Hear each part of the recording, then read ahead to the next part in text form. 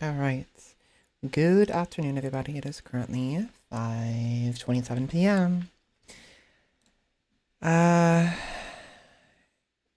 I'm almost ready for stream. Almost welcome in. I'm here, alive, tired as usual. Still struggling with that, unfortunately. Which is kind of unfortunate because I actually slept pretty well this morning. Well, I went to bed around 11 p.m., 11:30, almost midnight, I think. And then I woke up at 10. I had my alarm set for 8 o'clock, but unfortunately, even though it was going off, it didn't wake me up. And I thought it'd be fine. I figured 8 hours would be perfect. Unfortunately, it wasn't. I guess my body needed more sleep, even though I was fine the past couple days. So, yeah, for whatever reason, I'm tired. I don't know why.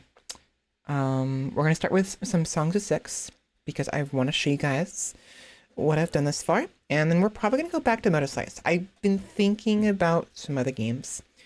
I have a lot of other games I can play, and I was browsing through my Steam library of the games I have currently installed.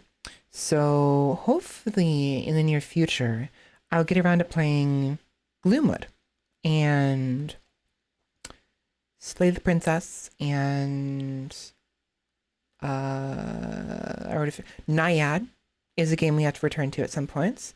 So, again, we're probably gonna be playing some just more Motor Slice, but it's possible maybe I'll get in the mood to jump to something different after we play a little bit of Songs of Syx. I mean, I say play. It's mostly just me going over the changes that I've made and what have you. I'm pretty proud of what I've done thus far because I like playing organically. We've gone over this before. I really enjoy playing around the environment and using it as sort of a blueprint for my villages and towns. So I like what I've done this far, and I really want to show it off. Oh, also, I want to play Voices of the Void again. Voices of the Void had updates some time ago, and I haven't played it yet, but I kind of really want to do that. Even though I put a lot of it, to be honest, there's a lot we haven't done yet, a lot we haven't experienced yet, even though we played until the maximum 40 days and then beyond that. So the first 40 days were like certain events, and then beyond that is dependent on the random ones. But yeah, I think we'll probably play Voices of the Void soon. Hell, maybe even today. But regardless, I'm ready. We have everything set up on Twitter and Discord. Perfect, perfect. And microphone works clearly, as you can probably hear. I got my shoulder speakers, got some water right here. My voice is being dumb again, and I'm stressing myself out. I gotta breathe and relax, and just I need to take it slow. I don't do that enough. So, yeah. I don't know where that weird crack came from, but okay. Without further ado, let's go ahead and get started. Shall we? Oh, and we're probably going to do a short stream today, maybe an hour or two. I don't know how long Songs of Syx will take. Maybe that'll take half an hour, if not up to an hour. Maybe we'll play the entire time Songs of Syx.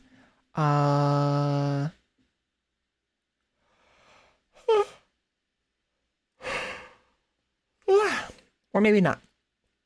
I don't know. But yeah. Anyways, without further ado, let's go ahead and get started. Shall we? See you soon.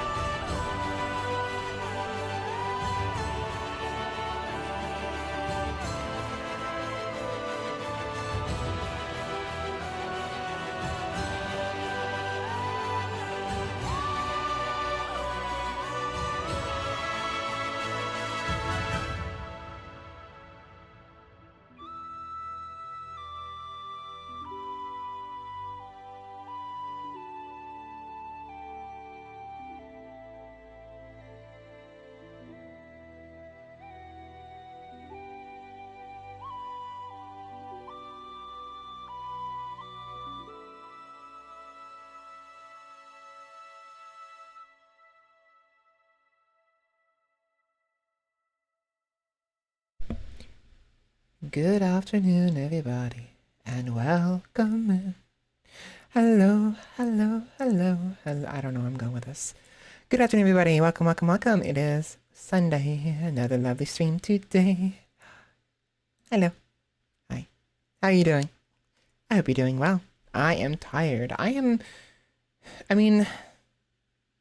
tired.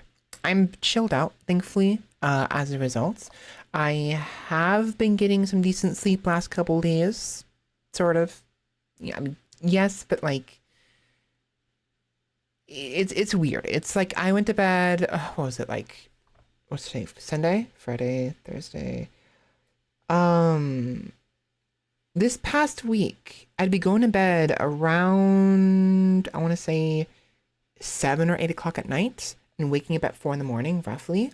So it was kind of fine for a little bit until it got to a point where I was so exhausted at work. I had literally left work early on Wednesday.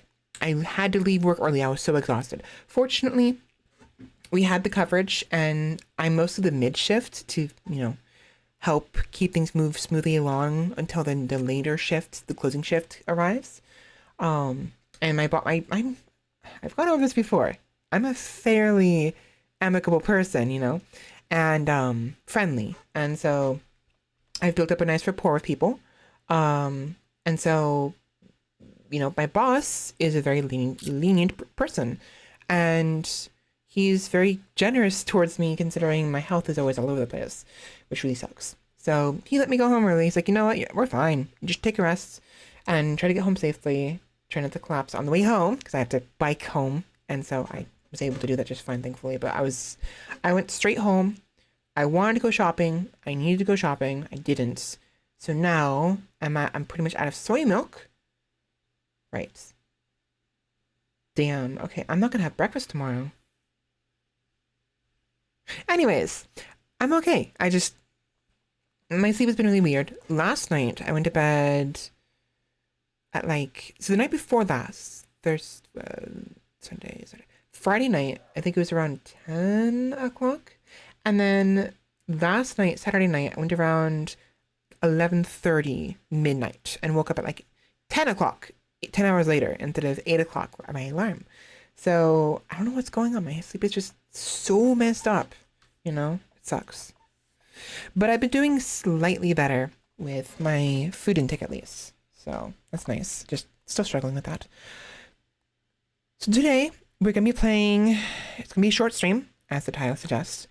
I'm thinking Songs of Syx, so we can go over things that have changed.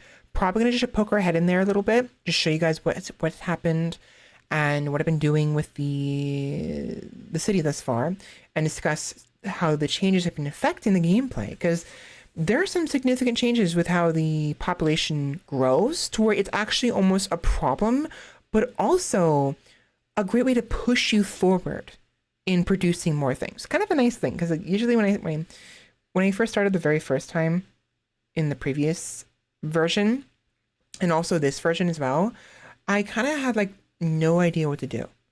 No incentive to expand everything, But with the population setting, it kind of forces you to get more and more food. You need more food kind of thing, So, I'll go over it more once we get into the game. I'll show you what I'm talking about, but it gets really, complicated.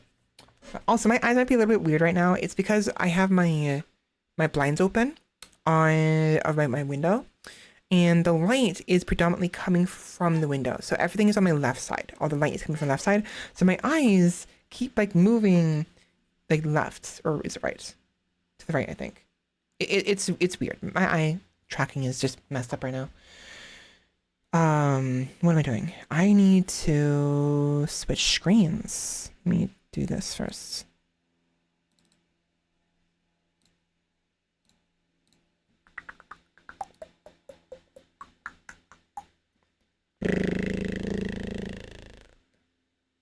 No.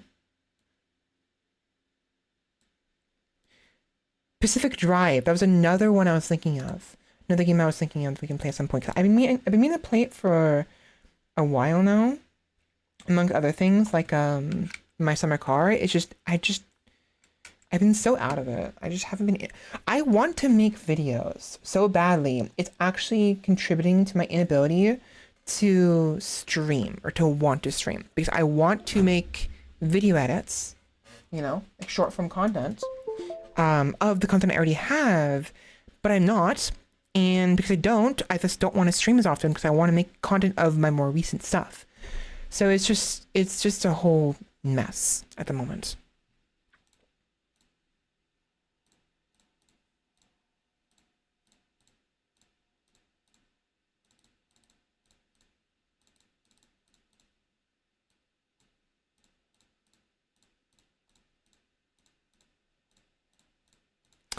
I also hate that I still have to do this. I hate the fact that I have to edit the audio or adjust the audio like this. Wish it was more consistent, but whatever.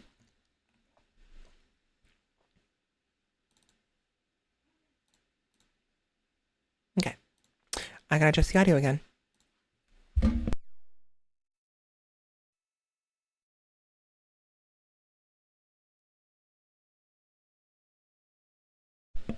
There we go. Sometimes when I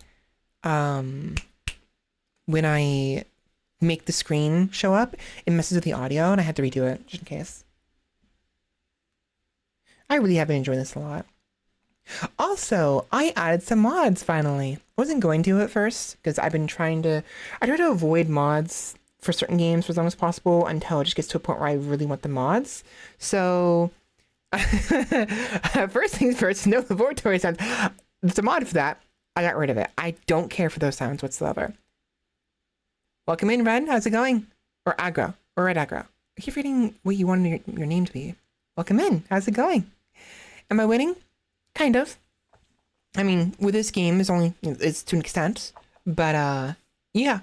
We're doing pretty well with, like, 400 people? I don't know.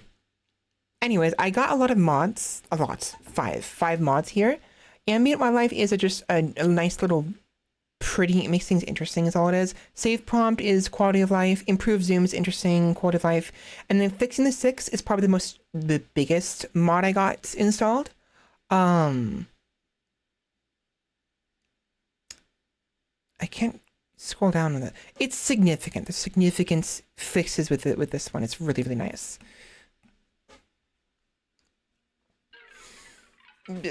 Okay. Hope things are going well on your end, Aggro. There we are. Let me double check the audio. That should be going through.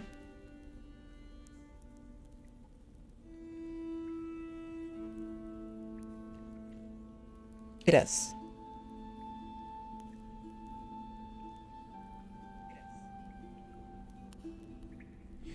Do we make it louder is the question.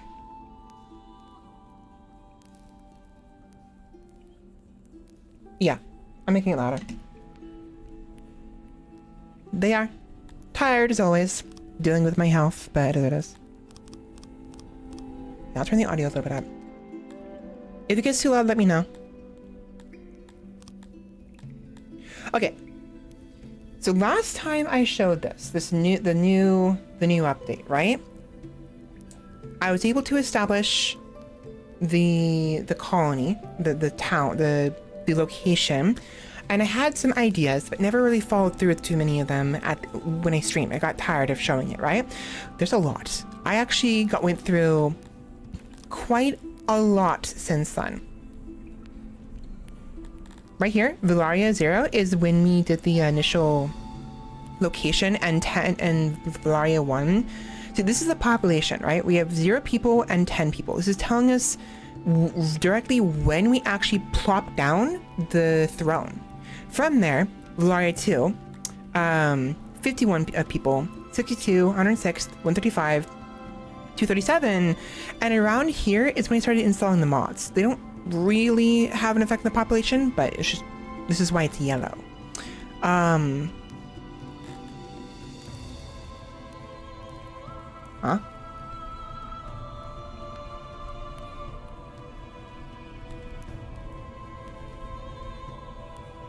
Wait a minute.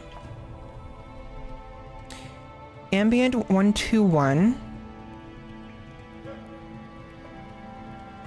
105. Oh, this is the autosave.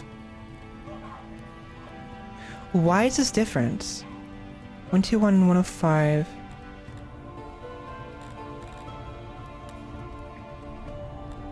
What is going on? Why is it becoming yellow? What? That is so weird. It wasn't yellow before. That'll be fine. It'll be fine, I'm sure. Anyways, so from the very beginning, 10 people, right? Very basic, very straightforward. 0 years had passed. By the time we reached about 100 population, 14 years, it took me 14 years to reach 100 population. Now, it may seem like a lot of time, but to be honest, when you're playing this game, time goes by really quickly for the player, right? Because like, you have ideas of what you want to build, you build it, you wait for it to be constructed, and you move on, right? And this game, unlike RimWorld or other similar games, a year of time means nothing, honestly. It kind of means a lot depending on the circumstances, like the species, your species that you start with. Humans, for instance, only live like maybe like, what, 60, 80 years. But the Talapi, which I'm playing as, live for hundreds of years. They're the elves, the bloodthirsty, raider, like Nordic elves that go around pillaging everybody. Yeah, they're weird. I like them. So they live for hundreds of years. And as a result, the years don't really matter that much. All that really matters is, you know, making sure they have enough food and everything, expanding your influence. There's a number of things. So it's a lot of years, 14.7 years to reach 106 people. Our current save is 41 years to get 500 almost. That's like what, like it's basically almost 100 every 10 years, roughly. Yeah, it's about right. Honestly, 14 years for 106 people and 40 years for 400, roughly. Sounds about right. So let's start with the earliest save. This one we don't really have to look at because it's just the one we started with. So I don't remember what I changed in these first couple, but these ones were pretty significant. So let's start with this one.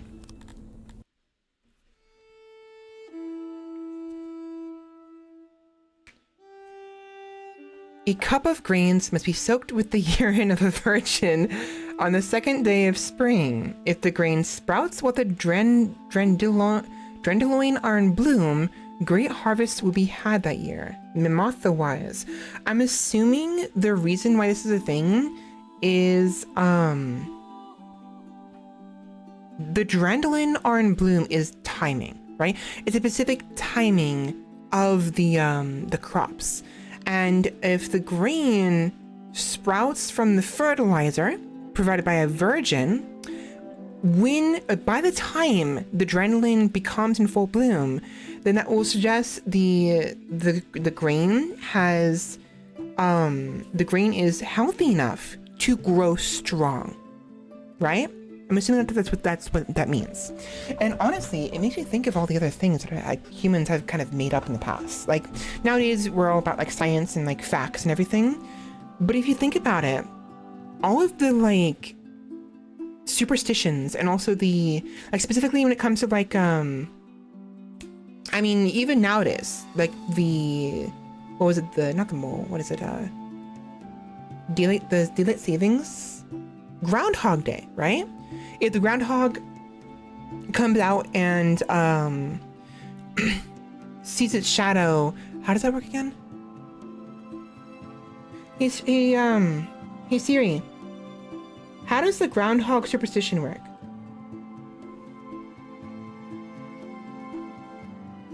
Oh god damn it.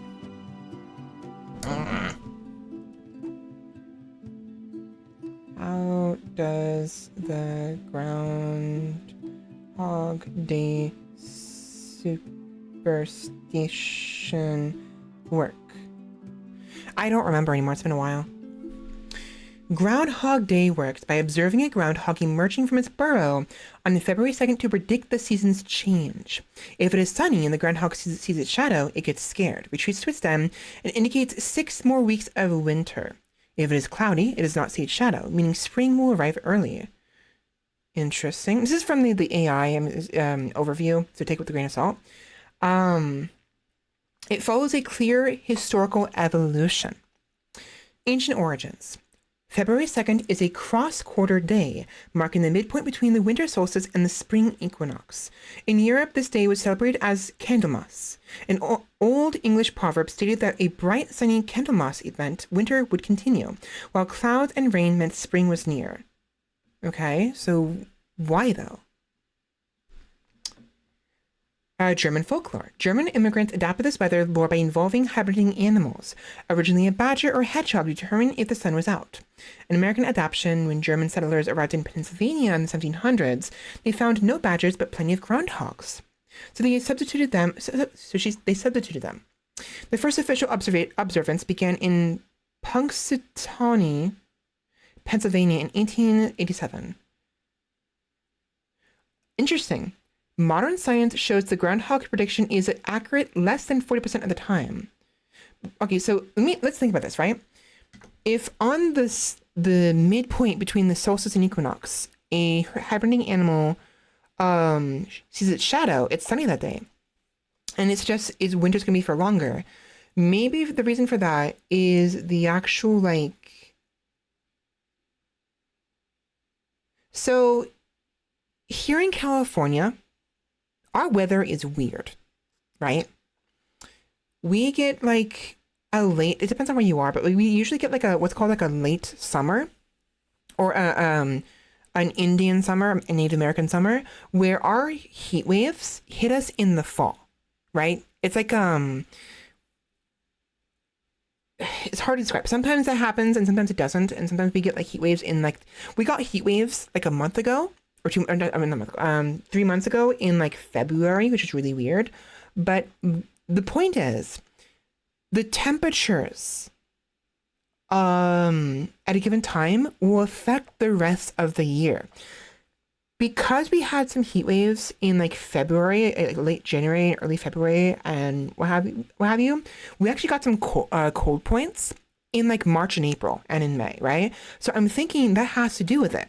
If it's warm, right, in the winter season, near the middle ending of it, then most likely it's going to be delayed. The colder times will be delayed as a result, and they'll last a little bit longer. However, if it remains cold for the time frame that is supposed to be winter, then spring will arrive early, quote unquote, or maybe on time otherwise, right? Because it's already had the cold times and now the warm times are rolling in. I don't know how accurate this is. I'm basing this off of conjecture, right? And just guesswork and based on what little I understand. So you may have to look it up yourself. But I do feel like there is some precedence, some fact in this observation I'm making. Hard to say how much, but it's interesting to think about. So that's just probably why right here, no? If the grain sprouts while the dandelion are in bloom, right? When the dandelions are currently healthy and at the point where they're spreading, they're basically mating with each other, right? Because bees and, plants, how the flowers procreate. And if the grains are sprouting at that point, then by that point, then the grains are healthy. And if they don't, that means the grains are slow. And by the time the grains can sprout, are going to become sprouting and ready to harvest, it'll be too late. It'll get too cold. They'll die before they're ripe enough. Things like that. You need them to sprout and start growing at the right time frame, because if they take all of the entirety of summer and a portion of spring, as well as fall, by the time fall hits, if they're not ripe enough, not grown enough, it'll get too cold. They'll die and you will have no food to eat, kind of thing, It makes sense, right? So these superstitions, they had a purpose, even though they're really ridiculous. Ah, yes, the urine of a virgin. It's what? It makes sense. Why a virgin, Anyways, I like reading stuff and kind of picking them apart a little bit. It's fun. Okay. Oh yeah, you can zoom out a lot more now.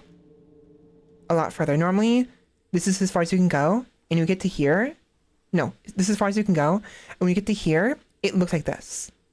But the zoom mod changes that, which is really nice. Okay, so starting off, after establishing a small little hovel here, where I made a little like carpenter for carpentry for, you know, for furniture so we can have the people a little happier and also for selling later on. I initially had built a little fruit farm over here to get some food going. We were kind of struggling, to be honest, barely making enough. So I did end up building a fishery right here.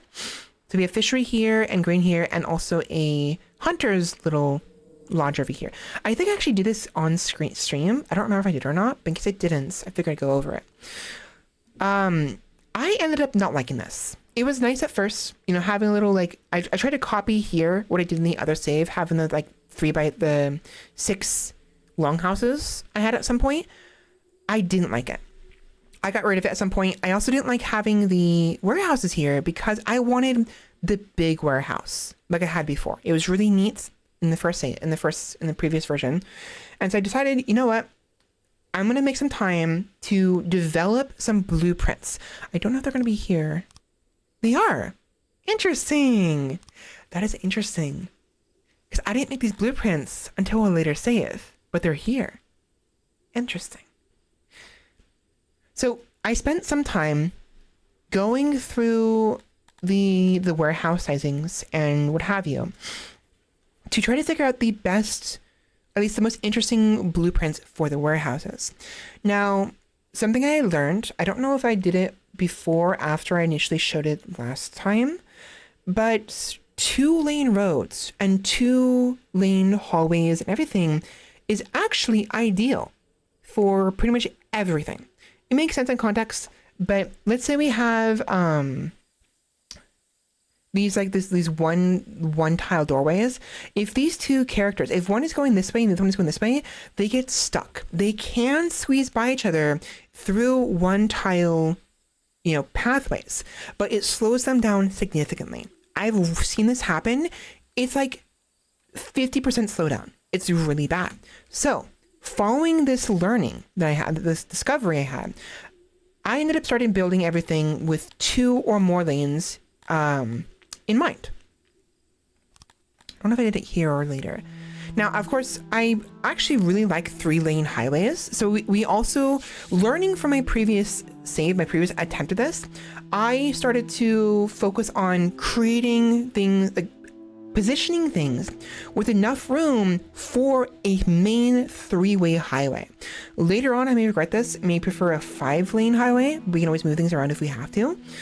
So for now though, 3 tile wide roads. Also, let's take a look at this. The preacher was chained and led up to the hill.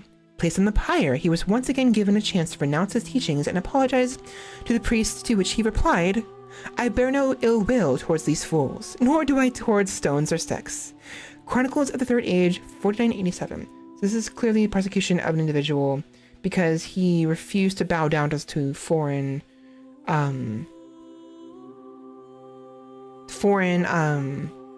faith and renounced his own wisdom, kind of thing. Interesting. This is basically like Christianity kind of thing, kind of. Okay, so you see I got rid of the housings and moved them in here. So I really liked doing this. See this like pathway right here, and this right here, and this as well. Later on in the current save, you'll see what I did to those. I really like using the environment as a blueprint, which is why, if you see right here, see these bushes right here? I learned something really interesting. Really, really interesting. At some point, alongside the 2-lane the pathways, and what have you. One of the reasons why I remove this, for instance, is because of foundation. In the previous version, foundation was never an issue. I don't know why. I never thought about it, but I never had a concern over it. Using foundation, however, is a great way of kind of using, like, determining where you want to build things. This is foundation. This is the foundation map. I key bound it to Shift F, because F for foundation. The bright blue tiles is really good foundation. Dark blue is default, like normal foundation, and the black is negative foundation. We have the single plus sign, we have the triple plus sign, and we have no plus sign. So everything I build on here is gonna, oh, also we have the double plus sign inside the mountains. These are actually really nice. So apparently the double plus signs are like the actual stability. This might actually be negative when I think about it. So regardless, everything I build over the black ones, right? Foundation minus 10%. This means it'll cost 10% more resources to maintain the building. That's the main purpose of foundation. It's just to make it so, like, if it costs you like 50 wood to maintain your village per year, it'll actually cost you 55 wood per year. It may not seem like much, but that adds up a lot.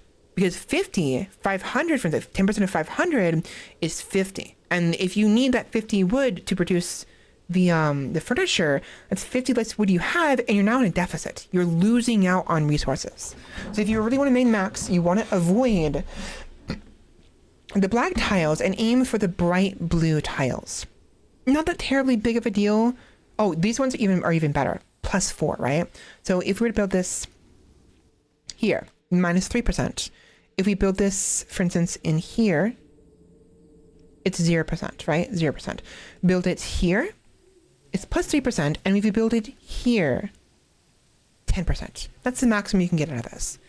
Still very important to keep note of. And so I tried to focus on building in areas with decent to high foundation, avoiding the low foundation areas, which really sucks because I was hoping to make this into sort of like a building area, like a little like having these, right? The homes right here. Didn't happen. And to be honest, it's probably for the best, because if we do that, we lose the warbies. These will disappear if we build too far over here. I even tested it. Apparently, it's like hard to tell, but like about in the center right here, right around here, if there is roads like here and here in that like box, or maybe it's here and here, I don't remember. This pasture will just, not this pasture, this wild grounds for the warbies will just disappear. Thankfully, they do come back. And even if you were to wipe a wild location for animals completely, it's fine. They'll come back eventually, but they come back in an exponential way. If there's 0 warbies, they'll come back very slowly. If there's 2 or 3 warbies, they'll come back much faster because there's more to populate. So wiping out the tile here, making it disappear, is the equivalent of killing them all off. So if you get rid of the roads and get rid of all the buildings blocking it, they'll come back, but it takes forever. And if we might need those, perhaps. So I opted to try to avoid this for now, try to ignore this. Regardless, foundation and topography, in this case, are very important for me when it comes to building the buildings. Foundation, less so. Actually, in hindsight, I kind of ignored it. You know, for my current save, I kind of forgot about it entirely. But the other thing I learned, though, aside of the foundation, is in regards to woodcutters. I don't think I mentioned this last time, because it was between last time and this time I learned it. You see all these, the foliage here, right? These are bushes. Bushes are supposed to become trees. That's what the bushes are, right? So these trees were originally bushes. The thing is, they don't, like, apparently flowers and trees and bushes will come back if you cut them out down entirely. I thought they did not. And the Wikipedia or Google suggests they do not come back. They're gone completely. Thankfully, that's not the case. They will come back eventually. I don't know to what extent, however, and it takes a very long time to do so. I like forests. I like mountains. I like rivers. It's why I'm in a foresty, mountainy, river area, right? I like this right here. So To my pleasant surprise, I discovered I can make these into the trees forcibly. It would be nice if they turned into trees on their own eventually. Maybe they do. I don't know if they do or not. But I can turn these into trees forcibly with woodcutters. Now, normally when you build a building, for instance, if you build the grain farms, and you build up where there's a bunch of grain farms, fruit farms, right? And the fruits are populating the farm. If you delete this, it's gone. Nothing. Nothing's there. It's just empty. Empty soil. All the plants are gone. The same cannot be said for woodcutters. Oops. Look at that. It's back. And just to clarify, that wasn't like because I did it differently. It was because of that very reason. So go back to this, right?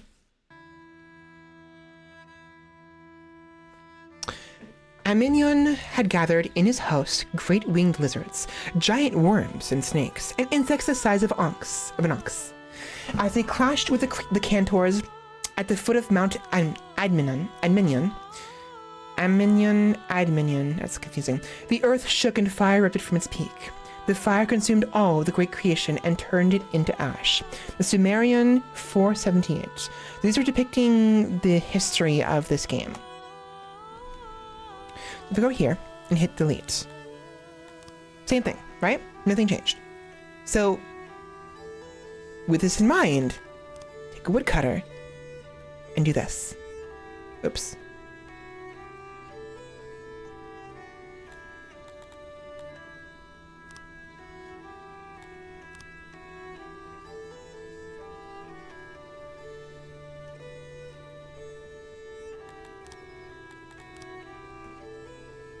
Watch. This is really good. I love what happened here. What I was able to accomplish with this. Now, I don't think I don't know if the efficiency actually affects how much grows here. So I may want to experiment with it later on. I may have to actually, because the efficiency may affect the amount of trees that grow.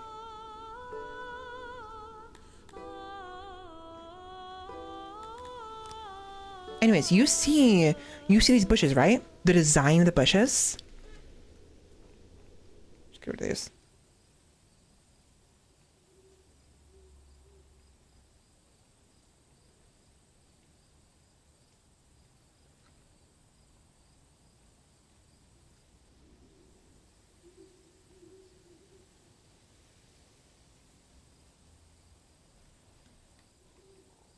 Watch. So they clear all of the bushes, right? So we have a specific design the way that the bushes look, but the design of the bushes, how they look here, is what happens with the woodcutters. I don't know why, but that's how they develop. So to my pleasant surprise, the design of the forest I built here was really, really nice. Takes a while because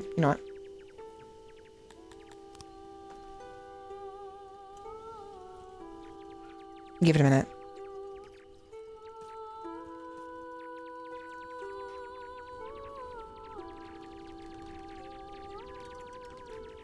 Very pretty music.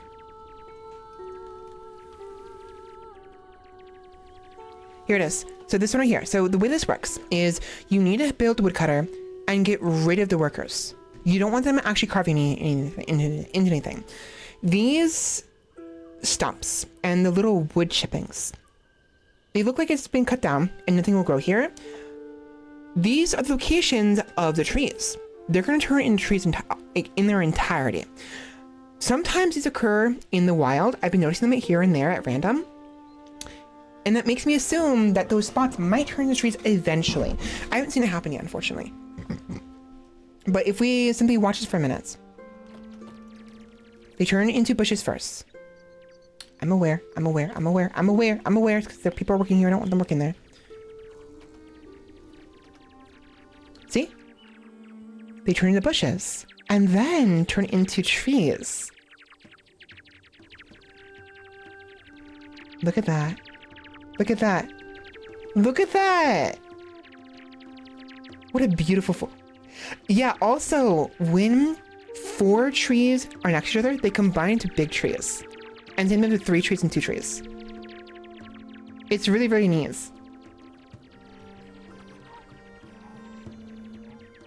Look at that. It's so pretty.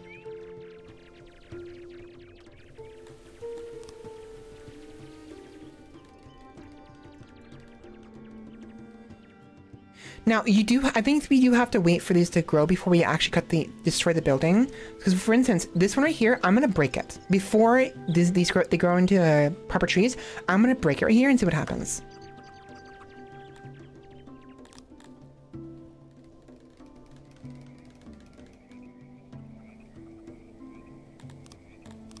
Okay, so we have a bunch of stumps and twigs everywhere.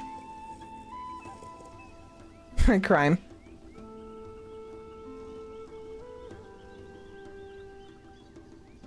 Yeah, see? They're not turning into bushes or trees.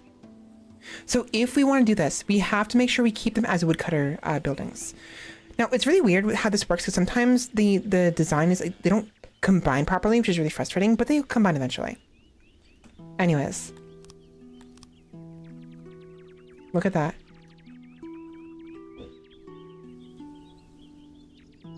It's the weird spotting here, but you get the idea. The location of these bushes is the location of where the trees will be when you make a woodcutter's building. So it looks really pretty, you know? And I did it over here too. You see where all these bushes are? This becomes a forest. And I need to show you what I did in my current save because I made a nice little park right here. It's really pretty. And I love forest. I love this idea. At the moment, I actually mentioned it in the Steam discussions. The developer themselves are aware. I made aware of this concept, and they want to make it so this is a little bit easier to do in game. So you don't have to do this. Otherwise, you can technically use dev mode to force trees to grow. I honestly like this idea better because it uses the natural generation. The reason why these trees are growing in the spots here and not right here, and why the bushes are here to begin with, is because of the soil type. I mentioned it when I first started this one, right? I decided to go ahead and add some force into the tiles around the building, around the location here, right? I intentionally added some forest here because in my previous save, we didn't have any alluvium at all. It was completely barren, no forest whatsoever. We could still build, tree areas, but we struggled with wood. And I learned that the alluvium is where trees will grow naturally on their own. Welcome in, Weep. How's it going? Exactly, reforestation. I love reforestation scenarios. They're really fun, really good. I love building lots of trees. When I played Minecraft, I put trees everywhere. You know what I mean? So it's really fun to mess with this. And I basically went wild with literally went wild with this. So that is basically what I accomplished, right? It looks a little weird here. I'll show you guys what I actually did with this forest in my current save once we get there. So moving on from here, after moving the houses over here, and that's pretty much the gist of what I did in this one. This was the save. This is 5 years in. 15 years in. I don't remember. I like this saying right here. Wine and children speak the truth. The Burn Preacher. Now, I really enjoy... Did I already ask you how you're doing, Weeb? I don't remember if I did or not. How you doing? In case I didn't already. I like comics. I read comics all the time. Web comics, webtoons. Tapas and Webtoon and Tabbytoon I view a lot. And also Mangadex, which is, technically a free source. It's not official. It's, it's what it is. But I always try to, I try to support the comics I enjoy once they're officially translated, and I'll go back and reread them or, buy all the, if I had the money for it. I'm kind of struggling with funds right now. But there have been a few stories recently I've been reading. I really enjoy the ones where the person is reborn as a child and goes through their life and try to. I'm a sucker for reincarnation stories always, considering it's what I want to experience. So,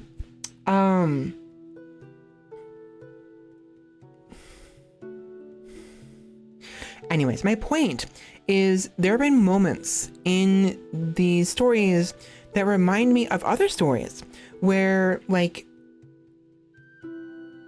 not even stories, in real life. So many times, children in general, go through hard times. That is to say, either neglect or abuse, or are just struggling in general.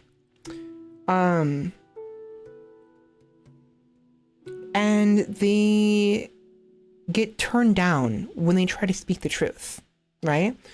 Either that, or they get convinced by whoever's doing things to them, if they're hurting them, to not say anything, right? But children aren't born to lie. They don't know what lying. People don't know what lying is. They may pick it up eventually on their own, even on their own, but in truth, lying does not really come natural to children, from the very beginning at least. They learn it, usually out of necessity, because it's, they learn that lying will get them out of short-term frustrations or pain, even if long-term they suffer later on, they'll lie and say they did their homework, only for their parents to find out later they didn't. And they lied that because they don't want to be nagged by their parents or be grounded for not doing their homework, right? So they'll lie. But early on, though, they don't. And in one of these stories that I read, which one was it? I don't remember which one it was, but in one of the stories, there was this, I remember. It was the story called Raised by Villains, I believe, on Tapas. I'll try not to spoil it too much, but basically, it wasn't that. It was a different one. Sorry, not a different one. So that one was an example, right? But a different story, sorry. Not Raised by Villains. I don't remember what it was. Basically, the character, was it that one? Maybe.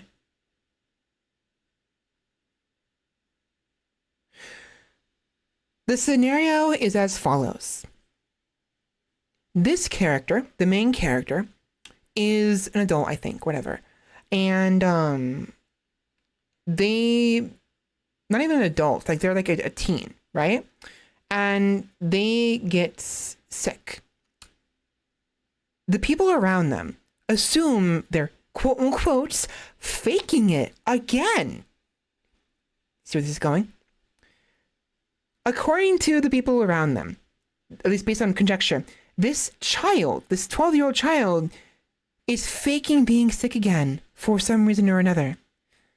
And then we get and then like soon after that, we get like a freaking like flashback of the character being sick for the first time, whatever, and supposedly lying about it when they weren't lying about it.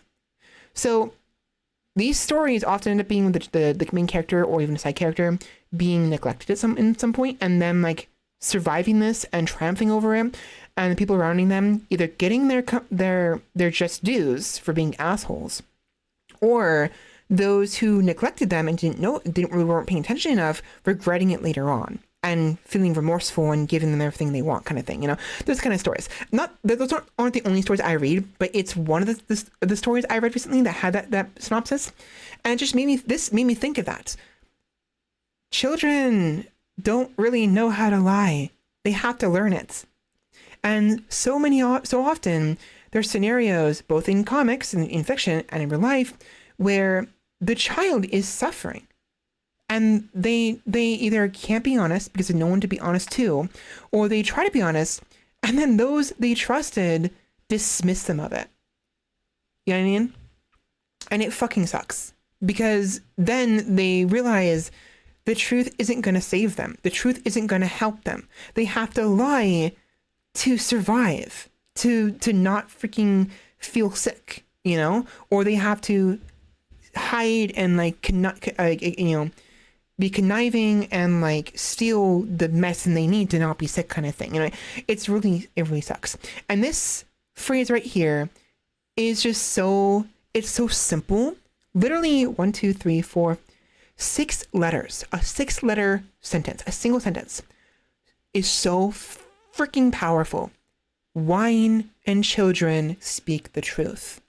Because when you've imbibed wine, alcohol, and so not everyone does this, but oftentimes you are loose-lipped, you are more relaxed, you are less inhibited, you're more willing to be honest, even about things you don't ever want anyone knowing, you know, if it comes to that.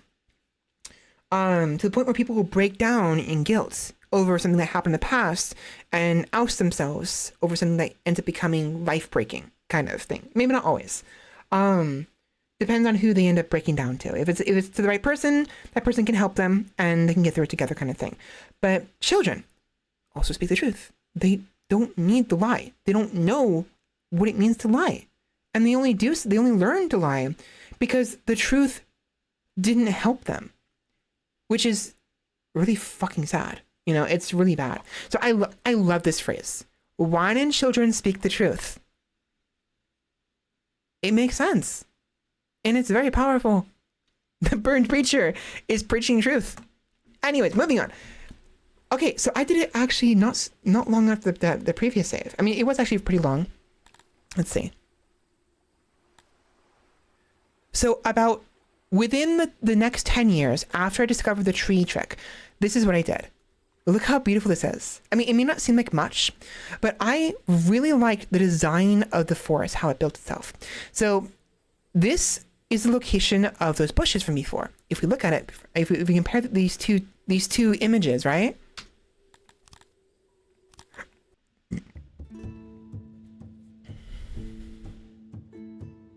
Another one. As punishment for the betrayal of the creations, there would be 10 winters instead of summers where neither crop nor tree would grow, and the cattle would fail. The cities of Alutar would be buried in sand and mud, his name erased from all history, and his soul damned to an eternity in the darkness with the Averi. Sumerian 9:169. It's really hard to tell, but you can kind of see the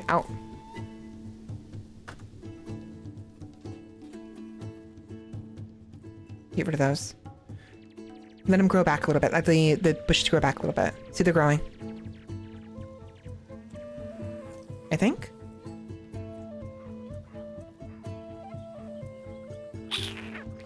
A little bit, kind of. I think once spring hits, they'll grow back.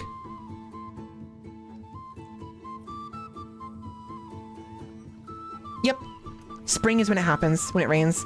So yeah, do you see the design? The way these the bushes look?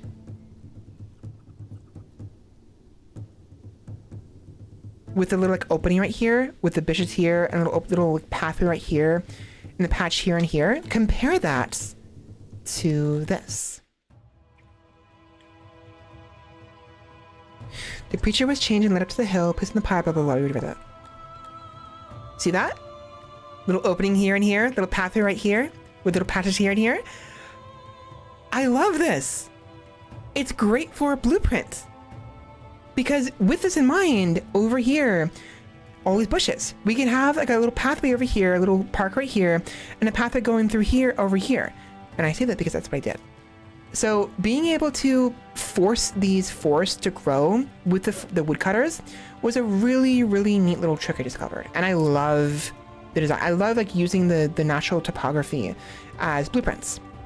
I do take liberties here and there, don't get me wrong. In RimWorld, there's like a lot of caves in here, for instance, which you can kind of find here as well. But sometimes you'll end up in scenarios where there's just nothing but like open or closed off like mountain. There's no additional veins and roots and natural random pathways you can utilize as a blueprint. So I had to make do with what I had. And I see this like pathway here. Remember that's right from before? I put a main road right here. The main road is right here, to be honest, but I put additional one over here in my current save. So really, really nice. And this is what I decided with the warehouses. I used the blueprints that I made. I have a sphere blueprint for warehouse, a square warehouse, rectangle one. There was another one, more cramped version, another square one that's bigger, and a small warehouse. So I used, I believe, the 48 sized square warehouse. Yes. And then added the extra auxiliary walls on the outside. This is a really nice configuration because it does a number of things. First things first, it is 48... What do you call these? Oops. Crates. It's 48 crates large.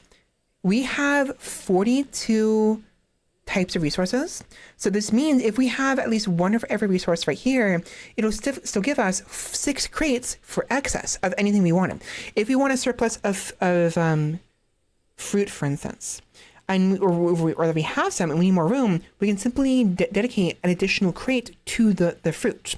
And there we go. We have even more fruit stockpiled. So it's very nice to have some like huge central warehouses for this purpose. So we have the central warehouse, and then we have the central depot. This being inbound and main storage, and this being outbound. I like the design. It works out. I think I actually changed this later on. I don't remember how I changed it, but we'll be able to see that once we get into the actual main save. I think I used circles. I think. Yeah, I used circles in the end. So regardless, we have 2 central warehouses, one for depot, one for outbound, and one for inbound. We had plans for expanding the hunter warehouse, the hunter building.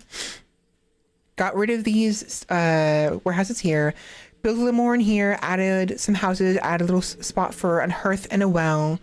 Got a laboratory, and I believe, yeah, house over here, janitor right there, and we expanded the carpenters a little bit. Beyond this, nothing much changed aside from, having the woodcutters. Oh, and the well and hearth here.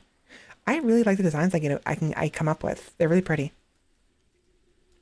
But yeah, otherwise not much. Just more plans on expanding here, making sure the roads I build have enough room for 3 wide lanes eventually. The forest, just having it go through. It feels really nice being able to use this as a sort of blueprint. What? I forgot to turn my alarms off. So moving on from this, about 4 years later,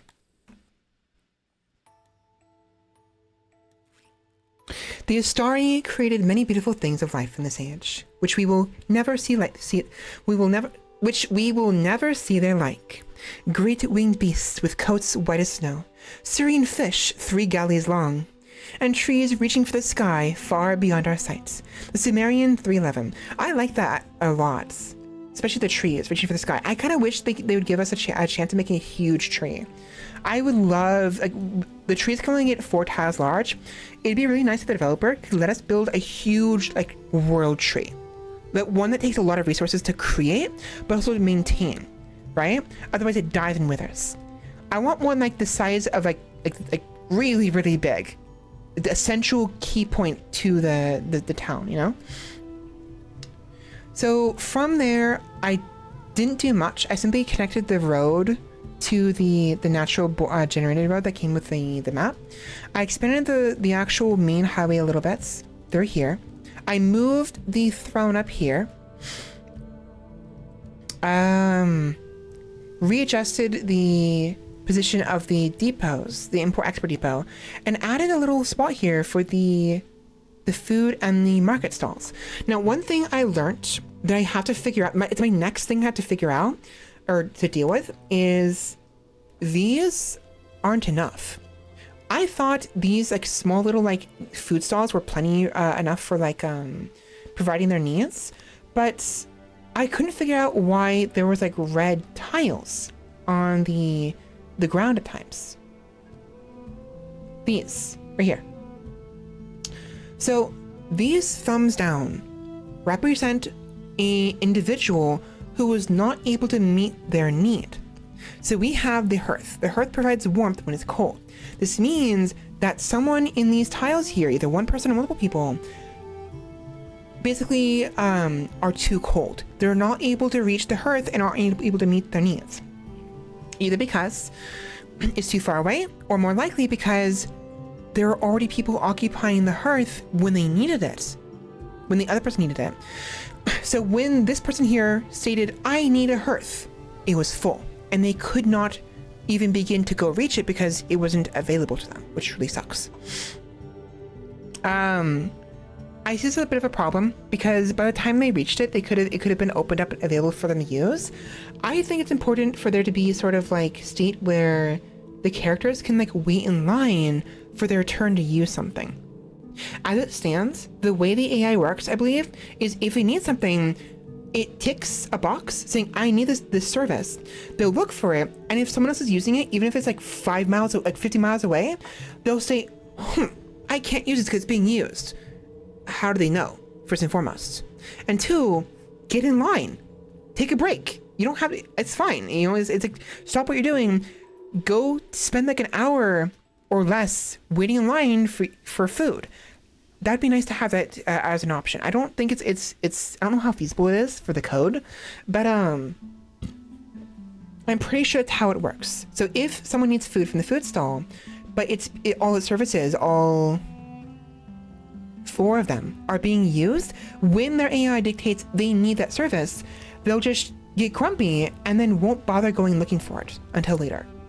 So it's a little silly, but that's something we have to deal with later. Moving on from this. I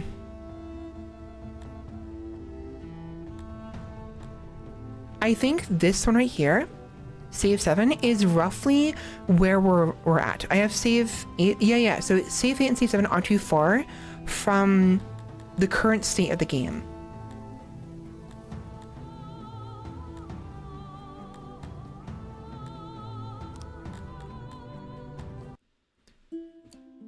I need water.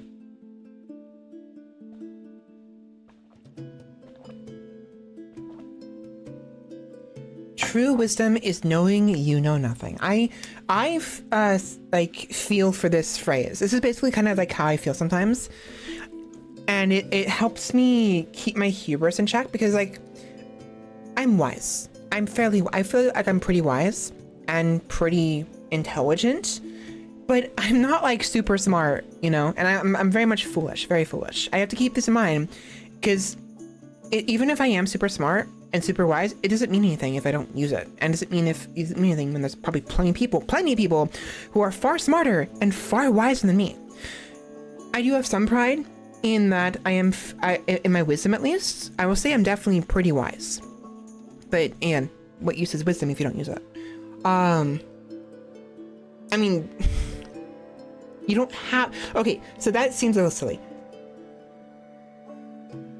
You don't have to use what you have. That shouldn't be the point of having it. Having wisdom is fine. The purpose of wisdom isn't to use it.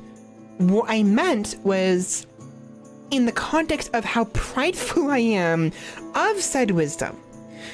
Having wisdom is fine. Having a lot of wisdom is fine. Being very wise and being very intelligent is fine. If you want to have pride in those, then there has to be a use for it, is my opinion.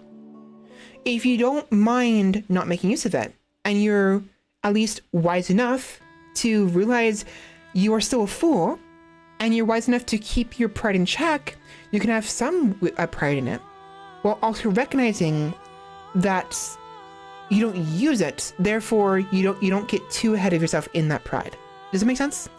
And I'm also may change this thought process in the future, but my point is, I'm a very wise individual who's wise enough to know I'm a fucking idiot and I'm very foolish and like I'm plenty sure there's plenty of people in this world and beyond who are far, far wiser than me, who dwarf me in wisdom, if that's of importance to even measure, which it's not. It's not really that important. well, I don't need to measure it. It's not important. But I have some pride in it. And so I have to keep to utilize that which I'm proud in to keep that pride down, if that makes sense. So anyways, my point is I another phrase I really like in this game. True wisdom is knowing you know nothing. Wise enough to know you're a fool, smart enough to know you're stupid, kind of thing, you know? Okay, yeah, so by this point, I started to really get into this, to this state of like, I like how this is going. I have a feel for how this town is going to, this capital is developing and going to develop. So we have here, I finally got around to building a pasture and decided we were going to do an ox pasture because of all the pastures, the ox provide the most bonuses for meats, right? 0.974, 941, sorry. Okay, so 0.941, 0.903, 0.753, and 0.452. The reason why this is the case is because the current climate, the cold climate, the area we're in, has a what's the word? A debuff to all the pastures, save for the ox pasture. Climate, see? Moisture, species, climate. 108, 120, and 125. We have a bonus for ox pastures here. And that's why it's green. It's like bright blue here. It's a bonus. The Entelodont pastures have a debuff because they're in red. Same with the aurochs. And then the boulder crawlers actually have a bonus. Mostly because these things can be built inside mountains and have no issue with the climate usually, but for some reason, in the cold climate, they have a bonus. So it's pretty nice. Regardless though, ox I decided was the best option here because of the higher meat option, but also the fibers, the cotton. Last time we used fields. We had made like cotton farms, I think. Yeah, made cotton farms. But the thing is, they have a debuff here. They don't work. They don't have a very good production value here. Fruit farms are good. Grain is good. Vegetables are good, and fruit orchards are fine. Opiates struggle here. Mushrooms are really good, and herbs are really good here. So the cotton farms aren't going to work here very well. And so I decided, you know what? We need meats. We need cotton. Onks have a buff to this. Why not use them? So here we are. We have an ox pasture here, a small one. Same thing with a small grapefruit farm. But by this point, I started really seriously considering the area to our direct west. One, I wanted to hurry up and build the main pathway across this river. Yes, there's this pathway right here. It's kind of nice for a little natural pathway. But I mentioned this last time. I wanted to create a bottleneck for enemy soldiers who try to invade our capital. And I saw this was the best spot for this because it's really, really far. We have points here and here where we can build towers, not really proper towers, but locations where we can set up archers to, you know, sort of like bombard the enemy as they're crossing the bridge. And we have a nice little area here where we can use as a bottleneck. If I were to go into the fortifications and to build fortifications here, the red is wherever I can't build because it's too deep. It's deep water. So this section right here was perfect because it kind of like, how do you say it? Like, it fit into the spaces I could build on top of. So we have like fortifications here and fortifications here to protect to keep the enemies at bay. And the idea is to put maybe like a door here or here. So they'll get bottlenecked right here. And from the sides, the archers will just pelt them. We can actually have the archers be on top of the ramparts, which is what we'll do for some of them. But the problem is the archers will end up being in line of fire as well. So there's a couple times when some enemies had raided us in the previous save where their archers were like all the way over here pelting us with arrows. They weren't particularly efficient at it, so it wasn't that big of a deal. But having an option where I can have my archers right here with the fortifications like right here, and not them being on top of it, but being behind it, would give them cover while they themselves pelt the enemy melee units with arrows, right? Because otherwise, if I had the archers on top of the fortifications, they would be in range of the archers. Otherwise, the archers would have to go up here, which makes them even more vulnerable. So it was a really neat idea I came up with, and I really wanted to follow through on this. So I ended up going with this. It looks really nice thus far. Really, really big bridge. I like bridges. I like rivers. I like forests. I like mountains. I like infrastructure and roads. I don't know what's wrong with me. I expanded the... I kind of like, what's the word? Refined the central area, adding more roads here, adding some houses here, a shrine right here with some walls right here for the shapeliness of the locations. Blue is round, red is square, and we prefer the round stuff. Expanded the hunter, started considering expanding into the mountain a little bit more here, and what else did we do here? Oh right, the throne area got expanded quite significantly. We had started actually utilizing the fiber we got from the ox to start weaving them into cloth or fabric, which we then started turning into clothing. So thankfully our people, I think, maybe not right now. Okay, not right now, but later on, I plan on giving them surplus clothes, because that is the best way for them to survive the winter months, honestly. We keep having people dying from the cold because they weren't close enough to a hearth, which sucks, but... I'm leaving blueprints around on purpose in the case that I want to like maybe because like blueprints only work for rooms. They don't work for the excess. So for instance, this room right here, I can make a blueprint of, but it will only copy this and this, the outer walls. It won't count the excess walls I place here for the roundness. So having them here or somewhere on the map in an area I'm not using is really nice.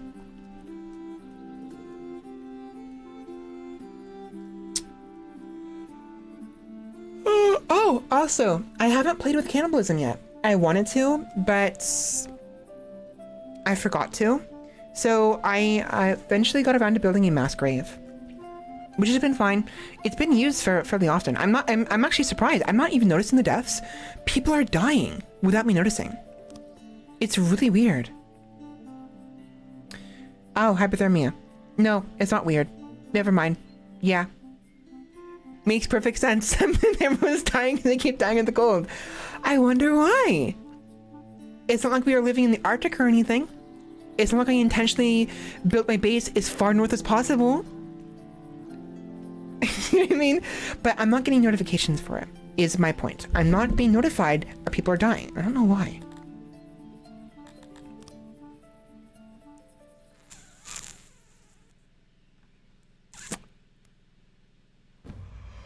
Yeah.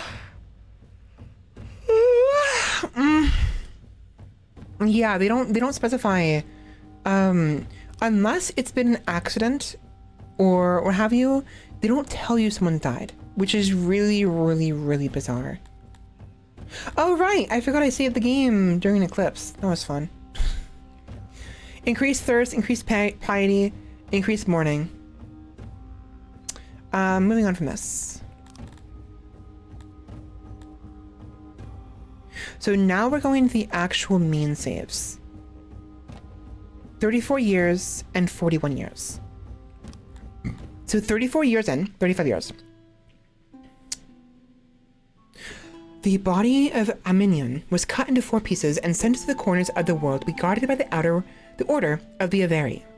His pendant was taken to the top of the Rai to be guarded by F30 himself, the Sumerian 9175. So this is when it really started to come together. This is this right here, the Diamond Gate warehouse, the Diamond Gate village, is honestly my favorite part thus far. Like maybe not quite my magnum opus, but really close. This didn't change much. We have the general central area right here, the central village. We have the throne village right here, Throne City. I carved into the mountain a little bit more to provide more locations for housing. We expanded we got a bakery going. We changed the warehouse a little bit. Added a shrine, added markets and stalls, moved the hearth that was here over here, added more housing, moved the grave, which you can't do if there's a corpse in there, which is really annoying, but whatever. Added some flair here and there for shapeness because people were getting annoyed it was too square here. Expanded the fisheries over the river a little bit. And then my favorite part was this. Look at this. I felt so smart and so happy from accomplishing what I did here. So when I first started here, I made a sort of like I had planned on building like a road directly to the gatehouse here and then building the city around it, which is obviously what I did here. But it was just going to be either a corner or like a straight sort of like this, right? Straight. But then I decided, you know what? Let me mess with the actual design tool of the roads. Every building, every object that can be built like roads and walls, you can utilize different brushes. There's a basic rectangle brush, which is this, right? It's solid. There is the hollow one if you want to have the walls and you can make the walls thicker and thinner. I didn't want that. There is a brush, just do this. Like this, right? Pretty interesting. Really, really neat for like... Really, really neat for certain things. I don't know why I made them. I didn't mean to. I'm sorry. We have the line, which is really good if you want to make these corners right here. But you don't want to have to do like this, right? You don't want to do that. Because if you try to do this, it's that, right? So if you have the line, you just do this, right? Easy. Very easy. And then we have the fill tool, which is pretty neat. See how it's only filling right here or like right here, but won't go past the bounds of other objects.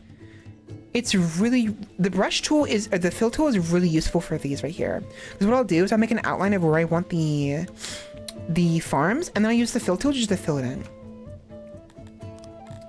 But I decided to mess with the eclipse and the hexagon. I don't care for the hexagon too much. It's neat, right? It's pretty useful, but the ellipse is really, really nice because it provides you an opportunity to build curves into your design. Not perfect. I'm a little annoyed with how this works because I want to build like for instance, when I was building this right here, I wanted to build the outer portion of an ellipse right here. Look at this. It's hard to sort of like place it properly. It was really frustrating. My solution was to find the midpoint between these two roads right here. Here's the right about here. I did that. Hold on. Whatever. I found the midpoint. And all the way down here. Like so. Using the planning tool instead so it's not active right now. Then I grabbed the ellipse, made it bigger, right, to a certain size, and then use it as sort of like a guiding tool. That's too big. That's too big. That's better. In fact, I think this is what I used. Is it this one or this one? I think it was the other one.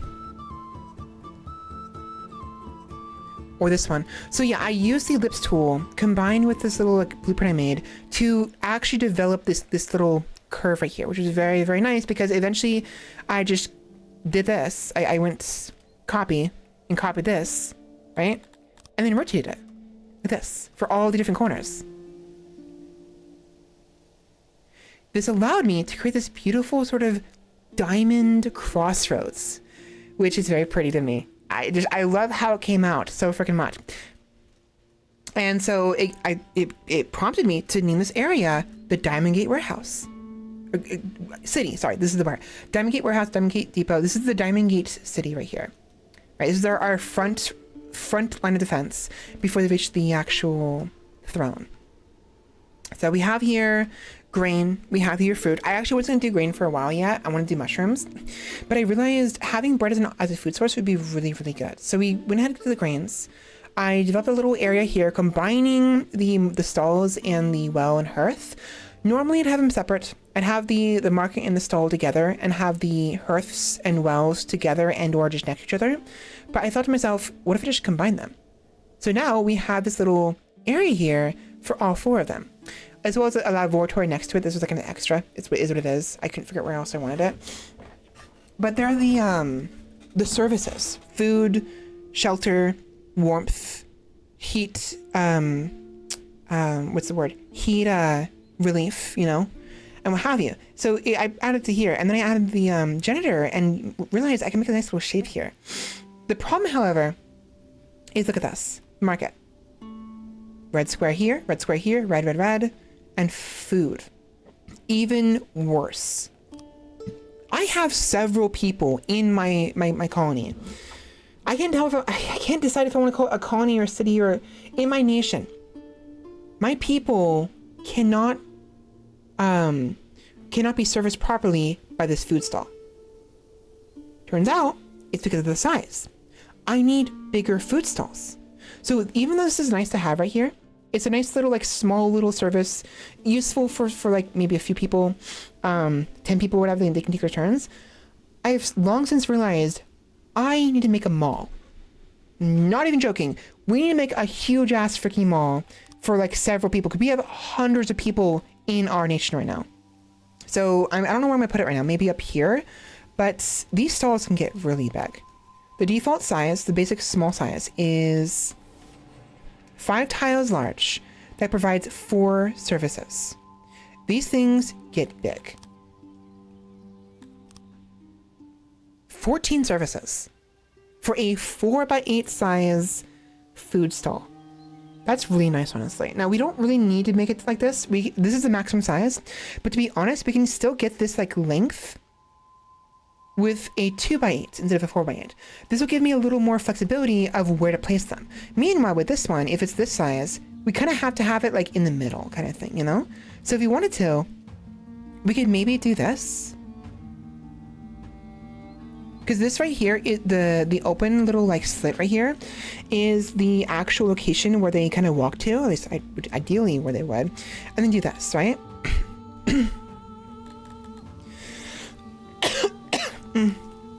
My throat hurts.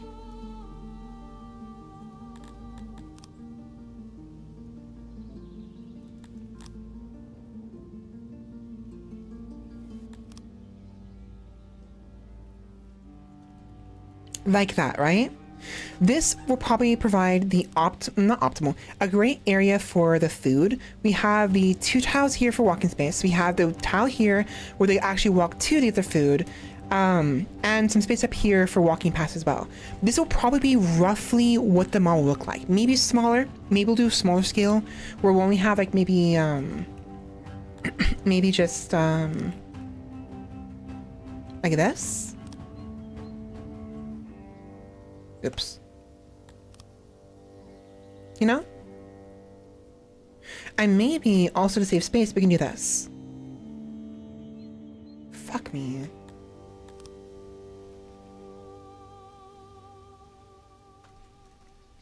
So yeah, area is not connected or item is cutting off part of this room. So it has to be facing the other way. The open area is where they're actually being serviced. Excuse me? Oh, so if I put this right here, it cuts off both sides. I see. So we actually do need more room here. Okay. So that is the optimal size for 4 large food stalls, the largest ones we can get. We'll probably do that, honestly. And then we'll have like walls. Because I really like the idea of having them encompassed by actual walls and roofs. They don't come with that in mind. Like they're stalls, they're outside stalls. But I like the idea of having them being inside of an actual building, similar to everything else. You know? So what I'll do here is we'll grab some walls.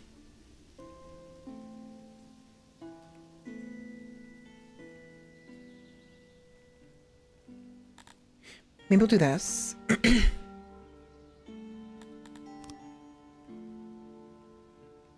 like that maybe. And then we can go ahead and place some more walls here and here for shapeness. Like that.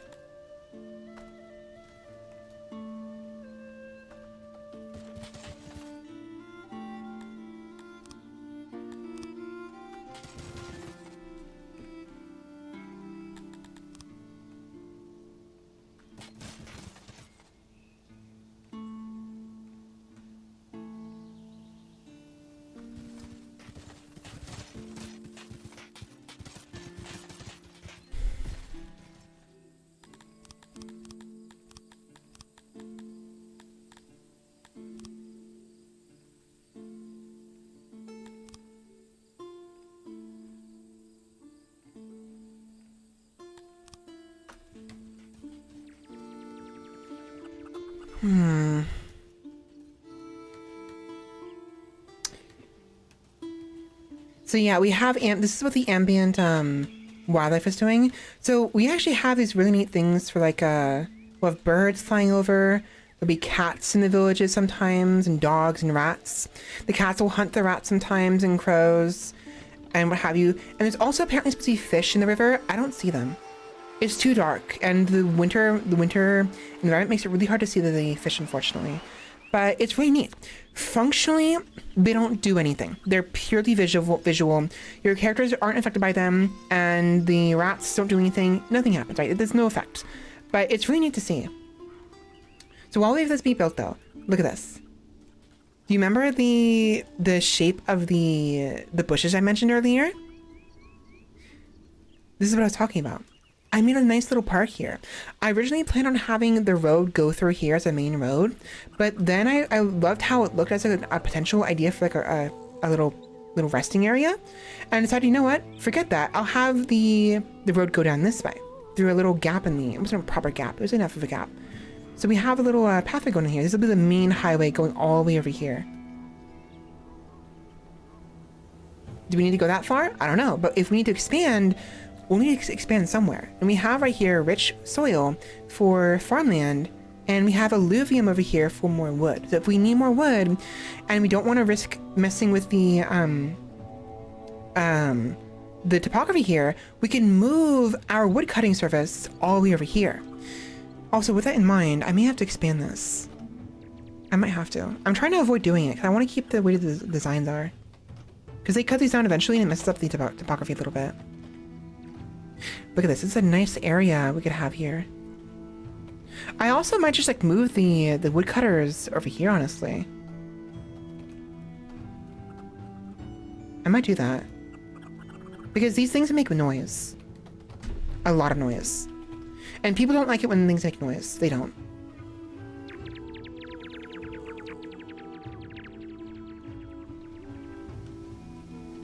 That's really bad. Shh, I forgot about that.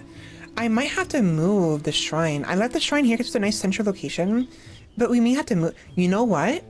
What I'll do, I'm gonna move the shrine up here, and we'll move the food stuff like up here into a giant mall, I think. Alternatively, I can move the shrine. We have to get to the actual main save to do that. So anyways, let's see what this looks like. Oh, whoops.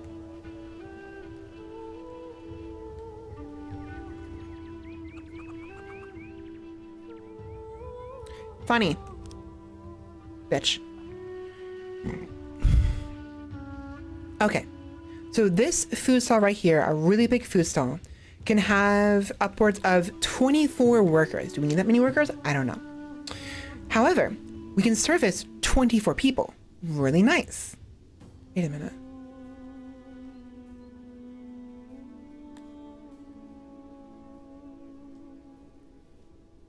Interesting. Oh. Wait, do we need that many services then? Because the workers, they produce the food. Right? Do we need that many?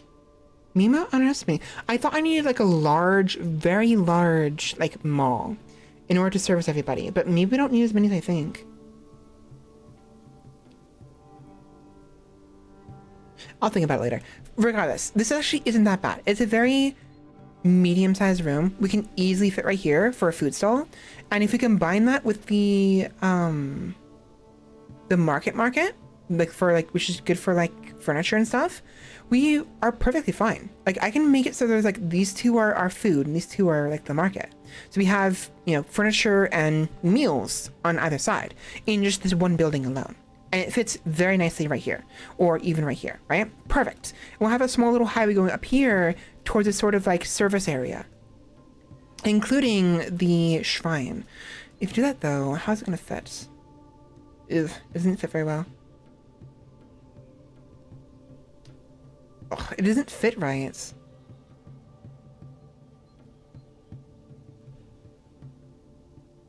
It fits okay that way. It'll fit the 3-lane road.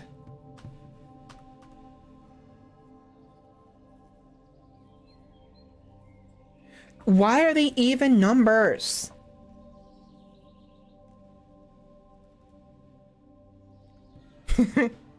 Okay, yeah. If we do this, we'd have to do it sideways. Alternatively.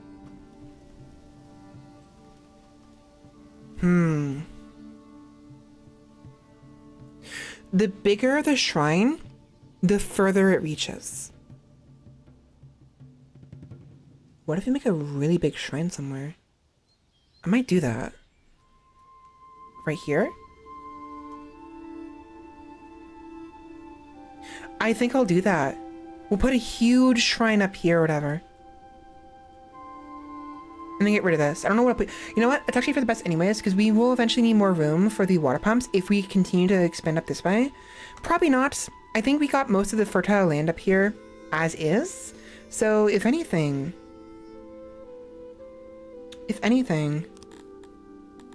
soil. Yeah, if anything, we'll probably just end up like going over here for more farmland. This probably won't stay. This probably isn't a permanent fixture. We're most likely going to be changing this to more like, to more housing and what have you, once we've established a better, much better area for the harvest. How's foundation looking? Ouch. I forgot about that. It's whatever. It's whatever. And not a big deal.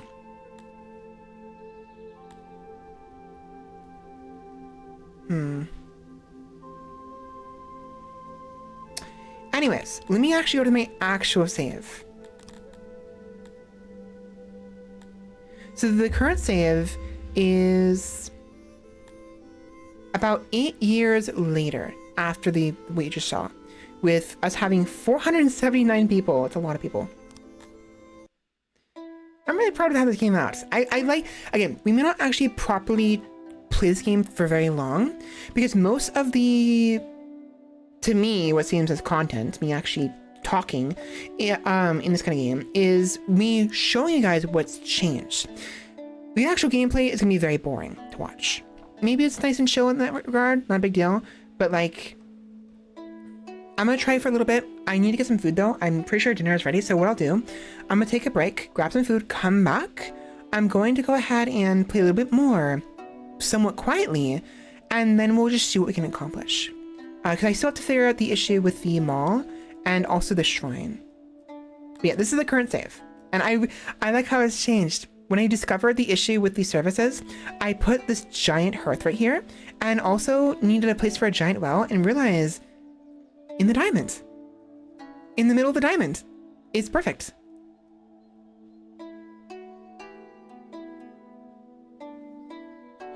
Maybe I could change this to diamond water. Or diamond well. No, I think diamond gate. Diamond gate makes more sense. This is the front gates.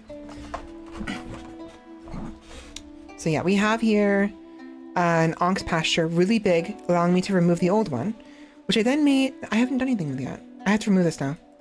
We have to remove that one. This is what the park looks like. I would love to make more parks somewhere. Very pretty, in my opinion. And we don't need this anymore, do we? I'll keep them there. Having a hearth and a well in the park makes sense, but later on, once we're able to make ponds, I'm gonna put a pond right there in the middle.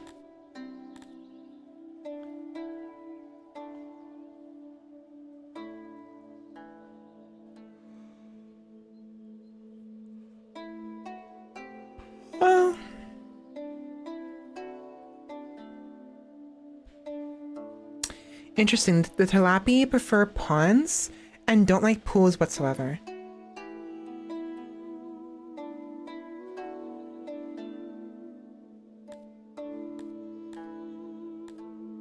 Wait. Why are there people who don't like either? Because we had the tilapia are the elves, the bloodthirsty, brutal forest elves. They love foresty and natural stuff. One of the reasons why I chose them. Right? Makes sense. We have the fish people who are fish people, probably also like, you know, natural stuff. And the other people are like orcs kind of, but not really. I don't remember who they are. Who like the ponds. Meanwhile, oh wait.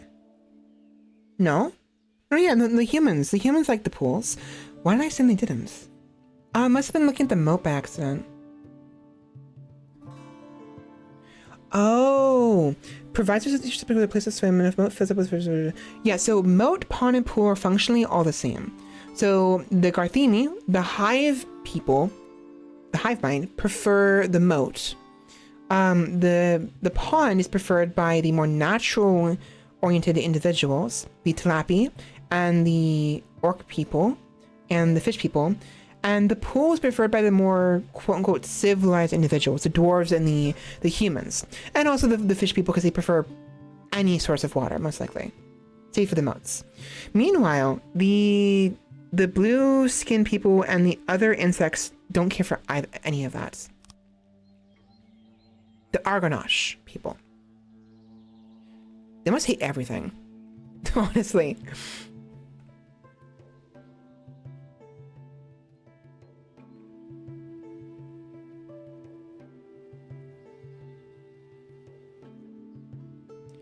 Yeah, they don't really care for anything except for humidifiers. Like noise they don't care for. Lighting, space, urbanization, water, roundness, squareness, they don't care at all. Whereas the Cantors, unburied corpses, they need corpses to be buried. They don't like noise. They don't like public punishment. They do like water. The way I'm basing off my words here is if it's in the green and it's 0%, that means the current status quo is what they prefer. So if noise is 0% and it's green, that means they don't like noise. They like it that they can't hear the noise, right? Meanwhile, if it's red and 0%, that means they need more water. They want access to water. Humidifiers, they don't like. They like sculptures and torches, so they need those. Whereas the Argonash, they don't like any of these, but they do like humidifiers. They do like soldiers and having an army. They like killing enemies. They don't like wars, which is kind of hypocritical, whatever. They do like prowess and chivalry, and they don't like being besieged, which is fair. No one likes being besieged. The Tilapia, yeah, so these two have like minimal preferences, whereas humans, they have certain road access, others, cannibalism, public punishment, the Garthimi, the Dendorians, the dwarves, the Cretonians. Who are these? Oh, the direct children of Krator, the god of growth. Vegetarians and in tune with the land in which they live. Peaceful ways, lack combat prowess, and lost many of their ancestral lands. Wooden structures, harmony, and farming is their preference. Don't mind monotonous labor. And favorite foods are fruits, vegetables, and bread. Right. And the Tilapia are the warrior elves. The Tilapias were created in eons past to guard an ancient and mighty barrier forest, the border between the granted dominion of the Astari children and the forbidden lands beyond. Created for this purpose, Tilapias are extremely territorial and quick to pass judgment. However, they are blessed with great compassion for Syx's flora and fauna. So yeah, the food preference is meats, fruits, and eggs. They prefer natural outdoors and also wooden buildings. They love ponds, they're more natural looking. They like the cobblestone and the forest plaza, and they don't mind dirt roads either. They hate the Dendorians and the humans, and don't like the others by much either. Honestly, they don't. They prefer don't mind cold climates or warm climates. They prefer temperate, however. I mean, it's only 80% versus 100%, so they 20% less for cold and warm than they do temperate. They care not for ocean. They don't mind fresh water. Don't care for mountains either. They like forests a lot. Wait. 100%? 131%. Okay, interesting. Oh, I'm mistaken. I'm sorry. No. So this is population. Determines a species population location on the world map. This is telling me the general location of other tilapias. Oh, so the majority of the tilapias are in temperate biomes. Otherwise, the rest of them are in warm and cold, right? What does 100% mean versus 80%?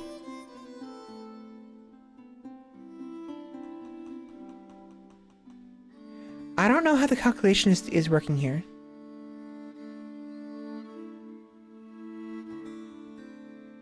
Whatever.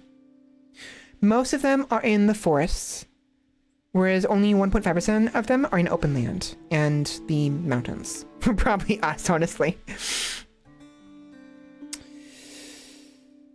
But yeah, anyways, what was I thinking of? Right, so eventually I'm gonna put a pond there, I think. We have the hearth here and the well here. We don't really need it here. Long pasture here, our main road going through here. A lot of rich soil here we can use for farming. I'll probably just split it in two. Most likely. We'll have a farm here. Yeah, because the farms can only be so big. If I were to put a farm right here, for instance. Oh, also, I've been trying to avoid ruining the flowers. So if anything, we might not touch this. Honestly, I might just leave this because during the spring and summer seasons, it's very pretty. So I'll leave this alone, and what we'll do is we'll like cut through here and have the farmlands all up here, where there isn't as many flowers. Most likely.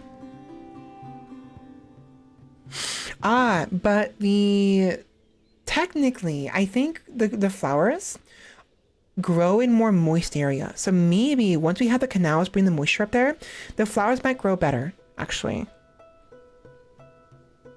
I wonder about that.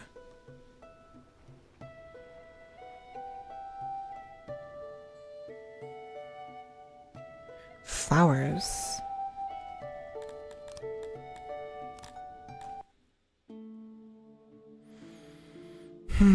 There are two forms of power. One relies on Auroch-minded men to blindly do your bidding. This power is frail and temporary. The other comes from embracing your loneliness, mortality, and insignificance. This power is eternal. The Burn Preacher. The other comes from embracing your loneliness, mortality, and insignificance. So the idea here is one power relies on abusing and manipulating and taking advantage of those who are too stupid to think for themselves. A very frail and temporary power, because all it takes is one person to think for themselves and realize, ha, you suck. Die. Meanwhile, the other comes from embracing your loneliness, mortality, and insignificance. This does not mean, isolationism, death worship, and thinking lesser of yourself, like beating yourself up. No. Embracing your loneliness, mortality, and insignificance. Realizing you feel lonely, so reach out and befriend others. Recognize your mortality. Your time is limited. It's precious. Your life is precious. Don't take it for granted, nor for granted for the other people's lives, right? And insignificance. One alone, you are powerless. But together with others, brings great power and significance, right? Alone we are weak, together we are strong. To be a god is a lonely existence, but to be part of a community is to be loved, kind of thing, And mortality, cherish the time what little time you have. lest you die with regrets, not telling those who you loved you love them and spending your time with them, kind of thing. It makes sense that this power is eternal, because if you have friends and you take care of them properly, and you yourself are a friend to them, in your time of need, they'll take care of you. And in their time of need, you will take care of them. It's, again, strength in numbers, versus being a one lone god who abuses your assumption that those beneath you are stupid, and will remain stupid. That's not how that works. That's not going to last. And if you want things to get done, it'll last for a while, but nothing gets done. Innovation comes from those with intelligence and ingenuity and cunning. And for your people to advance and for a golden age to be reached, your species to advance and become better, those very people have to become smarter. And when they become smarter, they realize how full of shit you are and realize you need to go, kind of thing, So it's very much what happened with the monarchy. So it makes sense. I don't think having a single ruler, a leader, is wrong. Honestly, I don't think monarchist nations deserved to fall or meant to fall necessarily. The current state of monarchical rule did, right? The more I say current, the previous state, right? Having a single ruler had its purpose and was important. Having a single pillar to work as the backbone of the nation, right? The rule under Elizabeth, right? Queen Elizabeth worked well because of the council she worked with, and the fact that there's a sort of pseudo monarch republic kind of thing going on there. I think that was good, right? Those kind of monarchies are really good because it makes it so the central family is still in rule, but they still have to answer to those who are handling the nation on their behalf. The central family works as a sort of, central powerhouse, central pillar, and in times of need, they're given the go-ahead above all others, especially during times of war, and they are the negotiators, they are the diplomats, right? And they have other diplomatic parties who work with them, certainly, but they're the main sort of overseers, and but they still have to answer the council, because the council are in different areas. The members of the agricultural, portion of the council, those who are working in industry, those who are working towards, working to help poverty, be better, those who are focusing on infrastructure, those who focus on military, those who focus on land versus naval military, those who focus on diplomacy with foreign powers, and those who focus on, the police, internal stability, things like that, right? All those different aspects, different council members and groups focusing on those things, partitioning the power, dispersing it, making it easier on each person, each group. That is probably the ideal.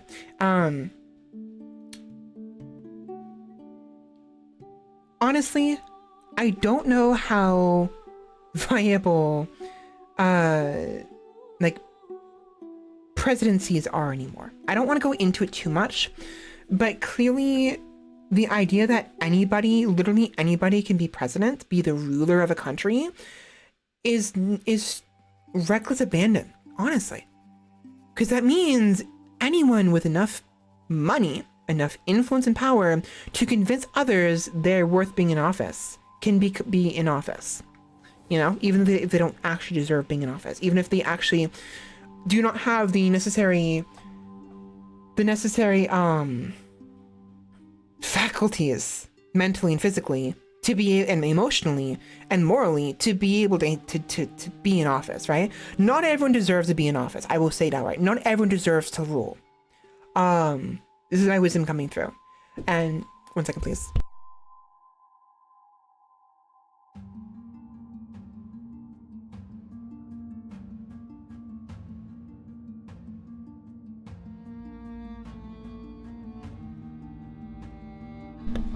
Sibling came in to give me my blanket. I threw it in the wash and dryer.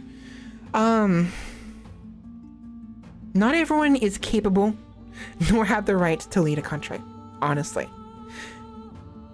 A democratic republic, which is what we have here, is nice and all. Back in the day, it was fine because those who knew who were good people were trying to rule the country, you know, the first presidents, you know, and some presidents really were, honestly, we needed them. We may not have deserved them, but we needed them. JFK, for instance, and, you know, Abraham Lincoln, very important pillars that we needed at those times. And what happened to them? Those who were greedy, those who wanted to push their own agenda and didn't like how progressive and good these presidents were, removed them. And it doesn't necessarily mean those who were removed were good people, you know? There have been many attempts on other presidents in the past and more recent, I'm sure, who may have deserved it. Or maybe I don't know if they deserved it or not. I don't know. But there doesn't necessarily mean they were good people. It doesn't necessarily mean they were speaking truth or trying to be a great, like the next Abraham Lincoln or the next JFK. It doesn't mean that at all. It just means that maybe those who, maybe they're pushing someone else. It's, you know, let's assume this scenario, an individual, let's say Abraham, right, was like the next coming of Jesus, not really, a great leader. And he was assassinated because those who were in the shadows, who wanted to push their agendas and and take advantage of the people and, you know, be conniving and steal and, you know, pillage and among other unmentionable actions, you know, as a way of saying what they want to do, got rid of Abraham because they, were being pushed out. They were being suppressed for good reason, right? And so they got rid of him to ease up their own collars so they can continue to take advantage of the common person. Which is what Abraham Lincoln was and JFK were probably trying to avoid, right? There could have been other presidents, however, who actually were more leaning towards being one of those people who were taking advantage of people, or were assuming people were too stupid to think for themselves. Unfortunately, it's proven that there are plenty of people out there who are, and I'm not saying I'm not one of those people. I don't know the truth of the world. I'm wrong many times. I won't deny that. Again, I'm smart enough to know how stupid I am, wise enough to know how much of a fool I am. But it doesn't necessarily mean that this given individual, this, you know, hypothetical person is a good person just because they're being, you know, so that people are attacking them and trying to assassinate them. What this means is someone, other group, sees their actions, this individual, this current president, as against this other group. And so they're just trying to take him out. It could be that maybe this president is actually an underworld individual. Maybe let's say they're bad, right? Good president versus bad president. Maybe they're a bad president. Someone else is trying to take them out. It's probably because there's other bad people who want their own bad president to be in power, so they're in control. It's just conflicting factions that all it is, right? Alternatively, there's a possibility. The people who would have brought in a good president, the beneficial people, right? They could see the harm in this negative president, and they're trying to relieve the country of this pain that it's going through, believing that this supposed negative president was causing it. Maybe they were, maybe they weren't. Maybe there's a scapegoat. Maybe they see the pain and they turn a blind eye. Maybe they aren't doing things directly. Maybe they are. I don't know. It could be that the positive people, the good people, quote unquote, decided to take things into their own hands because the system failed them. Right? That's my whole point I'm getting to, right? Is JFK and, you know, John F. Kennedy and Abraham Lincoln were trying to do good things. I don't know if they were doing only good things. You know, maybe they're doing things that we aren't aware, and history simply glorifies them. I won't deny that possibility.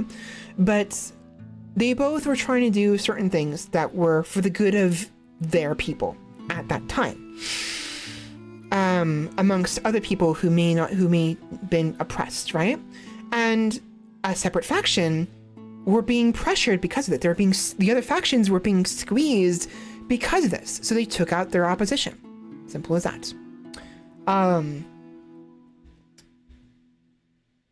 Meanwhile, as an example, President Trump was supposedly on a number of scenarios, points, was apparently the assassinations were attempted. I don't know how accurate this information is. People have said they've seen it. Apparently there were some news articles about it and even footage of it. Does that mean he's been doing good and bad people want to take him out? I don't necessarily think so. Does he mean he's a bad person and good people are trying to take him out? I don't think so. I don't know either. I have no idea. It could just be that he's just another pillar of a given faction and other factions are trying to take him out because he's squeezing on them. Meanwhile, maybe he is doing bad. I don't want to get too into it. It's hard to get into it because I'm trying to stay middle ground. I'm a neutral party and I'm trying to see it that way. But it's hard to not notice some of the good and bad some presidents do. And some people do, right? And so it's like, you can't just say that, Donald Trump is a bad person and evil. It's not that one-sided. But it doesn't necessarily mean he's a good person. And there have been a lot of words in like rumors and some facts here and there that paint him as not a great person to be in the Oval Office. I can't say what the truth is. All I know is that he also has been attacked, from what I understand. It doesn't necessarily mean he is the next JFK or Abraham Lincoln. He doesn't deserve necessarily that glory. Does he deserve to not have it? I don't know. I'm not gonna get into it. My point is though, what is my point? How did I get here? How did I get to this point? I forget already. I don't remember how I got to this point. We're talking about power, clearly. Based on what's on the screen right here. Oh yeah, monarchy is okay, my point is having a central family, a monarchy, right? A royal family as the central pillar, with a council who help them rule the entire nation, and where the royal family doesn't just get to do whatever they want, is a good thing. I think that may have been an ideal scenario. The parliament would have been ideal, better in many cases, better than a democratic republic, because this nation allows anybody, literally anybody, on the seat of power, which is not a good thing, because there are plenty of bad people out there who are going to hurt everyone else for their own interests. And that is not okay. That's just straight up not. This current government is reckless abandonment. Freedom at the cost of security, and it's feeling that pain. And now we're getting to the point where now we're sacrificing freedoms for security. You can't have both, and neither one is completely good, and we're struggling with this, tremendously, because like there needs, the at this point, the rate things are going, we're getting to a point where no one is safe from those in power, like, yeah, sure, some supervision may be necessary, it may be a good thing to protect those who are too weak to protect themselves, but that also puts those same people at risk of being taken advantage of by other people, because who is it that's going to be manning the cameras? Who is it the one that's going to be in the office? A human being. All of them. The police officers, the firefighters, the EMTs, the people who hold your life under their razor, on a bed, in a random room. They're people. And all it takes is them to decide, I'm not feeling it. I'm feeling gluttonous and greedy and lustful and prideful, and I'm going to do whatever it takes to satisfy those feelings. Everyone else be damned. You know what I mean? That's all it takes. So we don't have a system to protect the people with the current path we're taking, supposedly. It's an ideal. People are pushing for ideals that are going to crumble and destroy everybody. And that's how it's been going for the past, 1, 2, 3, 4, 60,000 years, give or take, probably. So I don't know what the answer is. Maybe anarchy. Honestly, if I had to choose between full-on police states and anarchy, I would lean towards anarchy, honestly. Because in an anarchist state, in an ideal scenario, mind you, and we're never getting that, of course, everyone can defend themselves. Communities are built around protecting each other. Everyone can fight for themselves. Everyone can kill. Everyone can whatever. And at the same time, they work with each other and other communities who might be at odds to expand and grow and push forward for innovation. And if somebody doesn't like something, okay, leave. Good luck. You are on your own. You can take care of yourself. We've raised you to fight, to hunt, to build your own shelter. We've brought you up from childhood to adulthood to lead your own life. Get the fuck out. If you don't want to cooperate with us, you're on your own. And then they leave. And then they find a new community to work with who might more align with their ideals. Or they stay alone, lone wolf, right? They make their own hut out in the wilderness or in space that's free for them to do so, and they survive. And maybe they make more family, maybe they make their own community, or maybe they don't. And in an ideal quote-unquote utopian anarchist state, a balance will be formed. We're never getting there, honestly. We never are, I don't think. It's human nature is just too fickle and too volatile. But if I had to choose, I would lean more towards anarchy versus police states. Freedom over security, as dangerous as it is. Because the more freedom there is, the more wiggle room there is for defending yourself. Because we're at a point where security is at the cost of the freedom to bear arms, to protect ourselves from other people. Of course, there's reasons for that. You know, if good people are able to get their hands on weapons to protect themselves, that means the bad people can do the same, right? And the good people would have to defend themselves from, right? So it's a constant like feedback loop, a really bad feedback loop. So I understand the desire for security. Take weapons away from the populace so those who would do ill with those weapons can't get their hands on them. But it's not that simple, because if someone really wanted to hurt another person, they don't need a weapon. All they need is an opportunity. That's really what it comes down to. Weapons are just tools. That's all they are. Hostility is a state of being, a mindset. And you don't need a tool to follow through on that. All you need to do is take someone's heart medicine away from them while they're having a heart attack and say, oops, they lost it. I picked it up, gave it to them, but it was too late. Or trap them in a icebox, a truck or whatever, and say, oops, they went missing. I don't know what happened to them. Oh, they're in the freezer? They died? Oh, I'm so sorry. I didn't know. I thought they went home. Or, oops, my friend is gone. Well, not my friend. This person is gone. I don't know what happened to them. Oh, I found them at the bottom of the cliff? How could that have happened? Oh no. It doesn't take much. You don't need much to hurt somebody. Weapons are just tools to facilitate the opportunity, because opportunity is the actual weapon. The intent is the actual weapon. And that happens because of how someone is raised, how they're hurt, how they're denied and neglected and abused by those around them. And that warps a person to where then they either see the need to take revenge to protect themselves, or they see it as the norm. Oh, pillaging and hurting other people and forcing yourself on another person is what's normal. Okay, I'll do it too. That's what it really is, what it's about. So what we need is education, care, and the ability to defend ourselves. You know, proper raising of people, not just kids, because kids are people, right? Recognizing they are people, and, you know, giving them environments that are safe. And that's an ideal that so many people have tried to follow through on and go through, and it's so hard to do because those who have already been raised to be less good people, you know, more hostile people, are already out and about. It's too late, you know? And so they facilitate the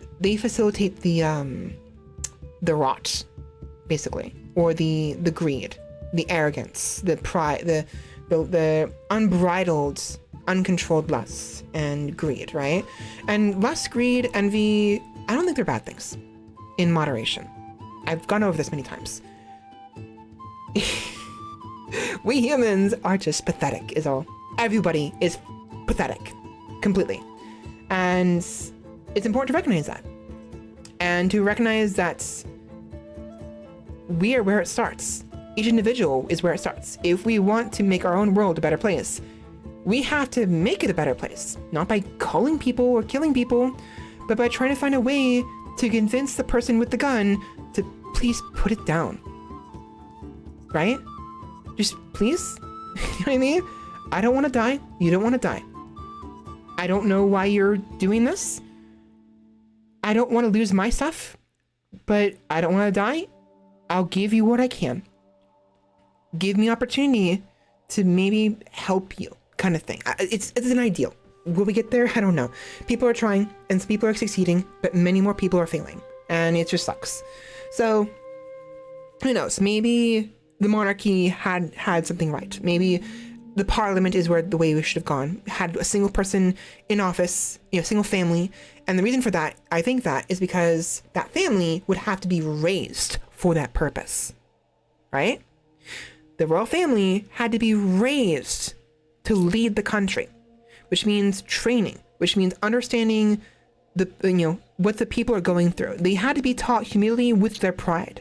In an ideal scenario, it didn't always happen, but like in an ideal, you know, in some of the stories I've watched, the royal family, in many of the stories I've read rather, the royal family ends up being the bad guy of the story, but not always. There are many other stories, many of them, where they're actually the decent person, and they talk about with their children who are the royal prince or princess. They talk it to them. The king was like, you need to understand the hard work your people are going through. You need to be a pillar. You need to be generous, but also merciless. You need to be understanding of their plight, while also understanding that there is a larger whole. That kind of thing, right? They have to be trained and raised from a very early age, their responsibility and what that comes with, and to become a pillar, and to not let your own emotions and your own vices abuse those around them, right? And so that is an ideal. And it's a shame that it only happens in stories now. So many other times, the people who get put in office are people who, you know, got their titles, their whatever, because they're merchants, you know? They wanted the power. They did it because they wanted the power, not because they were raised to appreciate the people beneath them and to take care of them like an actual family member, because they see them as assets, honestly. And the few presidents who do see the nation as their family to take care of rather than assets to be used got killed for it.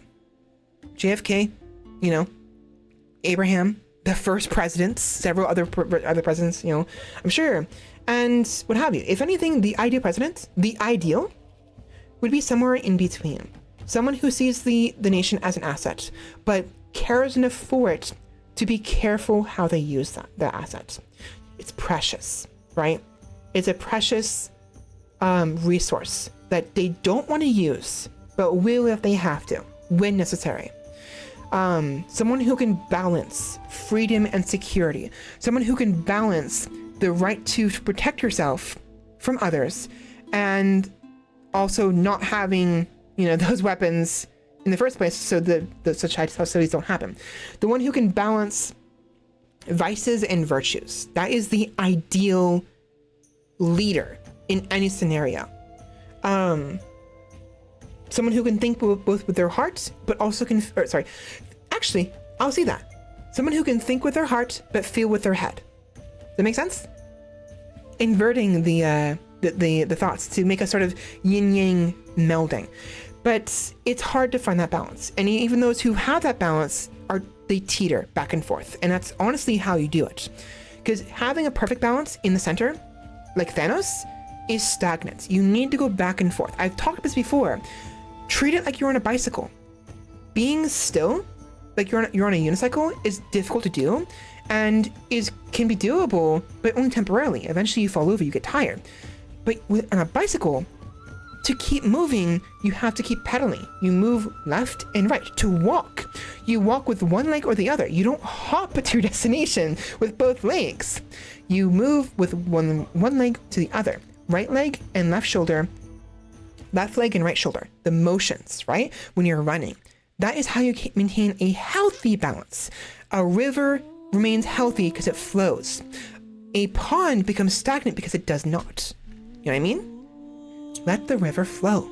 Keep walking, keep moving, back and forth. And recognize the good and the bad. And recognize the positive and the negative in both the good and the bad. There's plenty of negatives in the good and some positives in the bad. Sometimes there's a balance, and it's hard to maintain and even find and even recognize. And most people don't. Most people end up teetering towards one way and get stuck there. And I'm not going to say I'm the perfect example. I'm very well flawed. I'm not the balancer, Thanos wanted perfect balance by being stagnant in the middle, right? Perfect chaos in that regard. I don't think that should be the case, right? There has to be another option, another answer, right? So the question is, what is that answer? I don't know. Thanos didn't have the answer. He never did. I don't even know I'm hoping he recognizes that. I hope he knows. I feel like if anything, he would know this. I think he would actually I would hope he would sympathize with what I'm saying here. Thanos didn't have the answer. He had a answer. He understood balance. He would understand where I'm coming from, but he would take it to an extreme. Perfect balance, as all things should be. No, perfect balance as all things could be is the actual saying. But he was confident in his perspective. And I'm not saying he's wrong, but I'm not saying he's right either. That's the thing. He can't be right or wrong in that. I don't think the answer is perfect balance as all things should be. It's perfect balance as all things could be. But he believes otherwise, and that's perfectly fine. He can have his own thoughts. I can have my own thoughts. I could be very well completely wrong. I'm not going to say I'm perfectly right. Wise enough to know I'm a fool, smart enough to know I'm stupid, kind of thing, But I think he had some rights and some wrongs. And perfect balance, as all things could be, is a answer, one answer, not the answer. But he couldn't figure out any other answer. And he believed his answer was at least good enough, is the thing. So he followed through with it. And there we go. Half the entire universe gone. Every life form. Gone. Half of it. And it didn't really work, honestly. Like, think about it, Like, there's so many things that just don't work that way. And it's temporary. Even if it did work, it always would have been temporary. And those who would have experienced it would have become more hostile. Like, they would have seen what happened, and they would have, if they learned that was some random person's attempt at perfect balance, they would have resented the person, but more importantly, they would have resented balance. The concept, the ideal, the attempt at balance. They would have hated it. And that's worse. Because then they would have leaned the other way. As the populations grew, again, to a breaking point, they would have seen the attempt at the balance, and they would have fought even harder in the anarchy, right? In an attempt to provide order, security, surveillance. When that failed, and it will fail, the people will see it, and they'll push even harder towards anarchy in a very negative way, in a hostile, caustic, poisonous way, right? And that's where the problem lies. If you go too far one way, eventually it'll go the other way and it'll kill everybody in the process. It'll hurt more. So you need to find a balance between both extremes without being directly in the middle, you know? So what would be the answer then, right? 1 second, please.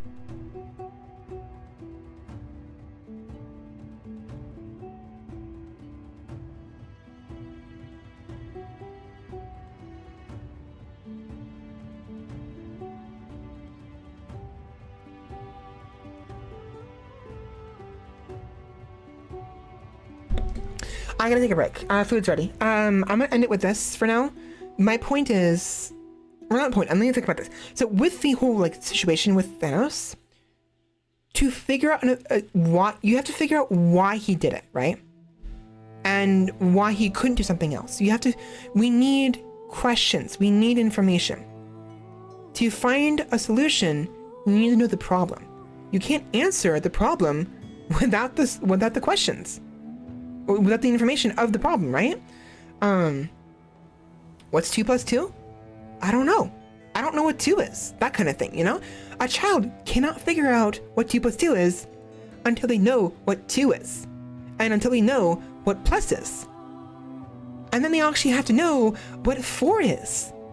Yeah, 2 plus 2. Okay, I know what 2 is. Here's 2, here's 2. I got 2 in one hand and 2 in the other hand. I don't know what this is. It's 2, 2. You know what I mean? What's 2 plus 2? 2, 2. No, it's 4. But they have to know what 4 is. And to know what 4 is, they have to know what 3 is. And 2. And 1. And 0. Zero. You know what I mean? Anyways, it's just... These thoughts are nice of me, I guess. I didn't mean to say it, but that sounded weird. It's... My thoughts are ideals. Some of them are. And others are just musings. I don't know the answers. I may know some answers, but I will never know the answers. I will know a answer, a potential. And I may not use those answers. I may not use this wisdom and knowledge at all. It's fine. It is what it is. You know, I don't have to, but maybe someone else can. Maybe someone else can see this and be like, you know what? Some of what she's saying makes some sense. Maybe I'll do something about it. You know, maybe I'll try to make the world a better place. Maybe I will be calm and the person who's pointing a gun at me, I won't like it, but maybe I'll give them what they need, but also try to give them some words of encouragement and tell them, I don't like that you're doing this. It's my livelihood, but I understand that you need this, but please try not to need it next time, kind of thing, you know? And it's not that simple and easy because we don't know their story. They're going through a lot to want to feel the need to use a weapon to get what they need, you know? I don't know what they're going through. It'd be nice if they didn't have to, because I won't have to suffer.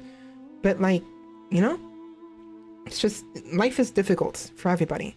It doesn't matter how rich or poor you are, but you know, those who have the resources, the money, the resource to make a change need to be the ones to make the change, because those who know better down here, you know, in the gutters, don't have the resources nor the push to do it. You know, I can do so many things and I don't because I'm lazy, but also just tired and don't feel like I don't feel like a leader. I don't know if I have the drive to be able to have that responsibility. It's scary, you know?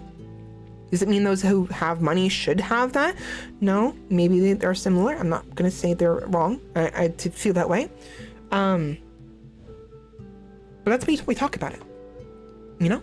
Because eventually, someone who has the drive, who has that heroic spirit to be the hero we need, can be. Because they get the encouragement, they get the ideas from the thinkers if they don't have the ideas themselves, and get the resources from the rich, right? If they can find a way to put all the pieces together. I just provide the pieces to the puzzle. That's all I'm doing. I'm just giving you the questions. I'm giving you the ideas. If you want to, it is up to you to put the pieces together and make something with this information, with my musings, ruminations, and thoughts, and what have you. So, I don't know where to go with this. I'm hungry. I'm starving. I spent way too long. I'm having fun. I like talking, and I love seeing text and stuff like that, like this. That gets me going. Where did we go with? We went from talking about just a little text on the game, talking about some random proverb, to talking about heroes and ideal worlds and governance and how broken, democracy is, and how it could be, but also how useful monarchy could be, and Thanos and balance of all things, and it's. I'm tired. I'm hungry. I'm so hungry. My tongue is going numb. I need to take a break. I hope you enjoyed my nonsense regardless. We were going to be doing this for a little bit longer. I want to maybe pick out a little bit of the game, but honestly, we probably just end it here and move on because it's been 2 hours and I want to do something a little bit. This game is enjoyable. I like this game a lot. It's more fun for me to play off stream though, because I don't feel pressured to talk and do things and make content. So it's nice that we can get that out of the way with these little snippets of information that gets me going. Contents, sort of, maybe.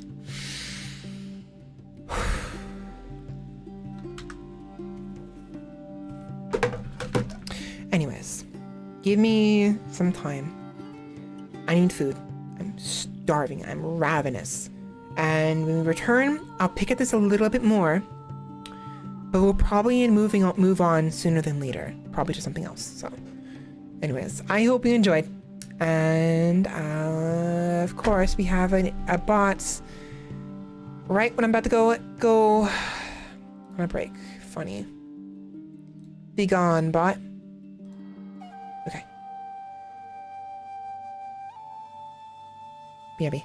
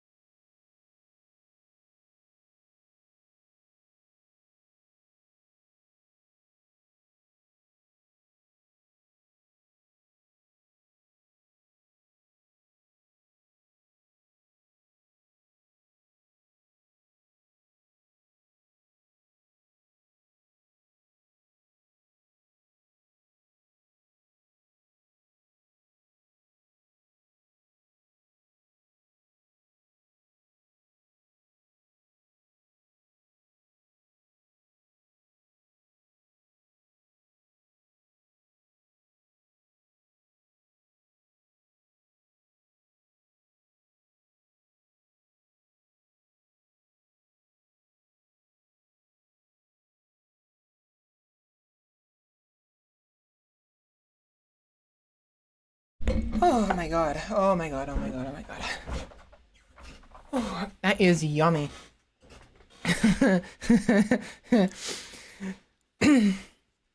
Imagine the hunger. You have to imagine the hunger I felt from like 2 hours straight of like talking. The hunger after that. I took a bite of the taco. My dad had made me some small ones because we had the small tacos first, and we usually use them first, and then we ran out, so we used some big ones for my second batch. I'm adjusting the audio. Bear with me. But oh my god, it is delicious. I cannot stress how good it felt the moment I bit into it. I nearly shuddered from the taste. And I scarfed them both. I scarfed the first one halfway down. Then I got some mozzarella cheese and added some of that to both of them. So they're 2 small tacos. But then I was like, I need more. I'm hungry. So Dad made me 2 more. They're bigger tacos, so I was able to add some more meat. So I have 2 more with me, the more mozzarella. I've been enjoying the mozzarella. I forgot. Like I can't find American cheese anywhere anymore. The grocery store I've been in them recently haven't had them available because they're very hit or miss, which really freaking sucks. So I've been struggling to find it, but I need to find alternatives. And I remembered I like Monterey Jack. I really do. It's really enjoyable. I have it on my sandwich when I go to that sandwich place nearby.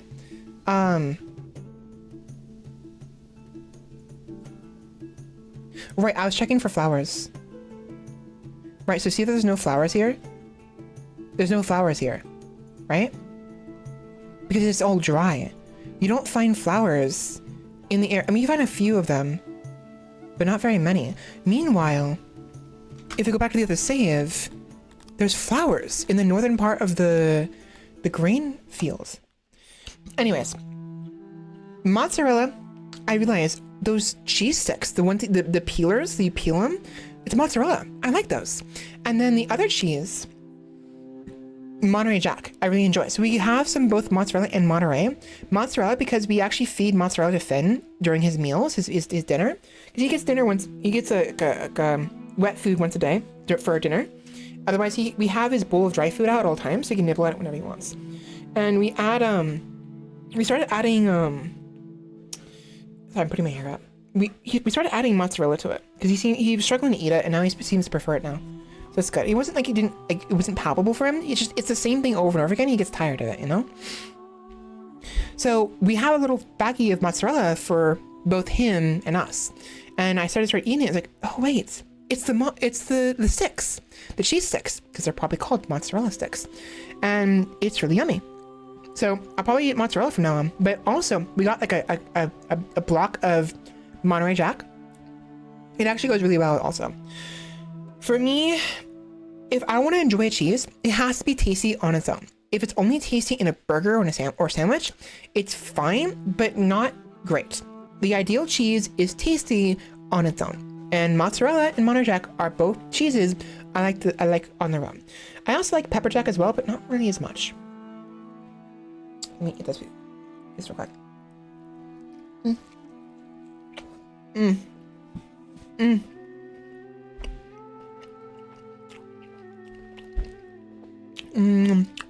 It's so fucking good. Oh my god. It's a chicken that had been has cooked in a crock pot over slow cook chicken that had been slow cooked in a crock pot over several hours, like 7 or 8 hours, with fajita seasoning added to it. Really freaking good. It's very juicy and really like liquidy. But oh my gosh, it's just delicious. I also added, I didn't have to, it's good on its own. And with the mozzarella cheese, I added some salt just now, and it made it a little too overwhelming. I think I should have gone without the salt. But it's not overwhelming in the way that like too much salt is disgusting. It's just, it just pops more, you know? Ooh boy, it's so freaking good.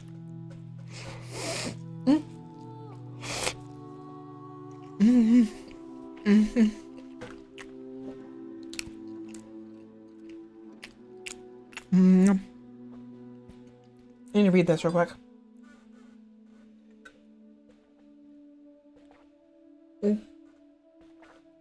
also got a cup of Pepsi.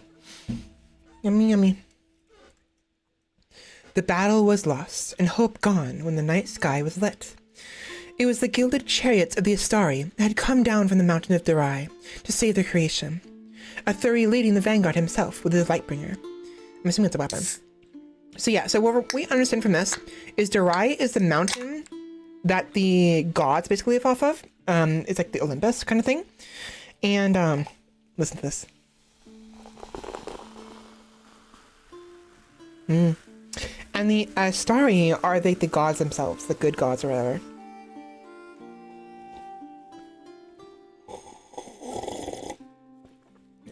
Pepsi's really yummy. I don't drink it very often because it messes with my stomach and my teeth. My eyes are killing me. Okay, so yeah, there's flowers up here when there weren't before. The moisture definitely makes flowers bloom more.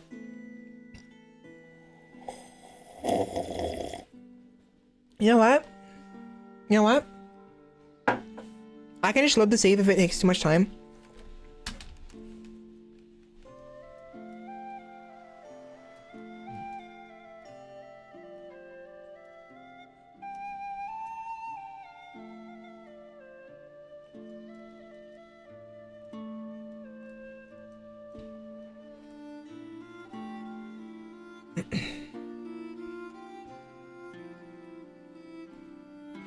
Let's test it. I'm gonna build canals here.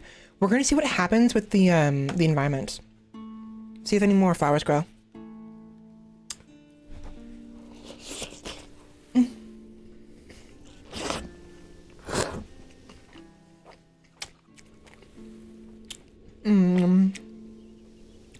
Hi Rimba, welcome in. What? Oh, you're muted. Oh, yeah.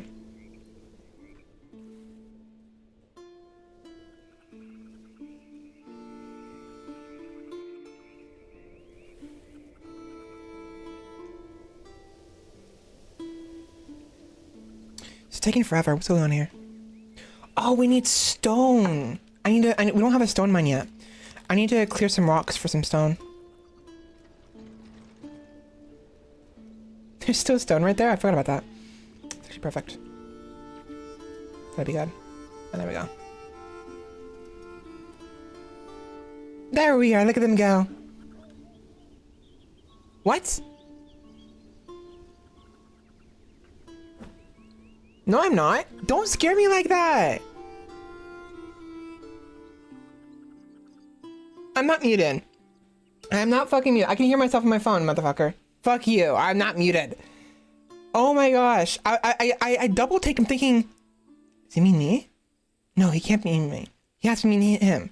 I'm sure I'm not muted. And so you made me doubt myself. Bastard. Helpful advice to look through. Looking in the top right corner portion of the city. UI. You mean this? Yes, some rooms have issues with workload. I'm aware of this. I don't care right now. Anyways, how you doing?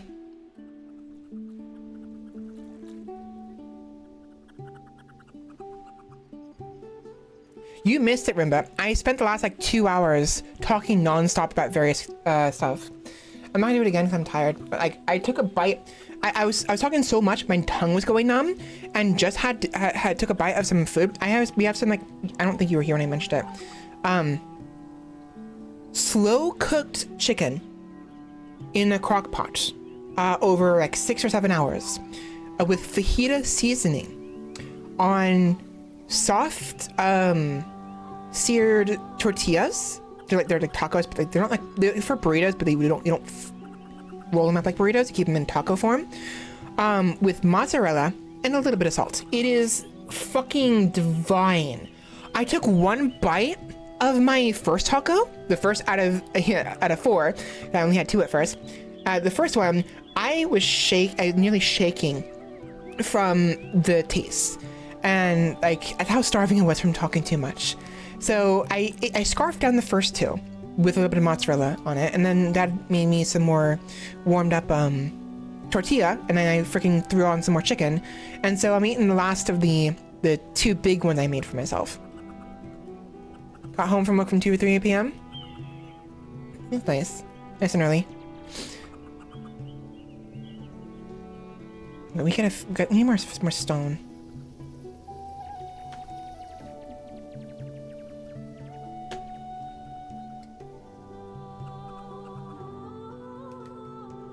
There we go. Okay, so we need to wait for the pump to pump water. There it is. We need the moisture to fill as much as possible. Sit here for a minute, watch it, and we're gonna see how the flora works. I'm not gonna actually keep this save. We're gonna load the save after this. I just want to see how if any flowers bloom. Oh, flowers, flowers. Those were already there. I'm stupid. Never mind. Those weren't though.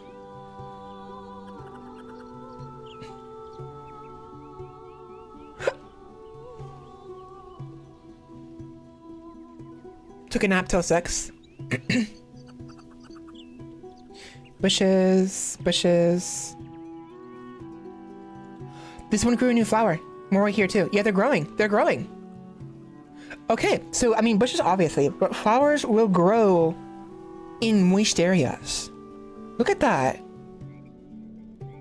It takes several years, however, is the problem.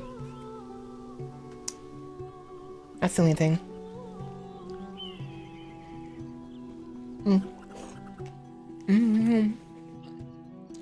Unlike the trees, I can't force flowers to grow more, which is what I asked the developer for.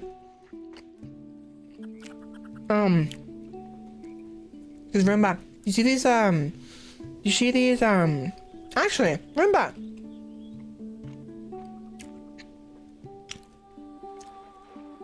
What do you think of my city?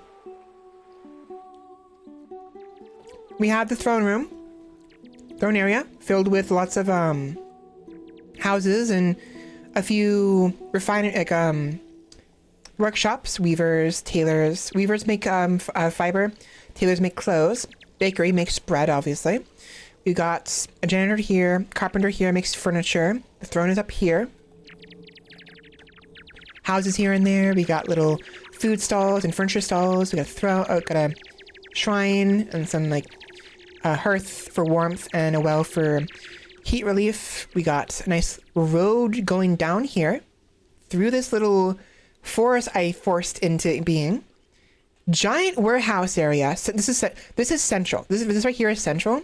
This is the throne area. This is the front gate, also known as the Diamond Gate. This is Diamond Gate City.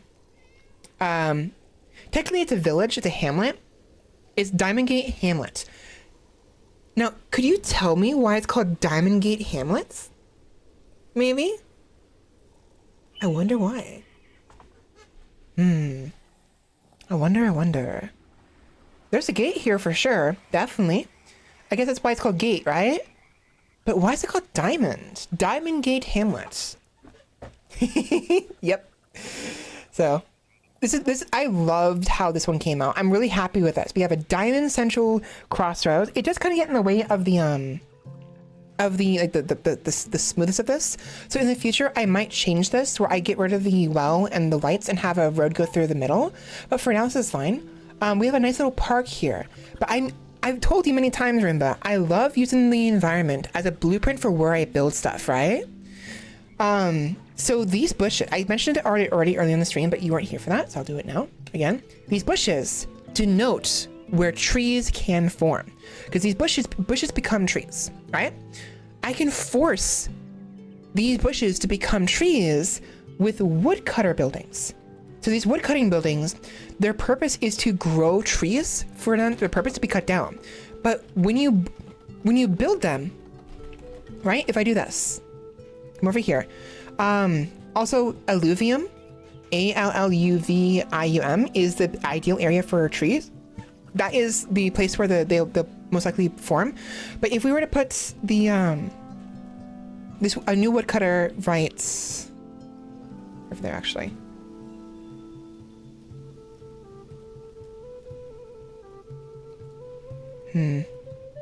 I'll do it here. You see these bushes? The design of them?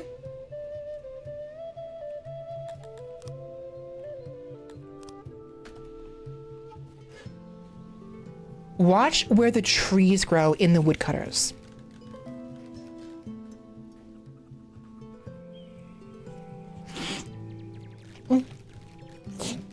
my gosh, so good.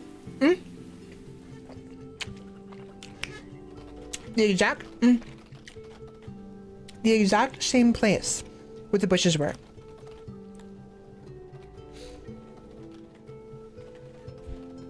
We have to wait for a little bit longer for the actual trees to grow. Unfortunately, they stay as like stumps, then become bushes, and then become trees. And what's really cool is when 4 trees are next to each other, they become a large tree. So there's tree shapes of 3 tiles large and 4 tiles large. Come on. Come on. Thank you.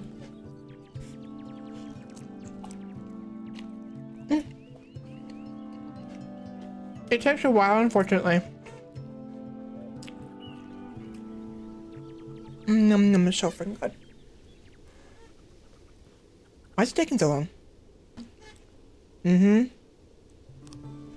Usually it's pretty instantaneous. It's probably because it's winter right now.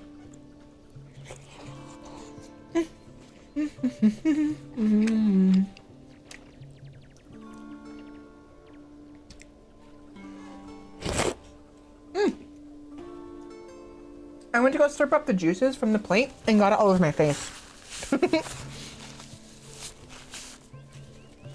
Oh my god, I love chicken. It is so delicious.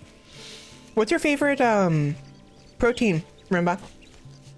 Had to choose my words carefully.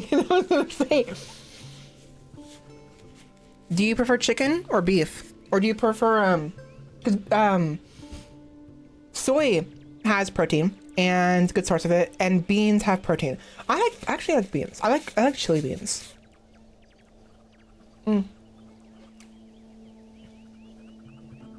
So yeah, beef the most? That's fair. I'm partial towards chicken because it seems it's beef oftentimes gives me stomach aches. Not always, but some oftentimes. And I just like the taste of chicken more. But I kind of like fish as well. I just haven't fished very often. Okay, these trees are being annoying. They're not merging well enough, but they will eventually. Anyways, so look at this, Rimba. You were about to say, what's your favorite? Yes, I was. And I was like, if I say that, you're going to turn around back at me and say, I know what yours is. I know you. I freaking know you. You were definitely going to, verbatim, you're going to say, I know what yours is. And I would have been like, I'm getting smarter. Sort of. Maybe. Possibly.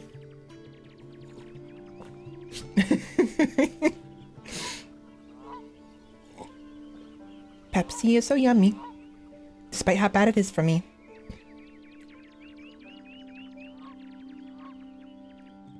Why? What would you have said? Oh, shut up. I'm gonna fucking slap you. I'm gonna slap you.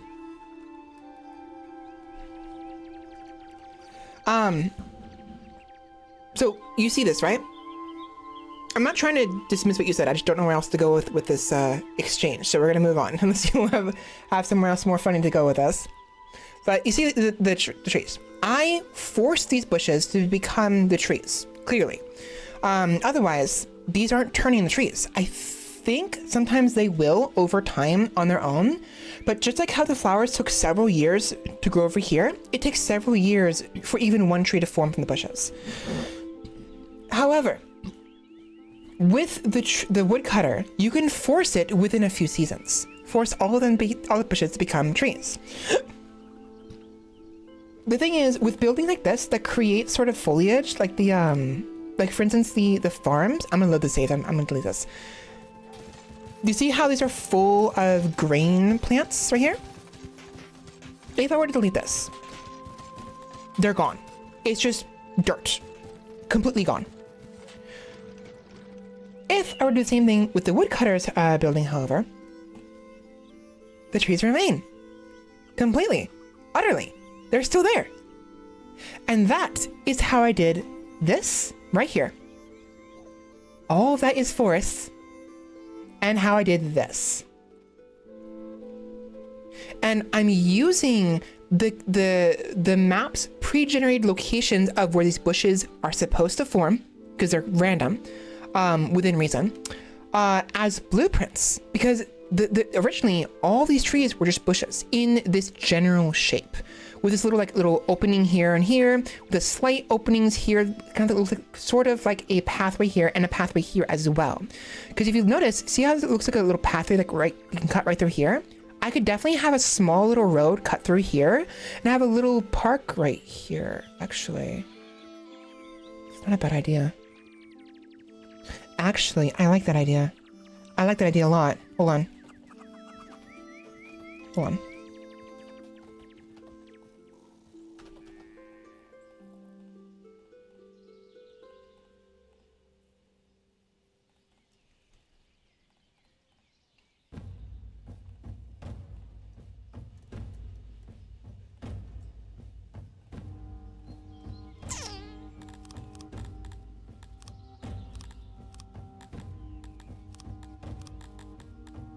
I don't know the difference between natural and not natural.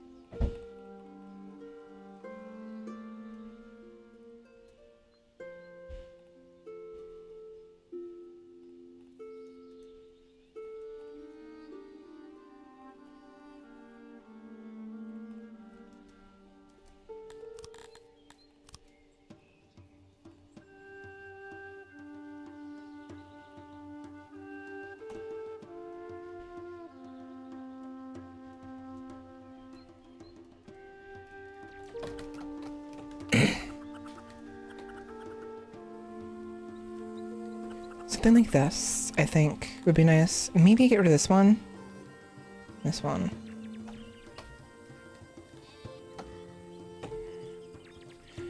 And then we do this to get rid of the excess.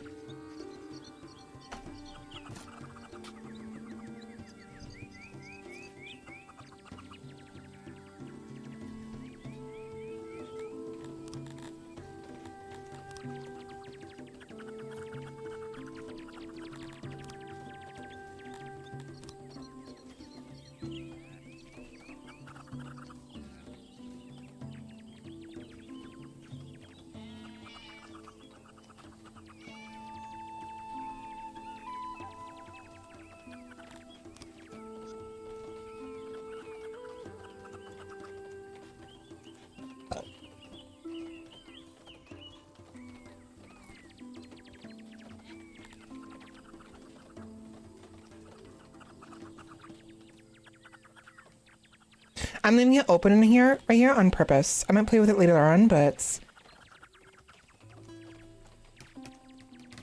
it'll look a lot better in spring. Let's wait for spring to arrive. Anyways, I'm using the natural generation of the environment, the topography, the geography, all of it as a blueprint of what to build and where. I do carve into it a little bit sometime, but not always.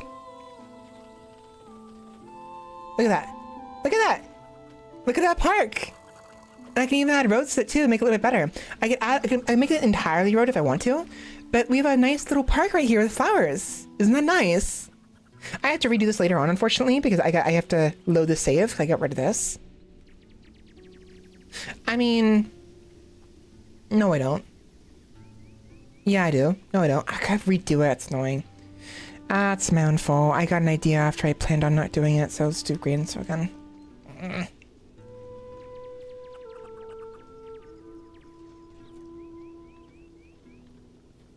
do I fix this? How do I do this? I already don't remember. I'll take a picture of this and redo it later. I'll take a picture and redo it now, actually. do that. We'll fix that later. There you go. So load the save. But you see what I mean? Did you see what I mean?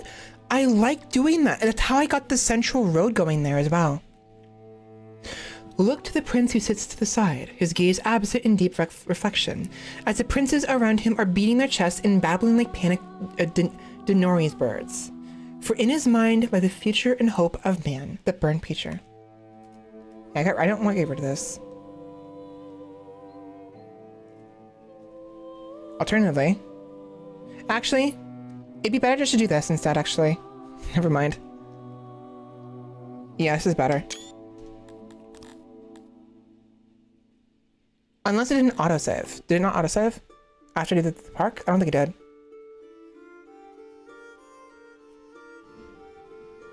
To be rich is to be content with what one has. Okay, I did it partially. That's fine. I'll keep it like that for now.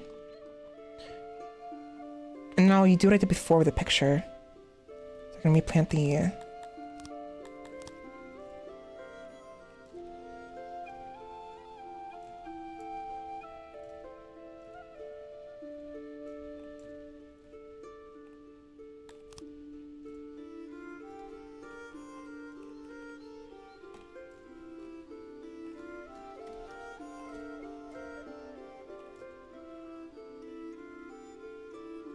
Good enough for now.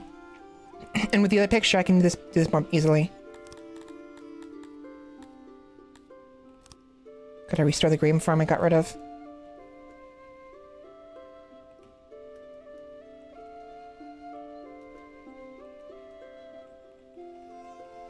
It's honestly kind of hard to see the rich soil because of the freaking moisture. When there's too much moisture, it just blends in. It's really frustrating.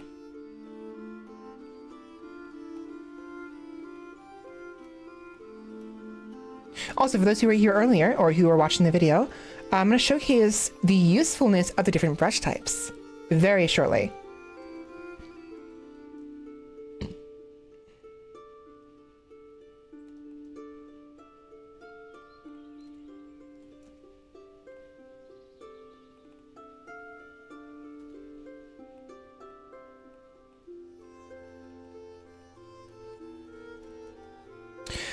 Remember, earlier when I was showcasing some of the gameplay before I started going on my rant about power and what have you, I talked about the, there's these like different brush types when you're building stuff that are extremely useful.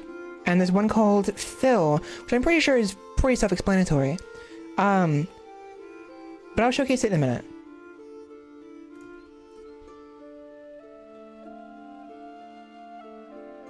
Here. Watch this. So you notice how like when I'm doing like a square rectangle, it's a rectangle, right? Or let's say ellipses. It's a circle. Hard to see, but it's there, right? Fill, when I make the actual dimensions really large, increase the size, it'll fill only the area it's within. See that? Whereas otherwise, if I were to do the same thing with the square, with the ellipses, it goes over the bounds, right? So it's really, really useful. If you make the frame of whatever you're building and that you want to fill it in, hit the fill option, increase the max size, and just go boop, boop, boop, boop. There we go. Voila. You do have to fine tune things here and there, of course. It's unfortunately a consequence, but it is doable. Very useful though. It's also how I sometimes preserve some of the trees, because when you fill over, do this, see? It fills either on top of or out of around the trees. Very, very useful. This way I can leave a couple of them for flair, you know? And also because, you know, thematically it makes sense. Sometimes farmers will leave the trees there for stability.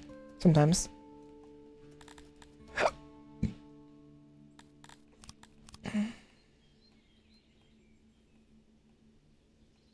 Also, to clarify, the reason why I was being so picky with how I was doing this is I'm trying to fill out the areas that have the high fertility areas first, but I have to build into some of the low fertility areas in order to actually reach around the canals. Otherwise, I won't be able to do it.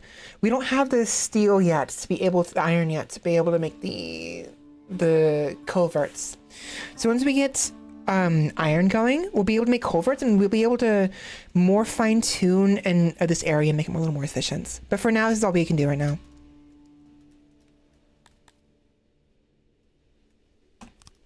There we go.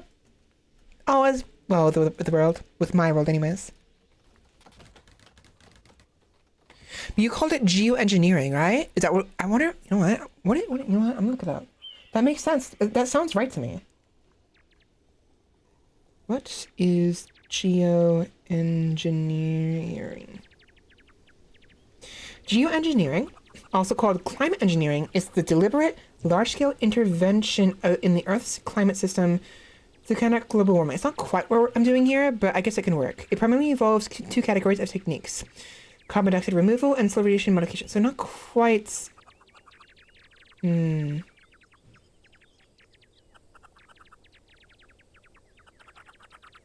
Okay, so the official translation is not quite what we're looking for, but I do know what you mean.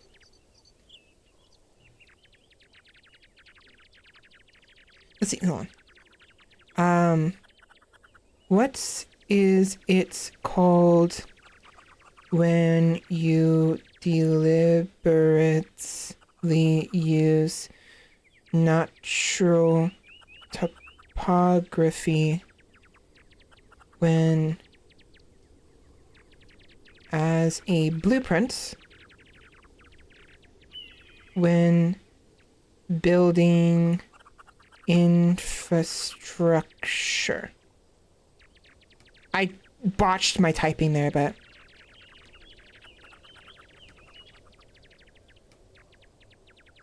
when you deliberately use natural topography as a blueprint for building infrastructure, it is known as topography-informed construction, or topographic design. That's probably what I like doing. Depending on the specific scope and scale of the project, the concept falls into a few specialized categories. Design with nature, a core landscape architecture philosophy pioneered by Ian McHarg. It emphasizes reading the landscape's natural drainage, elevations, and ecology to plan safe, resilient, and sustainable developments. Nature-based infrastructure, or green infrastructure. The integration of ecosystems, soils, and natural landforms to manage environmental challenges. Instead of pouring concrete to fight nature, it uses natural physical processes like vegetated slopes and swales to control water runoff and mitigate hazards. Cut and fill construction. The specific architectural method used on sloped terrain where parts of the hillside are excavated, cut, and used as fill elsewhere to step the building directly into the landscape instead of leveling it flat. Earthships and bioclimate design. Highly localized off-grid architecture where structures are often half buried in the earth to use this natural landscape for heating, cooling, and structural stability. I'm probably going based off of green infrastructure, most likely green construction. Solar punk-esque engineering, maybe, yeah. But yeah, so I like doing this a lot. It's really fun because like all you gotta do is like, look at this. There is blueprint here. We have a small little alcove here. We can use it as a small little like room. We have an area here I turned into a little, like a little park. This area right here is beautiful, right? As well. I mean, this is encompassing it, but if we get rid of the,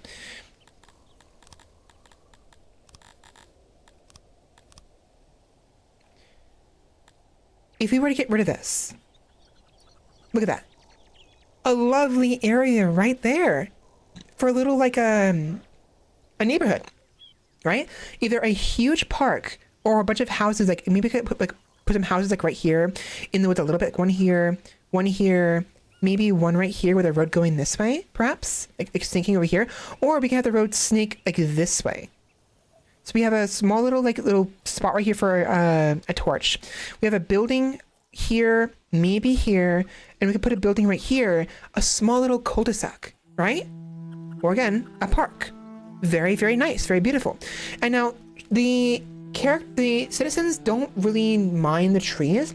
They're not blockages, but for the sake of aesthetics, we might as well treat them as like sort of walls. These are walls, right? So we can also put another like little alcove right here, maybe something right here or here. We can even fine tune this area right here with something different. Same thing with right here. I didn't carve these out. I mean, I carved out a little bit. There were some trees, like a couple trees dotted here, and maybe right here. But for the most part, I look at nature, see how it designs itself, and build around and through it. Not in spite of it, but around and through it.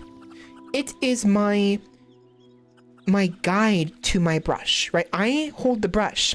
It is the stencil, the outside, the trim, and I am carving through it as necessary while trying to maintain its natural shape as much as possible to develop what I need to develop, right? My home, my art piece, and it's really nice. I love this. There's so much potential here. And yeah, I can make up my own things as well. I came up with my own designs, obviously. I mean, this is a simple thing, right? It's geometry, but I like the design here with the diamond. But I came up with this little design right here. It looks almost like a scarab with the building here.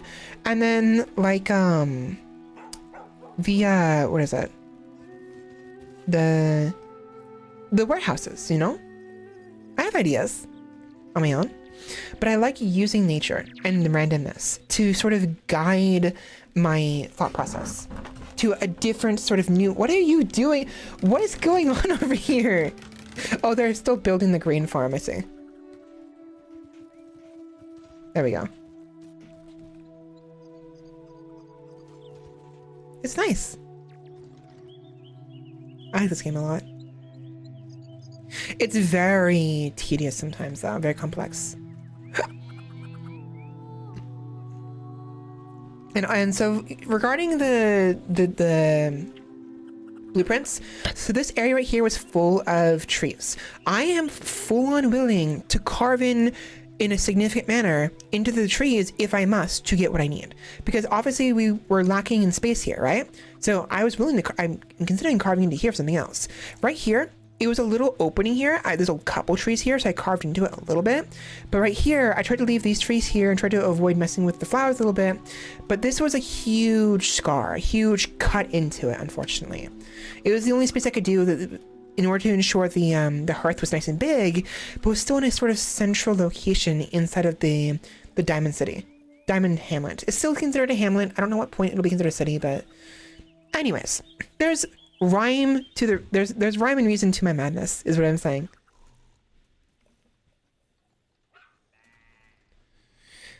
I don't need this anymore.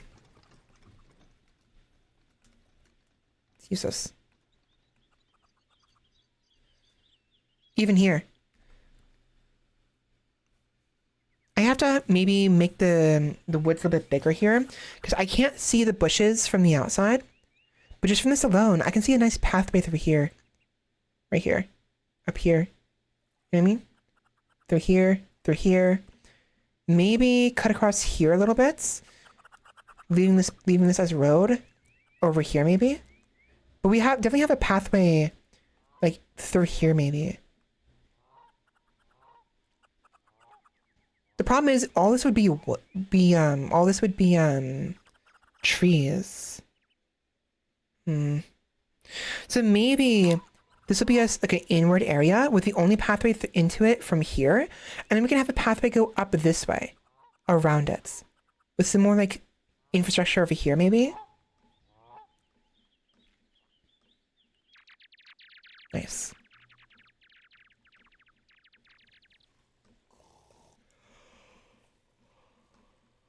Same with this area over here. We have a road go up this way like this, into here, cut through here a little bit, and maybe sacrifice a few trees to get down to here. All the way through here. If we need to, we can go up to here as well. Ooh, this one's nice. Right there. This little avenue. There's some bushes here that'll turn into trees. No, those are rocks. And cut through here. Very nice. Look at this. This is so nice. If we ignore the bushes, if we decide we don't want to do the thing with the woodcutter and use the natural regeneration, that's also an option. We actually have more room to work with when we do that, because whenever we use the woodcutters, every single bush becomes a tree. It fills it entirely right here. This is how it's happened here, but we have barely any bushes. And as a result, we're actually lacking impossible space we can carve into. Meanwhile, these other locations, if we were to ignore the potential bushes like I originally didn't want to, I wanted to turn these into trees. But if we ignore this and look at this instead, we have so much room to work with. A pathway through here, right here, down into here, over to here is obvious. Definitely obvious. And then we can either leave this alone, have like a sort of like maybe we could have a bridge. We have a bridge go to here and over to here, and then a bridge go down to here. Nice little side path into it, right?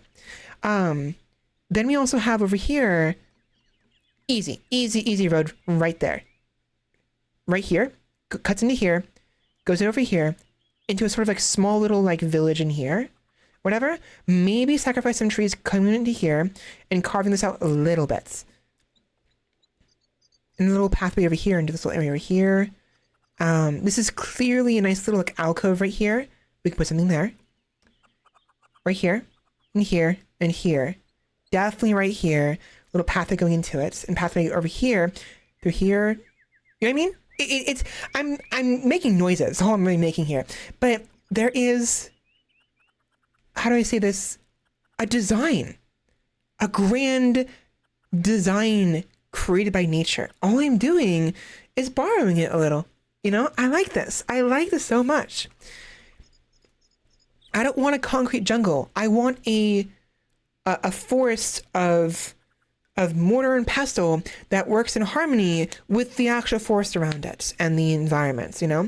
Sometimes you'll need to carve things up a little bit. Sometimes you need to flatten certain things. It's understandable. But like here in California, we have lots of rolling hills, mountains, huge forests, redwood forest and otherwise. And we have to build around it and through it, you know?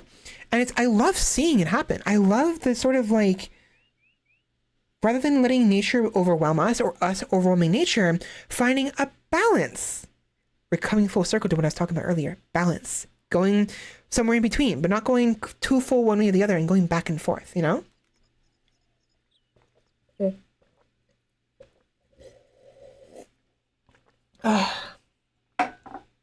Wow.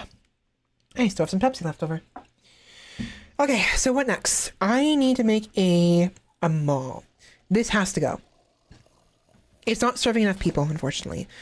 So we need a really, really big, I mean,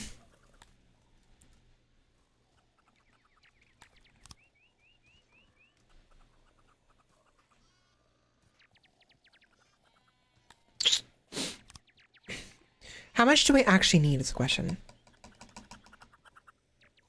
I'll make it big.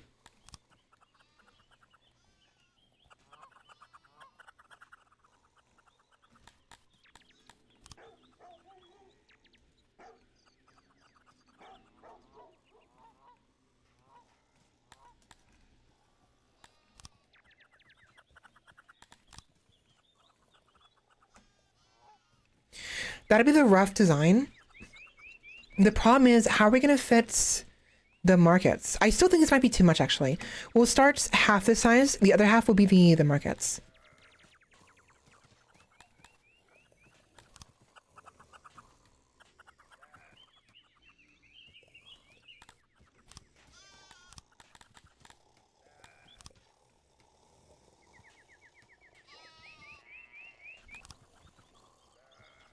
But, excuse me.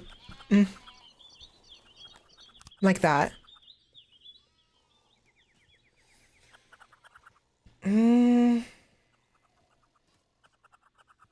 Oh, wait.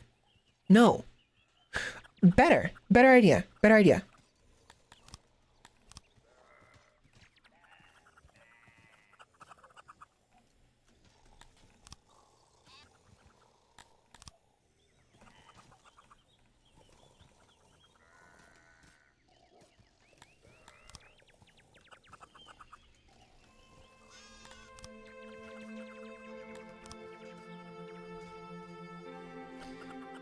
Like that. The problem is the way they're shaped is like the way it's like positioned is a little odd. It's really long. Could we maybe add some more to this? What are the hearths like? I have one over there, but like, what if I put a hearth next to it?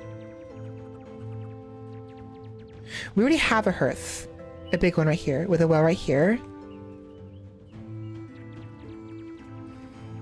I don't know if I want to make it just a long strip is the problem. I want it to be like more central.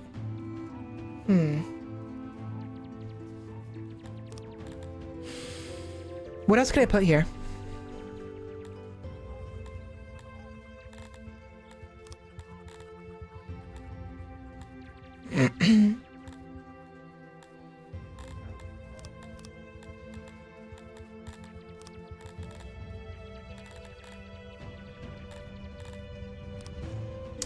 I think what we just do here is we simply leave it like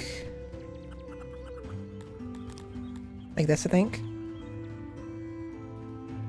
Because the only other option would be to double up.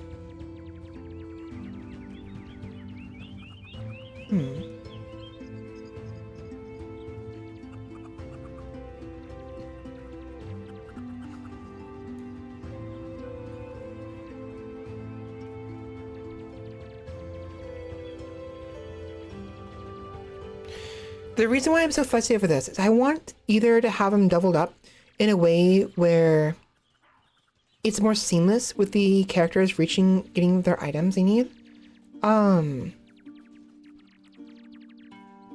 Because with this, if someone's over here and they want furniture, they have to go all the way around here.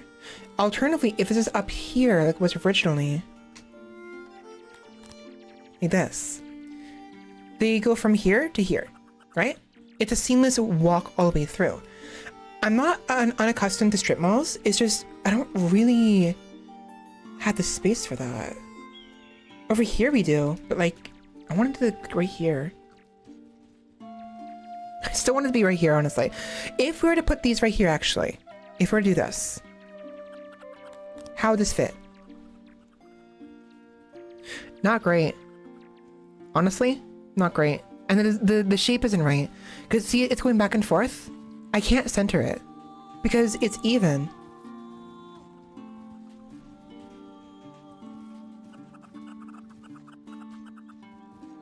That's so frustrating.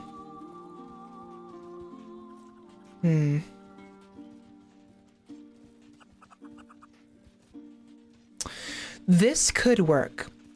This cuts into the woods a little bit.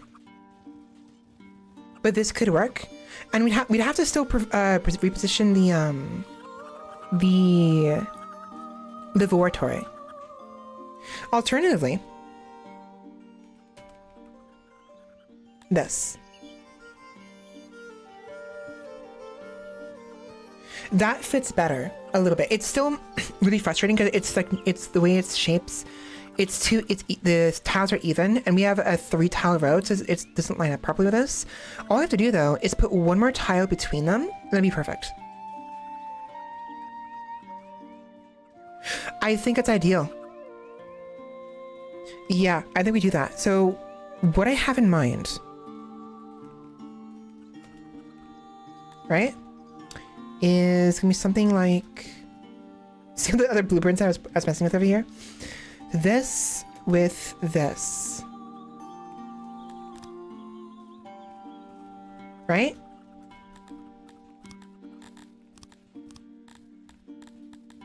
With the road going through them. Like that.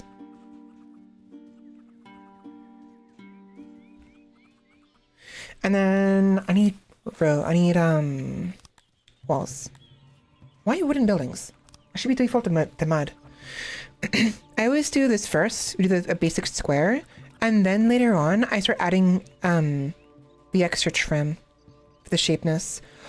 Wait, so the thing is, with these buildings I'm doing here, the shapeness is actually important on the inside, because these aren't actually proper buildings the way the warehouses are. Because with warehouses, they don't care, because their inside structures are self-contained.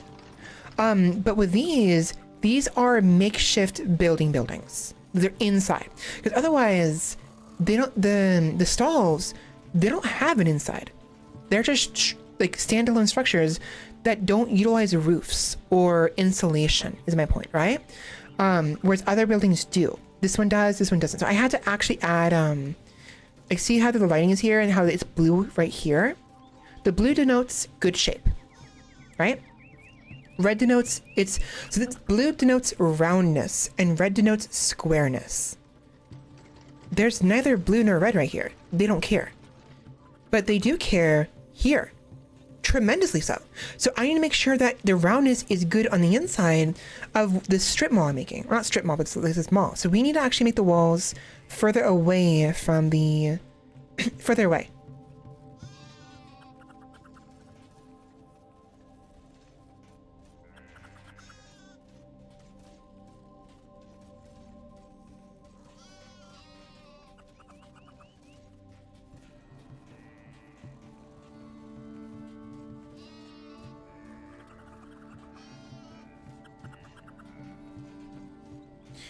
That should be enough. It might not be actually. Hold on.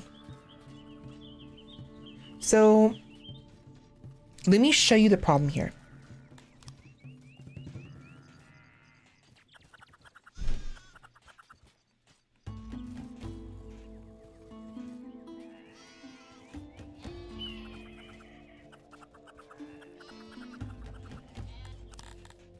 Activate. In the building over here, in the original small little mall we have here, these two blocks right here is perfectly fine for shape. 1, 2, 3.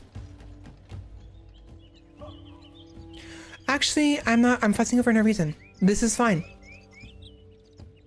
I'm fussing because I think it's like, it's a different shape. It's not. Never mind, we're fine. We're fine.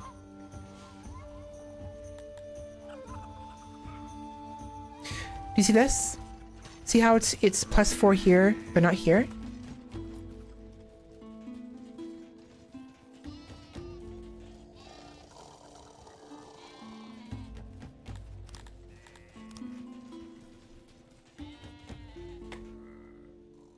There's more roundness on this side, but there isn't as much over here. So the 4 plus signs denote the greatest amount of roundness I am getting from here. This is showing me that it has to be, okay, so basically 2 blocks next to each other that are both encompassed by walls on 2 sides each. This one right here is blocked here and here. This one right here is blocked here and here. This one has 1 block that's blocked here and here, but these spots right here are only blocked by 1 side. If I were to put 1 more fence right there, boom. Both of them are now encompassed. And now the area is much bigger. That's what I was worried about over at the large mall we're making here. The mall has them here in 2 spots and 3 spots. 1, 2, 3. You can't see it, but it is there. See? So at first I thought I was making it wrong. This is perfect. Absolutely perfect.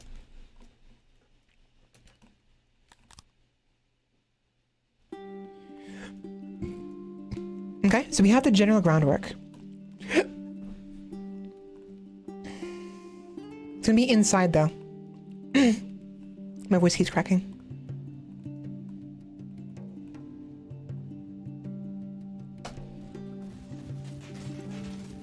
The question is, do we want the doorways on either side like this? Or do we want the doorways in the middle? I think we want it in the middle. Because if we're gonna place it right here, we have this central sort of like pathway. We can place the doors in the middle and the path can go straight through the mall. Right down the middle. I think we do that. Yeah, I think it's better. Let me at least place these back down.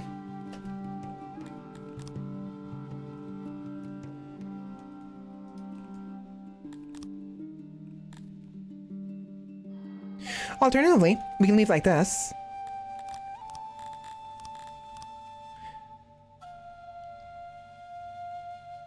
Because visualizing that right there being the road right here, right?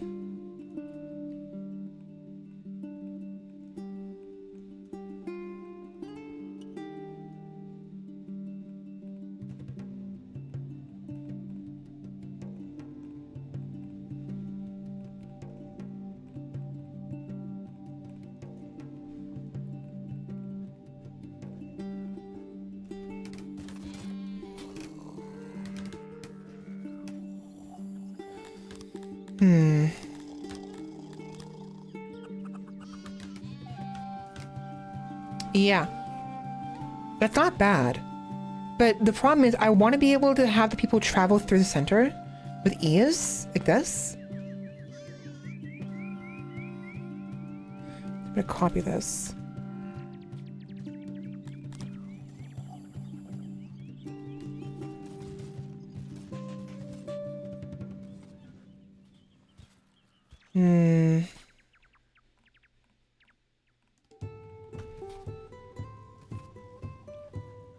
It's not terrible. It is not terrible because we have a space right through here they can walk through. The problem is though, I don't know if these count as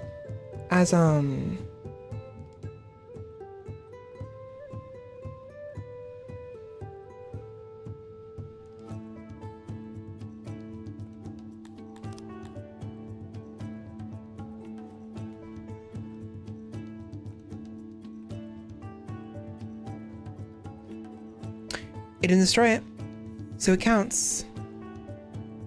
This will destroy it though. This will. Yeah, so the reason why this isn't working, so area is not connected or an item is cutting off part of the room. The way these rooms work is really kind of annoying. The service part of these stalls is in this giant open area right here, right? Right here, this open area right here, long strip of opening. That is a serviceable area.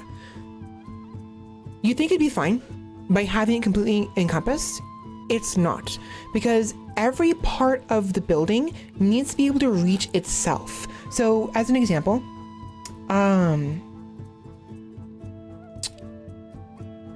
this right here is a carpenter's building, right? These two sides have to reach each other. It doesn't matter if they aren't actually relevant to each other. They need to reach each other. If I were to do a duplicate of this, right? Let's say do a copy, just complete copy paste over it, right? Right here. We have the carpenter's building. If I were to split it down the middle, right?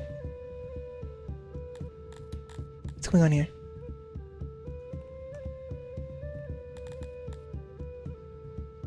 Huh?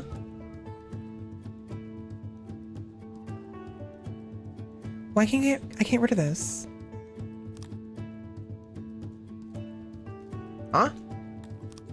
That is so weird. Oh, this is making a new one. I have to refurbish it. Duh. I'm stupid. Okay, so this is the frame of the building. If I were to basically just cut this in half, like so.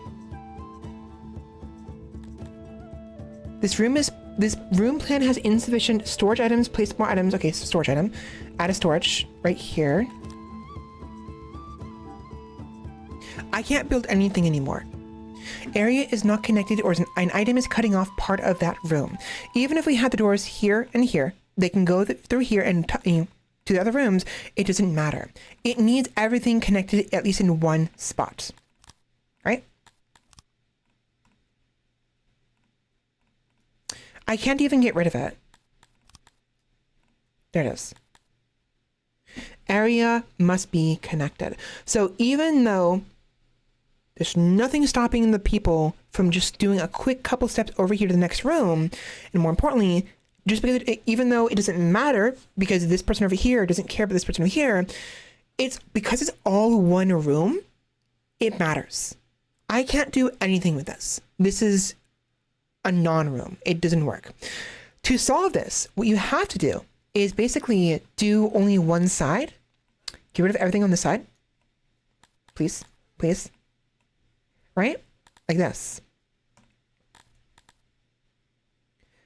Construct it. Copy it. And paste it on the other side. Turn it around. And there you go.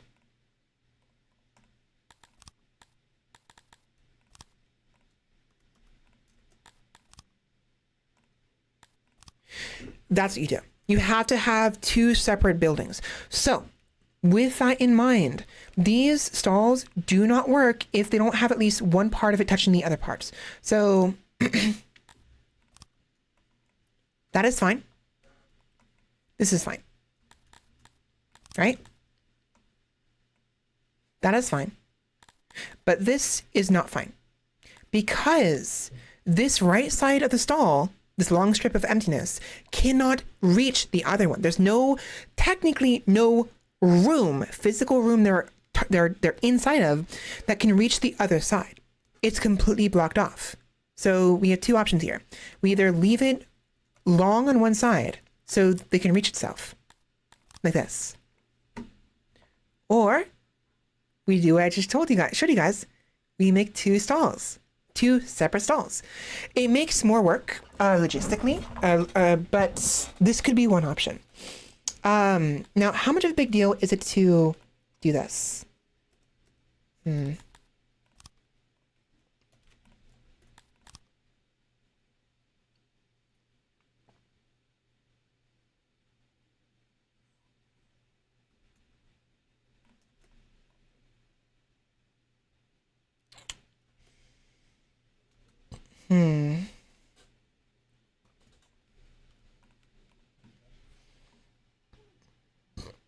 Not that big of a deal.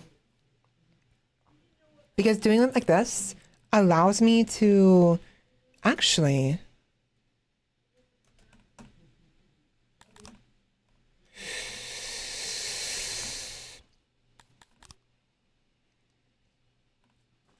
so doing it like this is a little cramped on this side, which is what I was trying to avoid.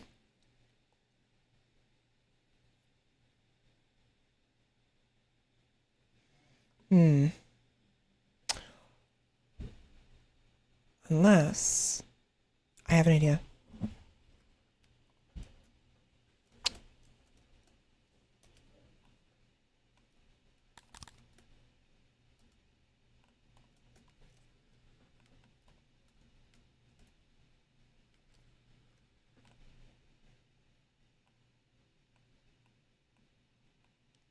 Oops.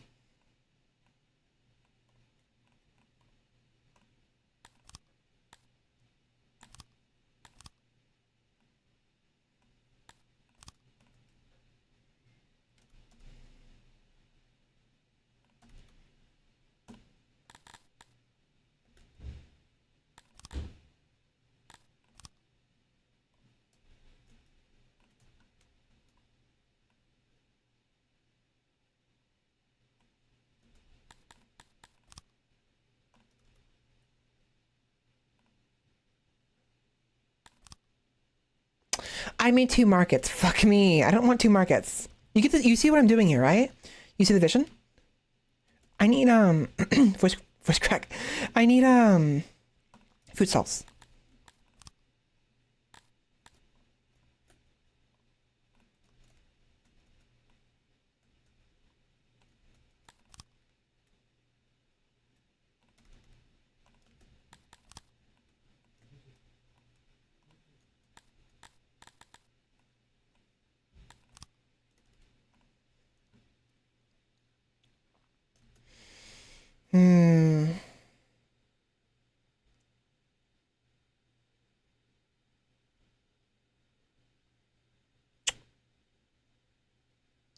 I find it frustrating that I can't have both these together because what I'm doing here, I'm planning here is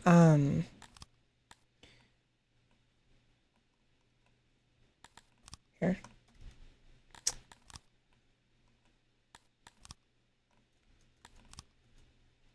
A wall down the middle. So they're separated. The thing is, I don't necessarily want them completely separated. Maybe like this, perhaps. That could work. Is that too much, however? Again, we're doing this with the idea in mind. We have to build around 3-lane roads. If it was even, it wouldn't matter at all. But as it stands, because there are 3 lanes, 3 tiles, It's basically like this.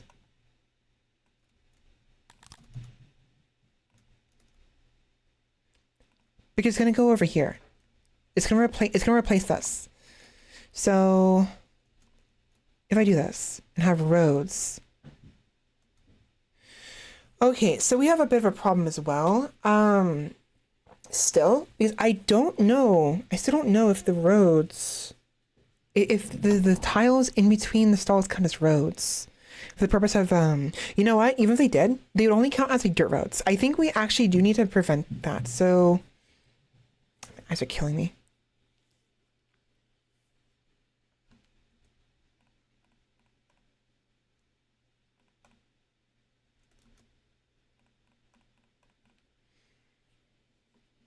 Okay, I see what I have to do here. Oops.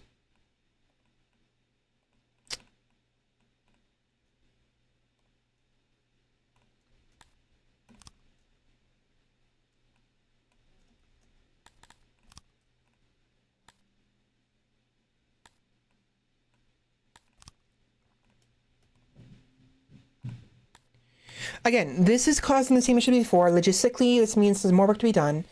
Whereas the other one, it's all in one thing.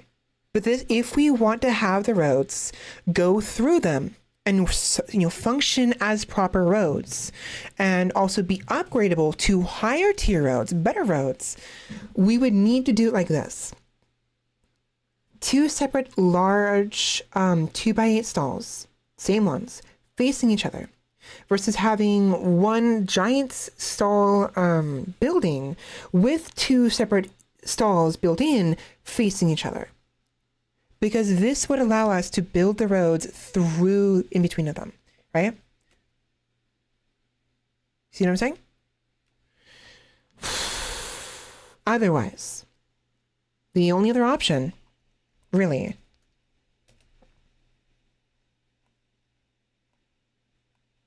for the most part anyways, would be something like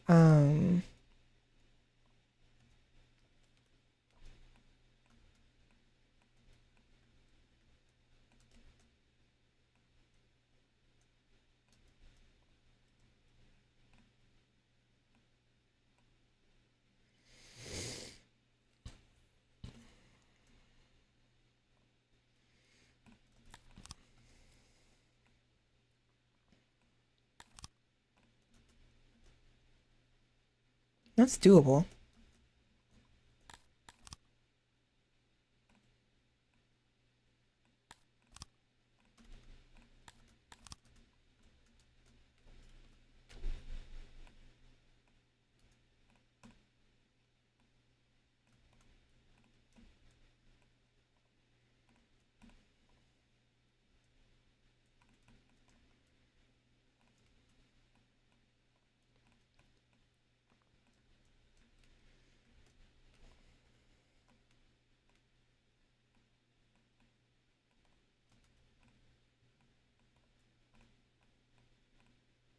A lot of empty space here and here. That's not a bad thing. We can use the empty space as areas where we can put like benches or furniture or flowers or even torches. So we can actually probably do that. That'll be fine. So like that. That would be the next solution. I do like the shape of these ones. I like how different they are and how like varied the shape is. This one, it's literally just like a slice in the road, right? That's all it is. Like just put a single slice, boom, right there. I like the variety here, but we might have to go simplicity. If we want to do this, simplicity might be better here, because this is fine. This is nice and all, but the problem is we have like a single road going in between them, and that's it. Otherwise, it's like this and it's shaped weird. Like it's like shaped really fucking weird, like that. Hello? Huh? What? Oh.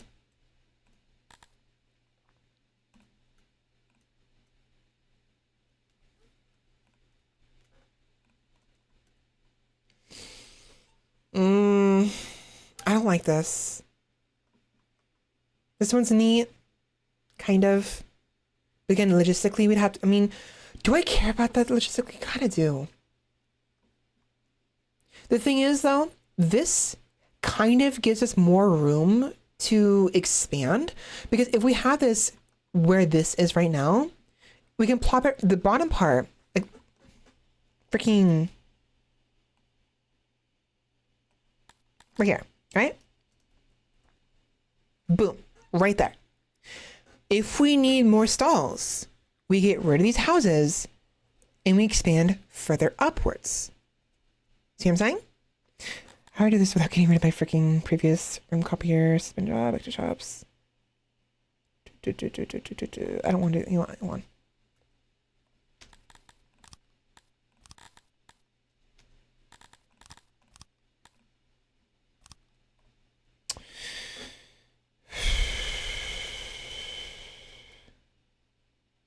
Boom, right? And then we get rid of this right here and straighten this road out right here. And then we can simply expand further upwards. We get rid of this part right here. Okay, that's not what I wanted to do. Thank you very much. There we go. And then we just simply expand the walls upwards and make the mall longer and bigger, right? Allowing us to place more of these in the same area.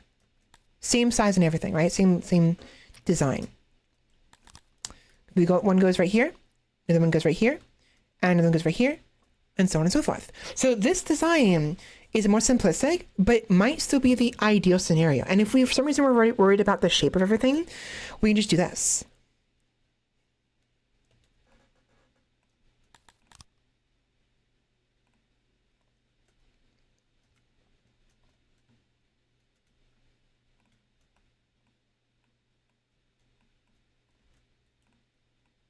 Right? Because all they care about is 2 blocks being composited on two sides, right? This right here is perfect roundness, technically. And then we can also place something like right here. If we need to, we can keep a wall right here and here to ensure that the roundness remains secure. Or if it's not a problem, we can then put like a,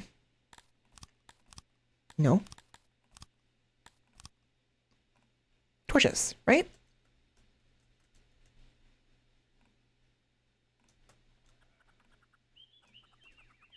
Perfect. So yeah, that would be how we would expand further into here. And we could probably place maybe 3. Hold on. How many? 1. What was that?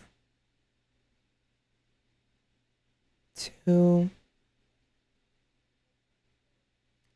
About 3 before we run out of room. And that's really good. And it really depends on how far down we go here. If we place it right here, 3. If we place it up here, a little bit further up, we can only fit about 2 of them before we completely run out of room.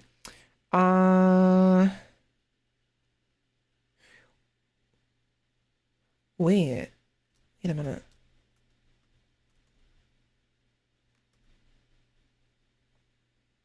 Oh, it doesn't fit right, unfortunately.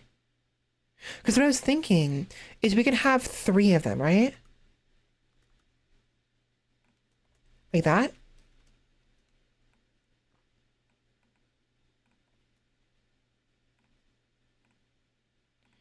Empty out this right here and have a pathway elsewhere. Maybe even a few stalls right here. Wait a minute. Wait a minute.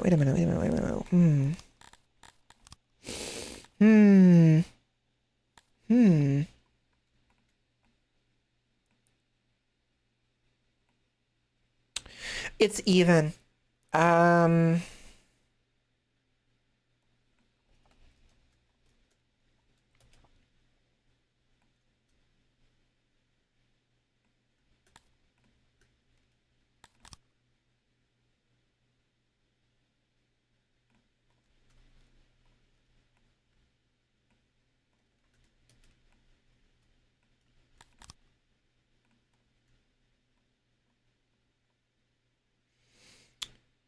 Wait, did I not change? I didn't change it. I'm so stupid. I meant to do this. There we go. Whoops. I basically I took a slice out of the ground and then placed the same slice back where I found it. Great. Yeah, great work, Svela. Yeah, nice. Mm-hmm. Very smart. Okay, this is odd now. It's perfect. So if you do this, it's the center right here. Yep. And this. And this. Then get rid of this.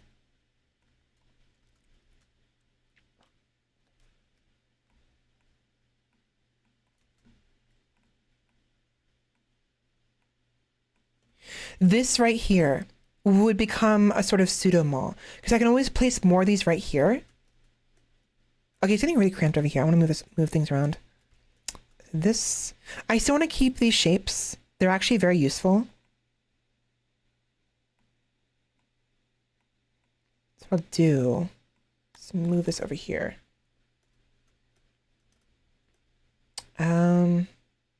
Actually, I'll move it over here. I have other blueprints down here. This is where I was testing out the warehouses.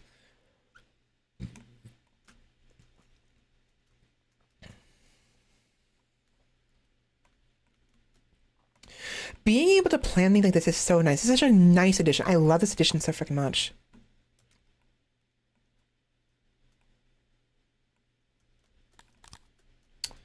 Put this up here for now, out of the way. Okay. All right.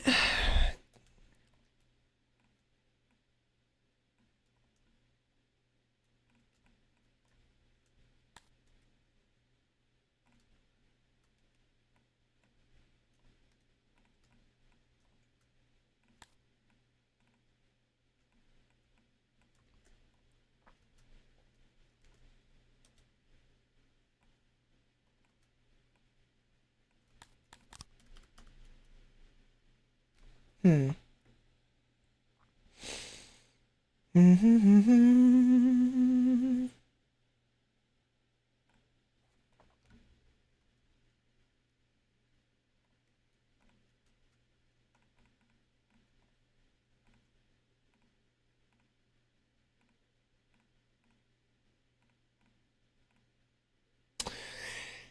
Okay, it's not quite working out. I can make this work though.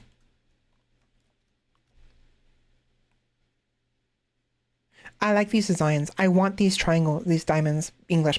English. I can English, I swear. Actually, I'll do. Just delete this.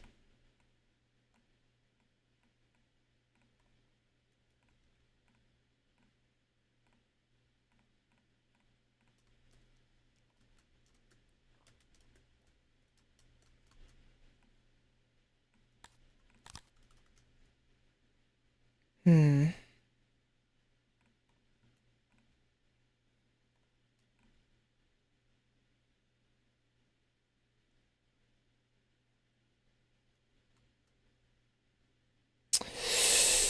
It's frustrating.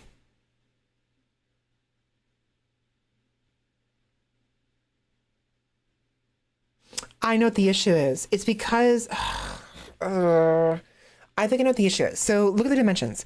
The dimensions from here to here is even, right?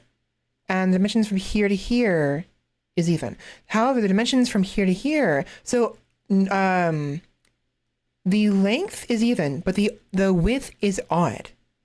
So in order to make this work, we'd have to make this right here an odd number, which it is, but we need to make sure it's wide enough.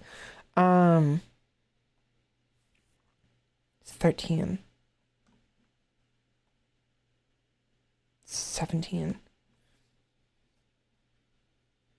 Do it twice. Do it twice. We move it up twice.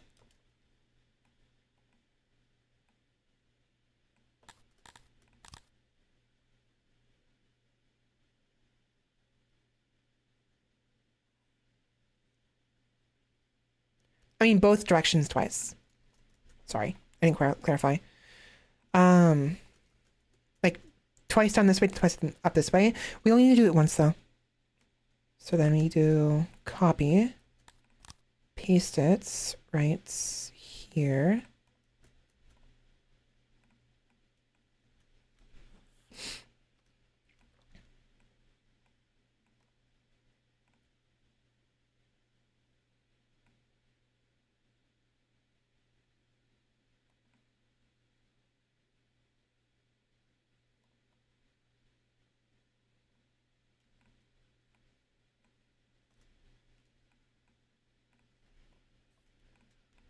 Hmm.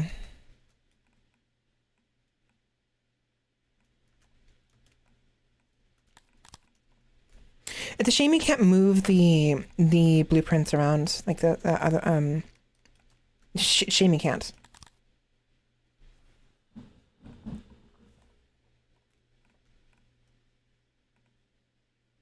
There. Yeah, this is perfect actually. I mean, not perfect, but like it'll do. There's potential. A lot of potential here. And if we wanted to, we can even be a little more snazzy with this. Get rid of these. So we have little alcoves right here. We can maybe place like flowers or even a tree right here. Or just more torches. The torches won't reach inside unless I let them.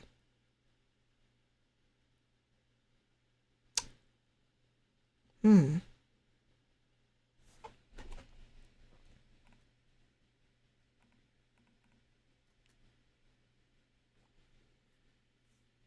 I wonder.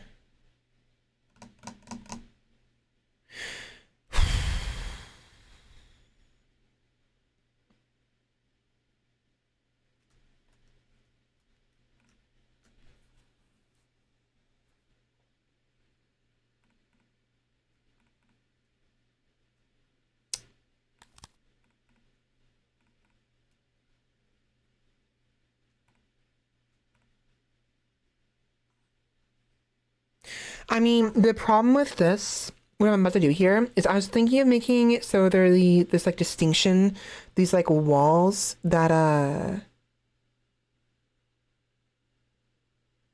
actually this is fine. So the idea, right? The idea was to do basically like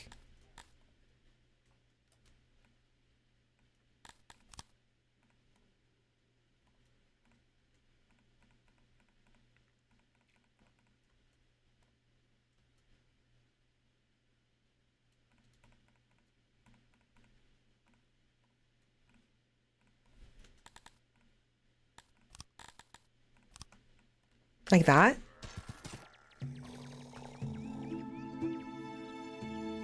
The ceiling, right? Yes.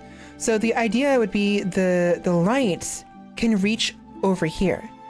The problem is I also planned on having the wall, the roof being inside of the actual small diamond as well. So if we're to get rid of this and do this, right?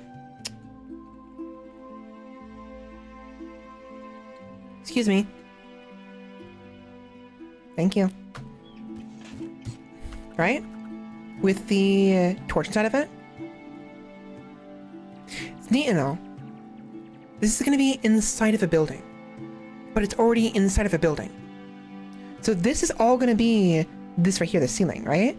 So this is going to be like this.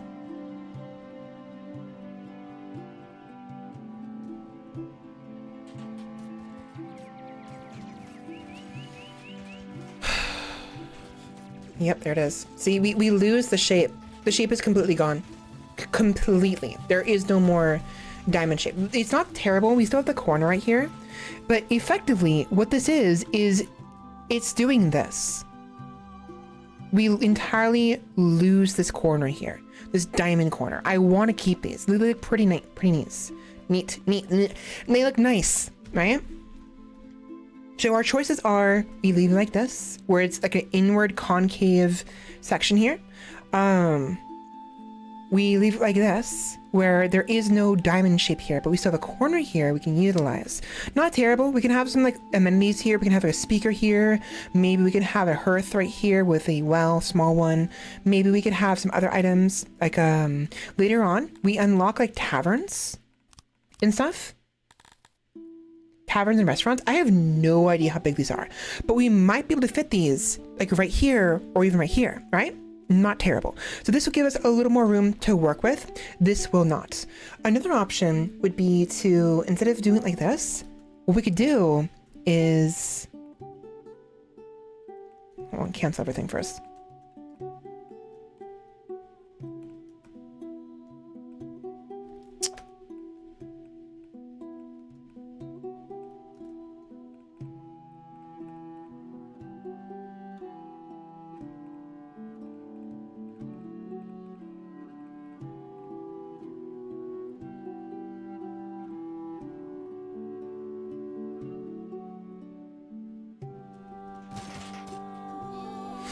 My thinking is we do this, right? We leave this area open to the sky.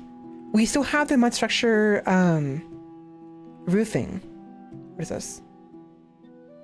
Mud ceiling.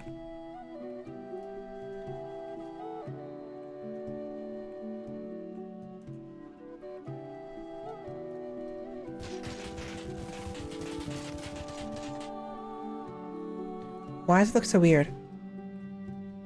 Better. So it'll look like this, right? This section right here.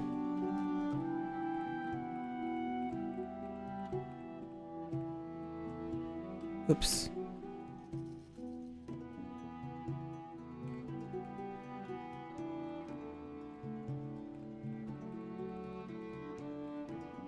Hello?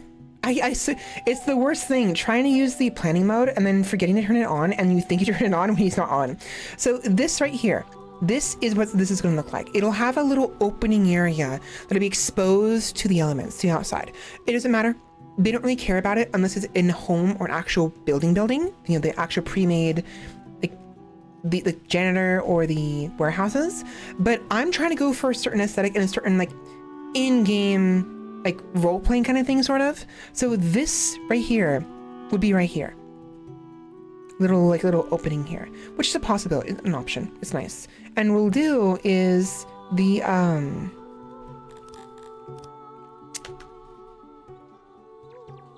guess thematically, the fire will have somewhere to go. It'll go upwards into the sky without having smoke billow inside of the building. It's not really an issue. That usually isn't an issue at all. There is no sort of mechanic of like, oh, you have a fire going indoors. I hope you like Black Lung. There is a mechanic like that, thankfully. So, but if there was, this is how we would do that. We would have an open like air spot in the roof for the fire to build its smoke out of, which is kind of what they did in Nordic times. They'd still have like giant halls, but they'd have giant holes in the ceiling or near the sides of the building, so smoke can build upwards and then go outwards. But if we do this, it'll give us more room, because otherwise we could fit maybe 2 or 3 right here. This right here is going to be basically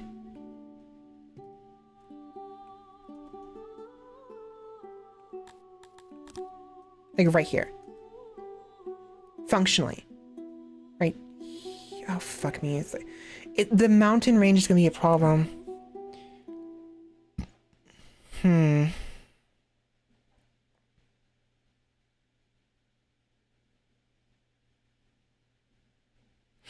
I could do this, but again, look how much it's cutting into the it's cutting into the forest. I don't like that.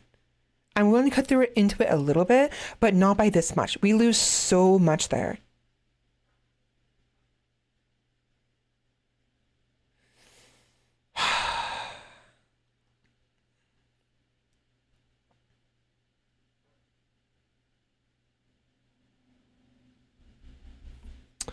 If we do this, we won't lose as much of the forest. A little bit. Which sucks, but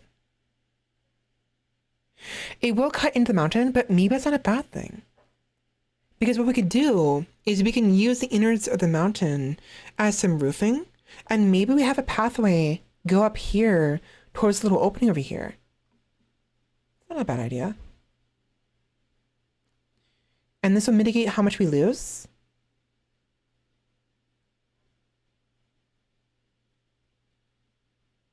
And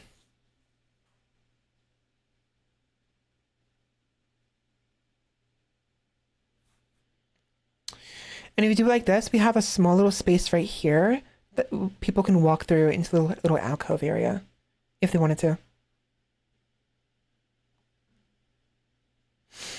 It's an option.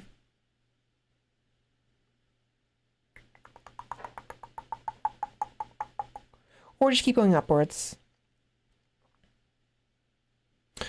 Ooh, that's an option. You see that right there? Do you see how the little opening right here kind of like coincides with the pathway right here of the this part of the mall? that actually might be ideal, because we can have a pathway go through here into here, either straight on or even at an angle. And then this little area right here, I originally had an opening and got rid of.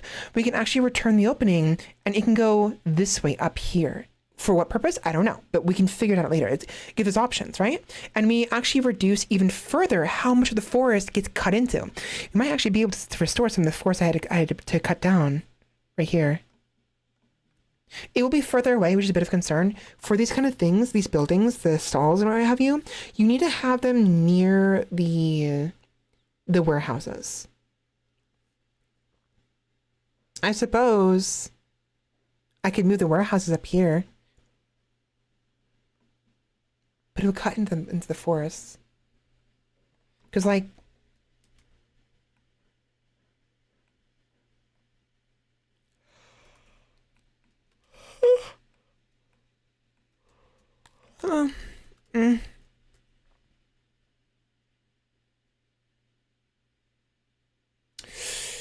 we could have the warehouses on either side.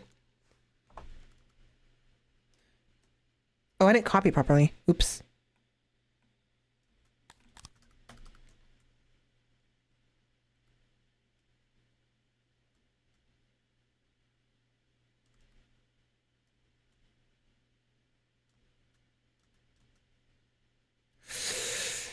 That's gonna hurt my layout.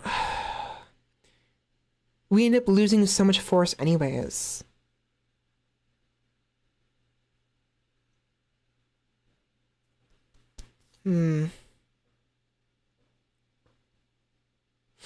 But this will allow me to ensure the mall is closer to the warehouses. Because alternatively, I suppose we could just put, you know what?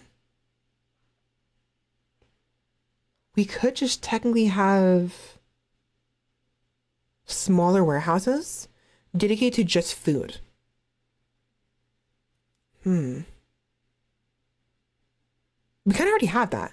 That's kind of that's the point of these warehouses right here, right? These warehouses store all the necessities that the people need. Furniture, meats, fish, bread, fruits, clothing, the works, right? And we're transporting them, we're pulling them from the central, which also is pulling them from the throne for the things that are being built in the throne. Otherwise, they're being built in the area around the central, right? So that's the whole purpose. Having another warehouse in here in the mall for that purpose might be redundant. But if we do put this here, we have less space to work with. You're fucking kidding me. I really wish they let us make blueprints. Like, we can make blueprints with the rooms, but they're only the rooms, right? You can't make rooms with the actual, like, just walls on their own. Your own custom rooms, you can't make blueprints of. Which really fucking sucks.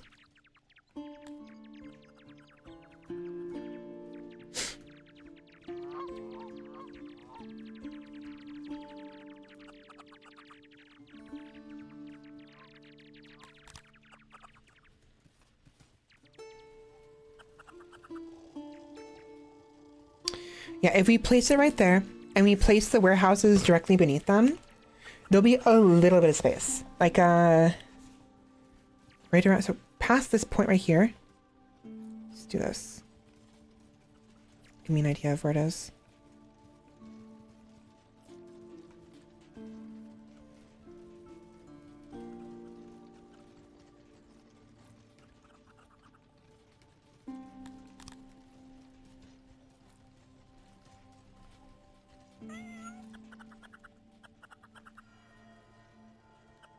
That's decently close. They're already not that far away. It's just, again, the closer the better.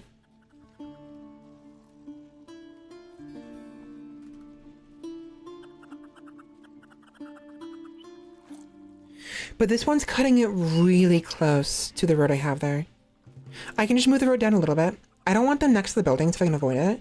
See how I always have like one tile of space between the building and the roads? Aesthetically, it just seems so much better to me. having the roads like that. Because otherwise, the only option I have is having them like smushed up against the... I forgot to do the tips.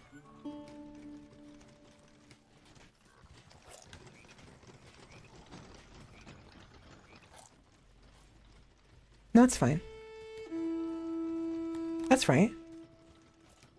Never mind. Anyways, the point is, having them so snug up against the road, it just kind of bothers me. Imagining somebody, like, coming out of the building when someone's walking past by. With this space here, it gives them a moment to stop and pause and look outside. Whereas otherwise, they just run right into each other. You know, they know better. The AI usually knows better. But you see right there, this person got slowed down because of this person right here. It affects it. It actually does. So having excess space is actually a good thing in this game. In general, when you're ever playing games like this, where there's infrastructure and there's movement and the characters moving around and bumping into each other and trying to get to point A to point B like this, having excess space is a good thing. Not too much, mind you, but having enough. This is why I'm not like making it just grid-like or like just like completely tight together. And not to mention, there actually is a tightness feature. So if you go to I think it's urbanization. No.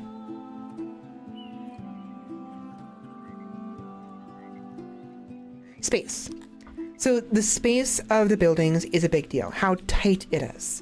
And it's not that big of a deal. A lot of characters don't care about it. So if we go to, oh my god, people hate me. What's going on? Oh, they're homeless. That sounds about right. Sorry about that. Let me fix that for you real quick. So the reason why they're angry for me, about me and about having too many people all of a sudden, is this what I was trying to get at before and I forgot to mention? The population. They're all procreating on their own. But it gets to a point where they're producing too many people for you to be able to pay attention to. So we have a situation where we're barely making enough food, but we don't have enough houses. So real quick, temporarily, I'm just gonna throw some houses down, just to get them off my case.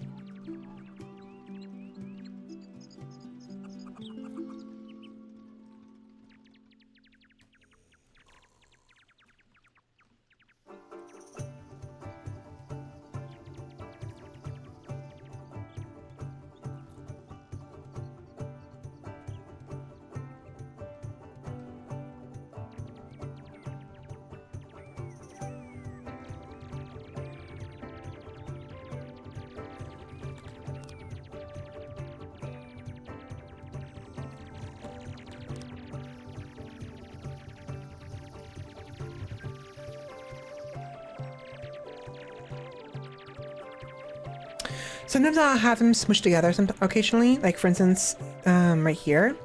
It's not a big deal. I'll do it occasionally, but usually I try to keep them spaced best I can.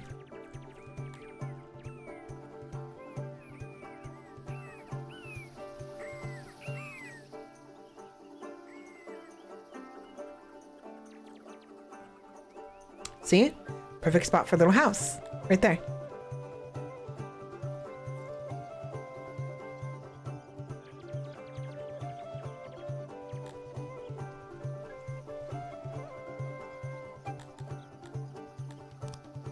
Okay, this should hopefully get them off my case a little bit and relax. They'll be a little bit happier now.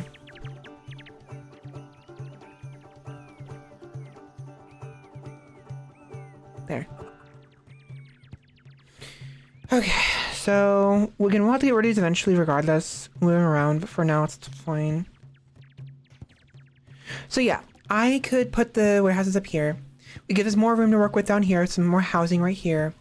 Maybe we can finally get the speaker here. We have a speaker here, but I wanted to make a nice little, like what I did with the shrine, right? Oh, we also have to move the shrine. So if we move these two warehouses up here instead, next to the mall, we can move the shrine over, and then the noise won't bother the worshippers. We would still have to move things around eventually, though, because we'd have to make more space for more of these. No, actually, we don't. That's right, we're already at maximum. We don't need to expand this any further, we're fine. So yeah, we just have to move this over. So I'm thinking this goes right here somewhere. These two go up here, and then we place the mall blueprint right here. We'll have to move 1, 2, See, 10, 20, 30, 40. 50. 5.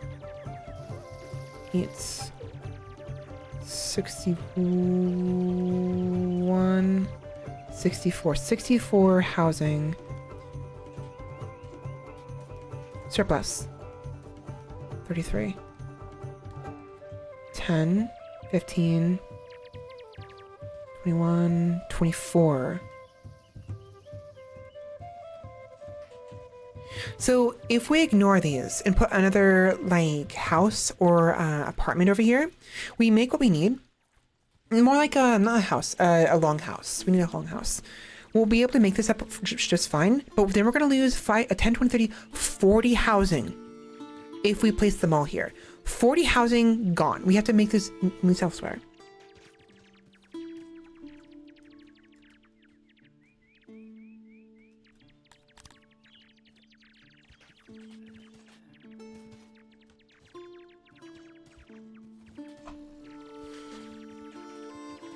My concern is we won't have a pathway over here into the in-between between the two portions of the mall here.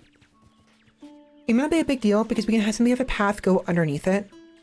Like right here. You know what I mean? And if we do this,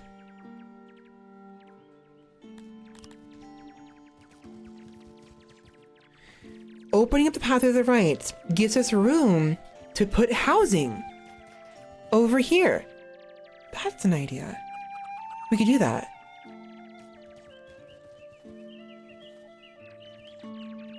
And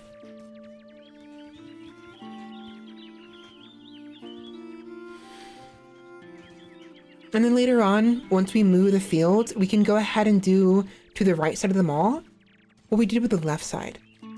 So it's a 4-pronged area for the mall.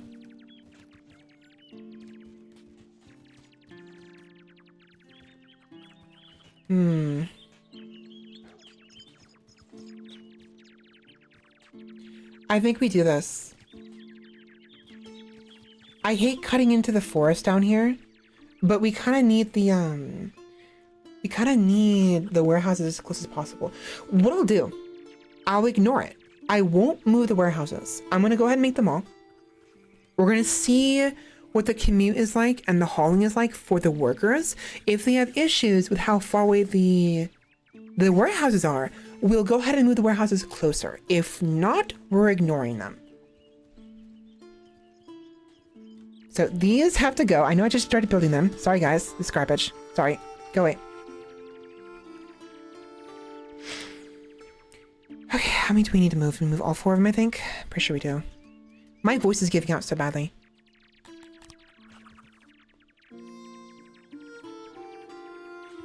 Yep, all 4 buildings gone. That sucks. That sucks so bad. I need those to be suspended.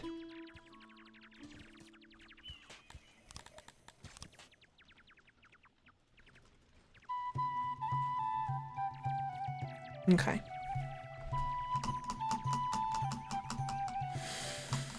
Where am I gonna put these? Do a longhouse. But, excuse me. Sorry.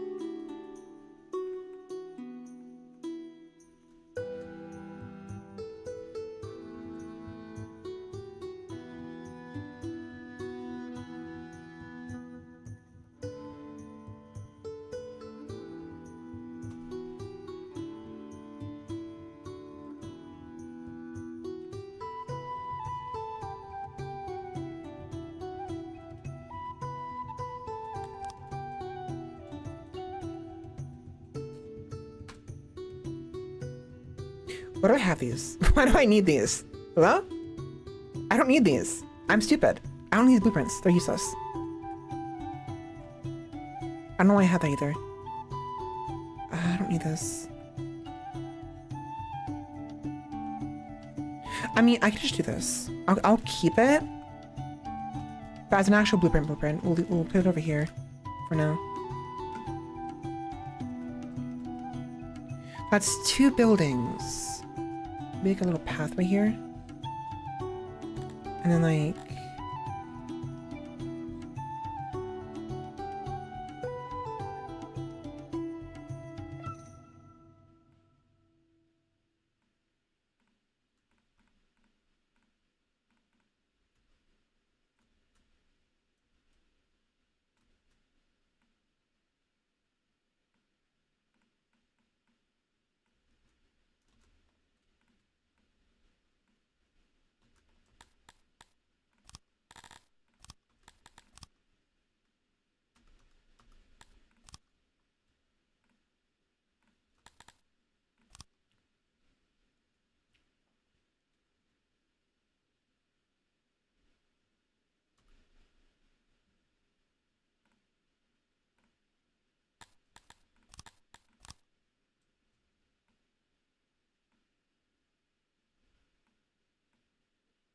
Oh, it's not even. What's wrong here? What did I do wrong? Oh, I know what I did. I'm stupid. Oops. There we go. Right? Yeah.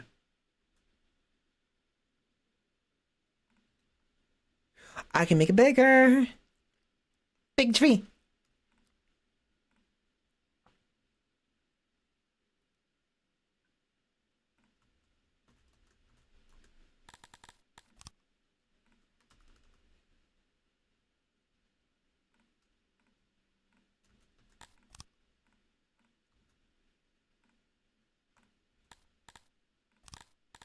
I still don't know the difference between flowers and flowers natural. It's just kind of frustrating not being able to tell the difference. They're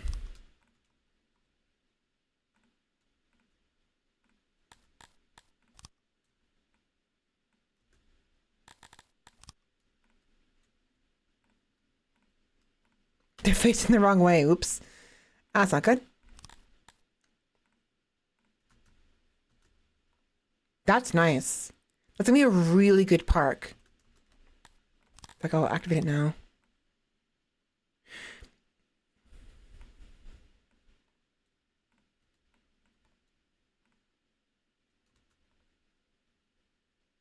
It's gonna be really nice. See, there is some designs I can come up with on my own. And it has to do with like using the natural topography. Sure, I could have simply, I'm sure you guys saw me consider it, right? I considered putting it like right here, connected to this right here, and considering having a single tile pathway. But then I thought, why don't I just place it right here? So there's a double pathway right here, like 2 ways. With that, this provides the people a nice little pathway back here to the little park behind, like a backyard, kind of. They both share them, right? Now, I am kind of concerned because if we have too many houses in one area, there's gonna be a lot of traffic. And if there's more traffic, that means more opportunities for them to bump into each other. So we have a lot of like 1 lane like roads here. We may want to start considering expanding them into 2 lane roads. But if we do that, it's not impossible. It's doable. Maybe we move this one over 1, and then we put this into a 2 lane one right here, and expand this into a 2 lane, leave this as a 1 lane into the park. That's an idea. Later though, I'll do that later. For now, we have to move 2 more houses. So this, I don't want to put them up here. It's like too much.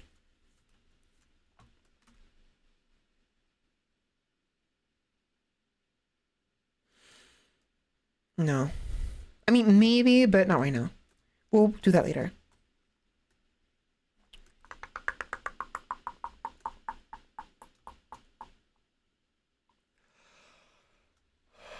I hear. Oh my god. When we clear up the area right here, we'll have more room for the houses, actually. I realize that. We gotta make room for the laboratory. That's right. Shit. Literally.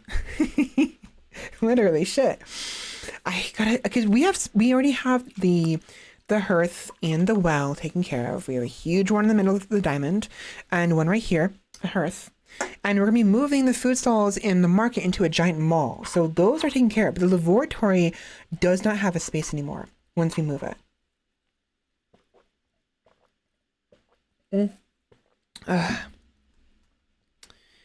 Yummy, yummy Pepsi.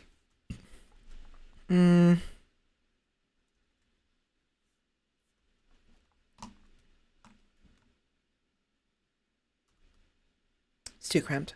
I want to put like a larger pathway right here at some point. So we're gonna leave this area up open right now.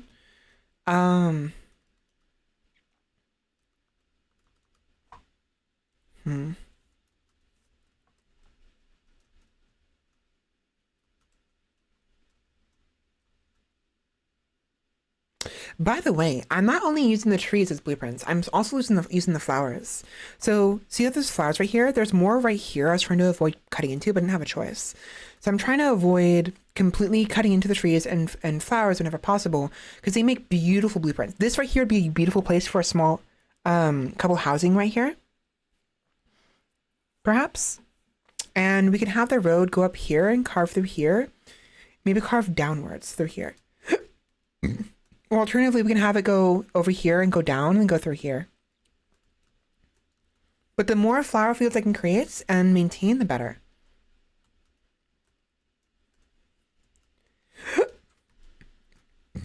Oh,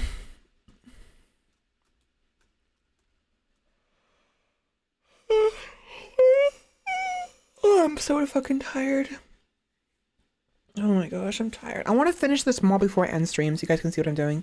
You can see my vision come to fruition, you know? So let me just delete these. I don't need these. They're in my way. All this is in my way. All of it.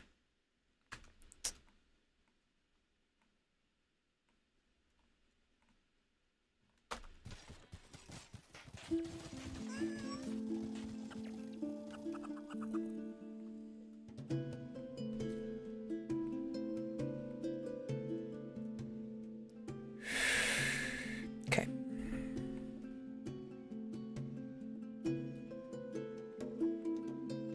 They're not gonna be happy with me at all, but who fucking cares? They'll be happy later.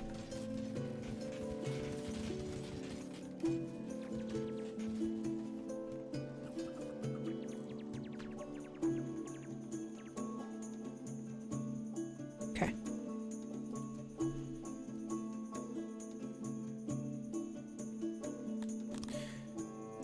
This might be overkill, but it needs to be done eventually.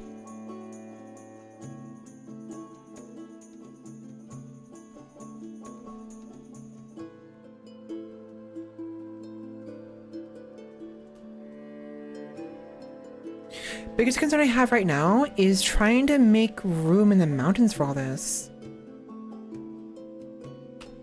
Because unfortunately, the way this is working is the way it's going to carve itself is going to prevent so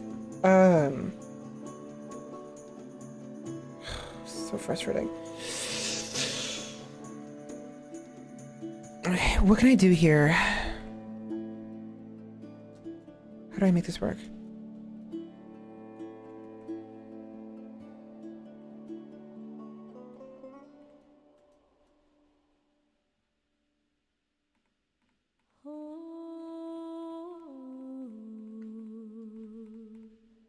I'm opting for these weird inverted sections here for now. Later on, we may fill it in later, but for not right now. Okay, so I need to carve out so much. So how much, though, is the question?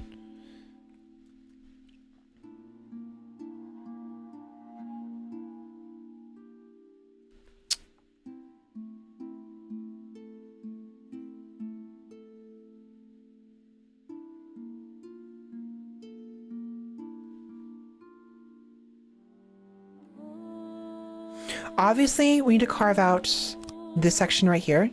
Obviously.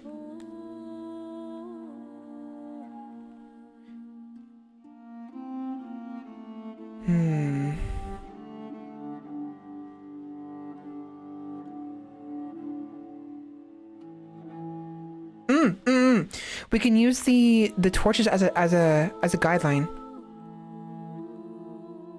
So we don't actually want to carve these out. This right here.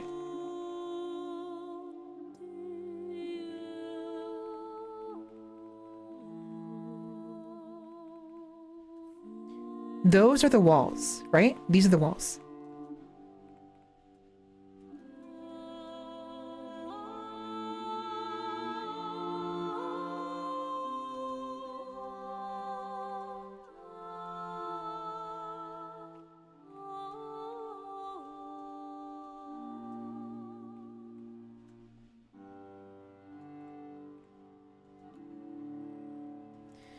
So the section we actually want to carve out is going to be this section right here.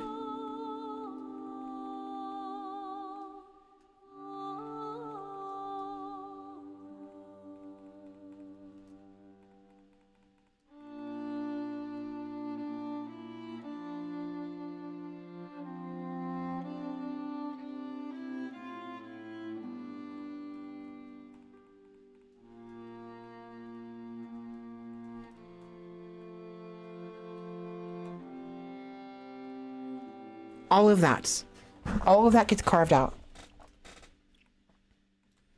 I did consider leaving some of the mountain for effect, but I think for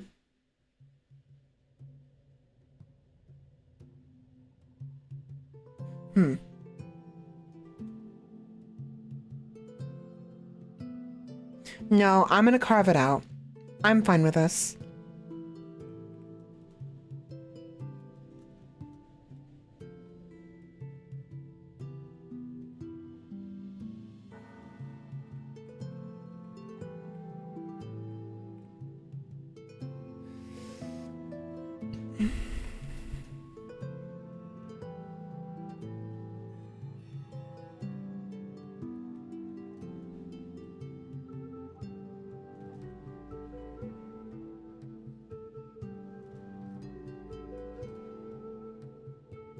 That's good.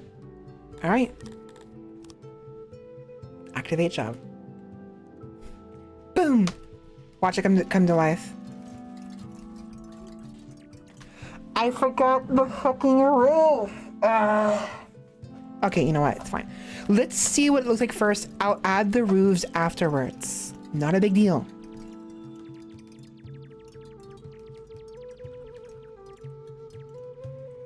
Okay. So now, what we need to do is get rid of these. I know I just built them, but I gotta destroy them. I'm gonna destroy everything in here that isn't, that won't allow me to build the roofs. Which is so fucking stupid. I hate this. I hate when it does this. I really wish there was an easier way to build. So you can't build roofs over a room, but you can build a room inside of a roofed building. It's so fucking stupid. I can't even build roofs over over road. How is that possible?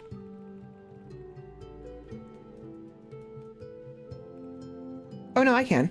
Never mind, I'm stupid. Never mind, I am stupid. I'm mistaken for something else. I'm so stupid. Never mind.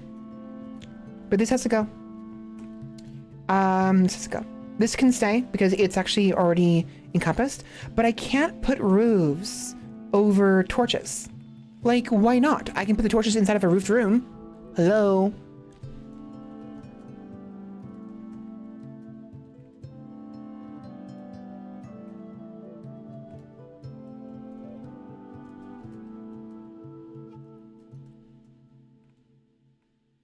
Fill tool. I forgot about that. Meow. Look at that. Boom, boom, kaboom, boom, boom. So easy. Cool. Much better. Oh, the roads. I mean, this is neat. You know what? Actually, wait a minute. That's kind of neat. Okay, you know, oh, I can't do it with this part right here, though. Because the you can't get rid of mountain roofs. Later. I think this will be for later. An idea for later. That's really fucking loud. Those are bats. Right, those are bats. You see them? I forgot about that. Little shitters. They're so fucking loud. Yeah, so this is actually a neat idea. I can't make it work for this for now, though.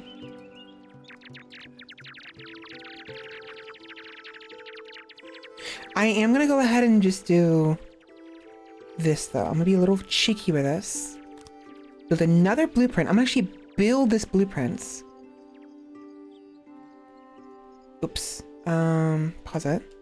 Delete everything that isn't the road and torches. I can play with this later.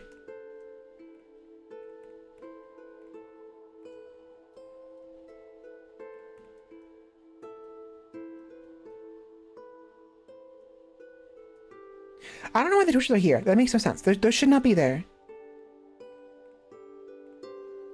Those should not be there. Why did I do that? I don't remember. Why did I do that? That's so silly.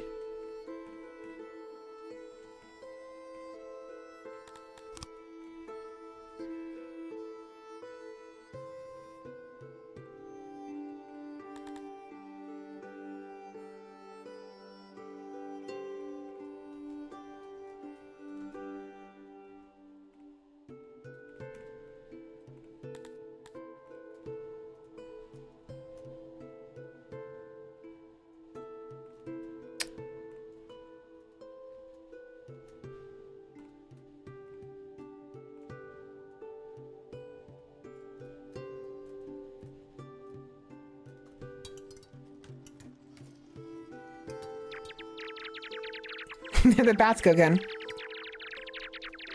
What's going on here? Ambient wildlife, mouse interaction, 5 ago.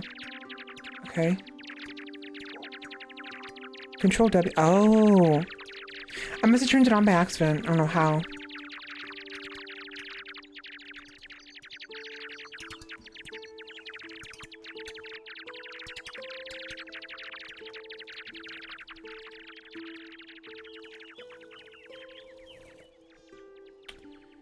Okay, so this right here will get built into all this.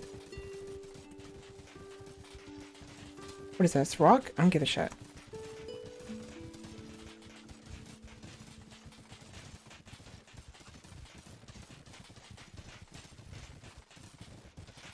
I'm not too worried about the bushes because the bushes will grow back after we remove the building. So this is fine. We just need a proof of concepts.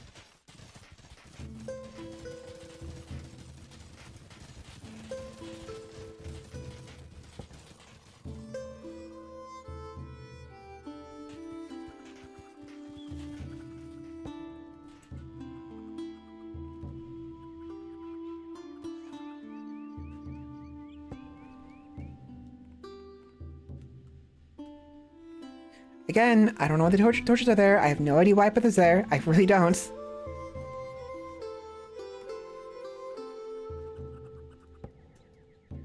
Okay, so that is a neat idea. It might actually be better to have proper walls, like complete walls, like proper ones, with simple openings in the inner area. That might be better. And then we simply do this at like certain intervals.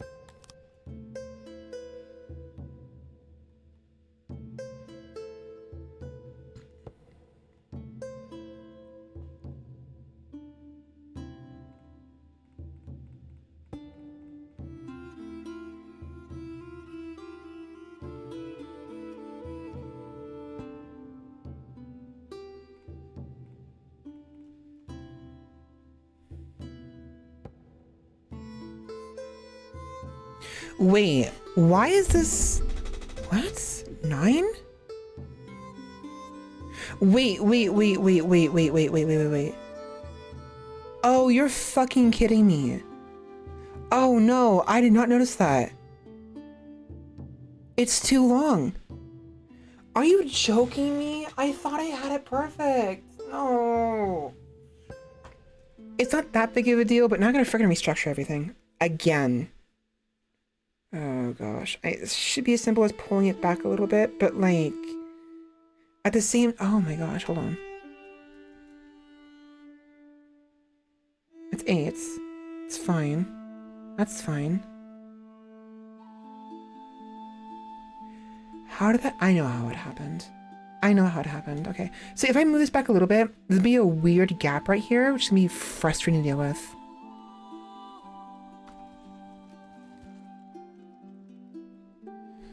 I don't have time for this, motherfucker. Ugh. From Hoyle the 10th, the great state of Blesbevaten. Hey, neighbor. So I have someone here at my border, claiming to know you. The sibling and goes by the name of Dread Pirate Kisahes. Looks kind of funny if you ask me. He says you owe him stuff, and I promise to mediate. Here's the list. It's a reader. If we don't pay this ransom, chances are our neighbor allows for free passage through the lands or gets attacked themselves. They want 6.66 thousand gold, 165 fruit, and 379 furniture. I don't like letting the raiders get what they want. I want to fight them, enslave them, and then if they behave, free them a year later. And I also have this weird thing where I've been thinking of killing off the bandit groups, so one by one, right? Starting low and going higher. The problem is, I don't have an army right now. I've been too focused on infrastructure and the design of my city. I haven't been training anybody, which we have plenty of people. We're at a point, we have 103 people doing absolutely nothing. So we should start getting the army set up, actually. Should definitely do that sooner than later. But for now, this very second, we don't have a way of defending ourselves. We have no choice. We can request assistance. Which means the Hoyle the 10th will attack the bandits, but the consequences are uncertain completely, or we can just simply pay up. I'm not going to decline. We have no way to defend ourselves. We have to either pay up or request assistance. We have plenty. We're actually drowning in resources. I don't really care, so it's fine. It's by principle, you know. Later on, once we have the manpower, they're dying. I'm killing them. They're not going to survive. Fuck you. Good. 1, 2, 3. Yes, it seems to be all here. May your claws grow sharp. Ah, yes. A sibling. He looks exactly like my mother. No, it doesn't. Nothing like my family. We're Tilapis. We're forest bloodthirsty elves. Unless they were implying that they look like a sibling of theirs, the whatever the freaking guy's name was. I don't know. That's so stupid.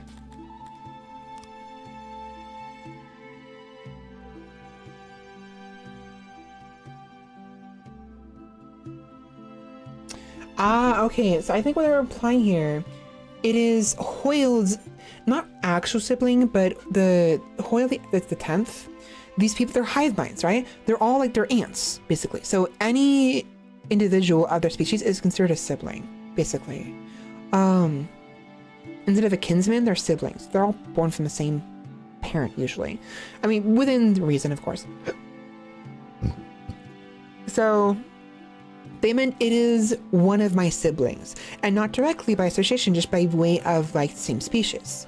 That's what they meant. I thought they meant our sibling. No, or my sibling, whatever. No. Okay, so I gotta reposition this. Fucking great.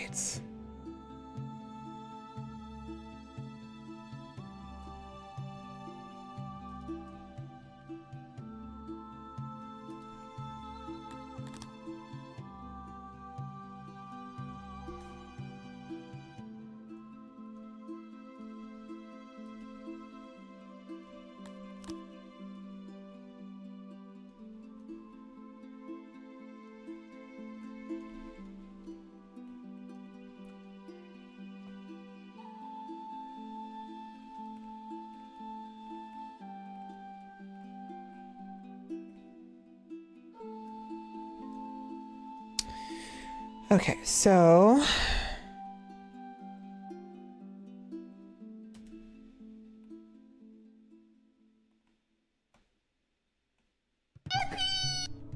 what's that? Welcome in, King. How's it going?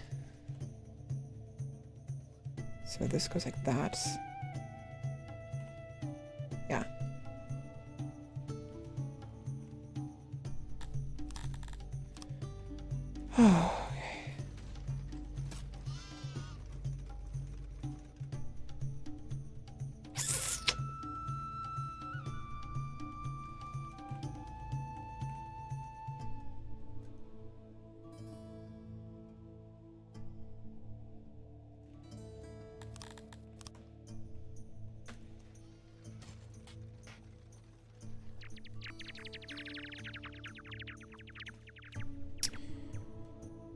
Okay. You're joking me, right?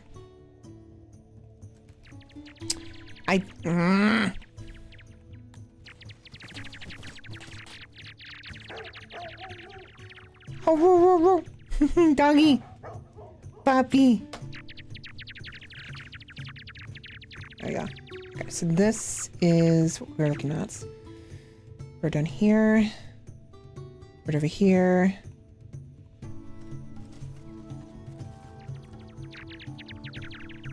I know it looks weird, the coloring. Don't get me wrong, this is all inside. It's just the mountain insides don't blend very well with actual building roofs. So dumb.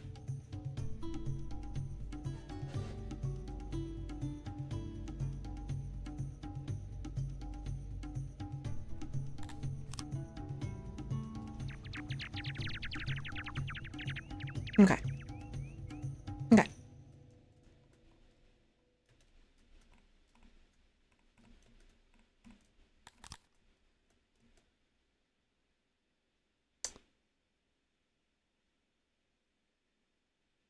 That's fine.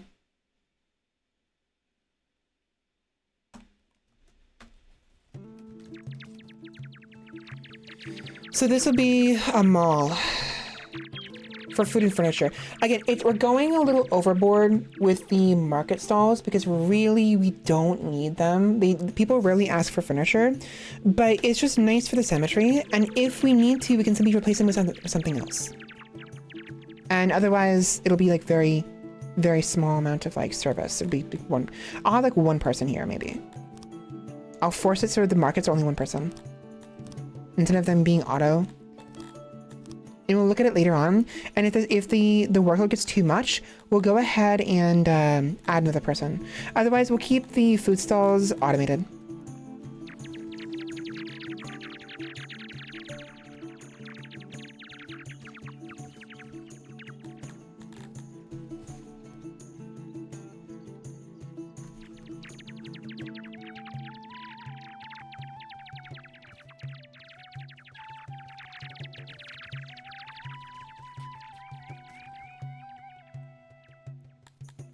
You know what? Fine, I'll automate it. Seems like there is some needs not being met.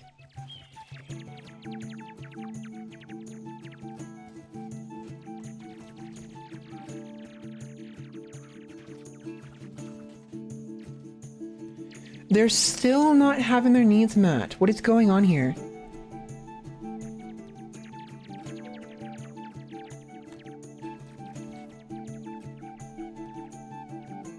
Ah.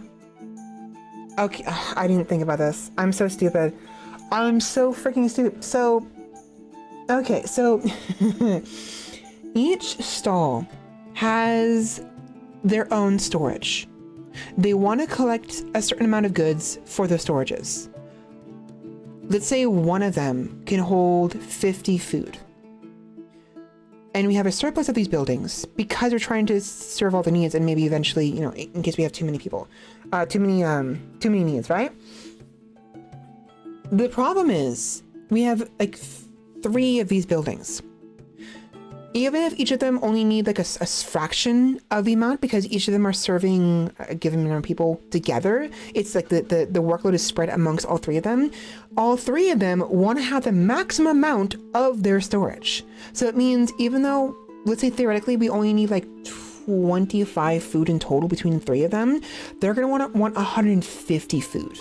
So we have no food now because it's all in the freaking food stalls.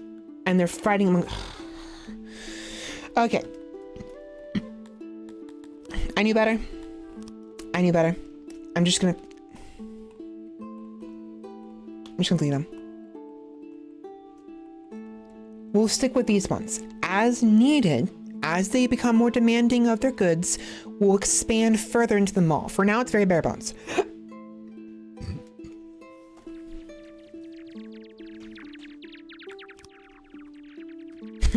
Fuck. I didn't even think about that until it was too late.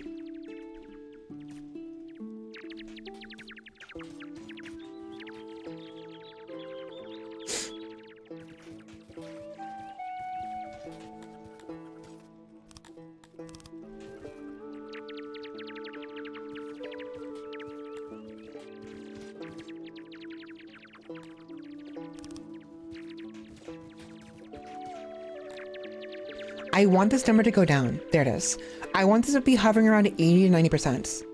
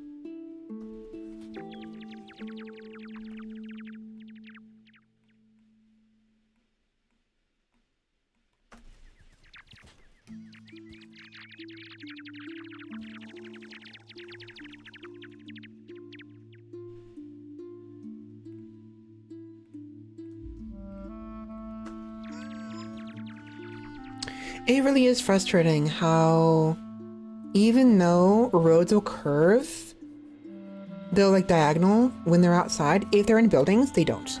If they're underneath a roof, they cannot curve. They cannot become diagonal like they do right here. See if they curved around. They don't do that. Inside, it's so frustrating. I want to see the smoothness of it. That's all we have for now. Are there bats in my roofs right here? No, it's grass. It's dirt. Like the bats over here. See? Kitty! Meow meow. Oh, look at that. So some of the animals will react to your cursor. Most of them simply run away. Dogs have no reaction, but cats will follow your cursor. Try to pounce you. I think.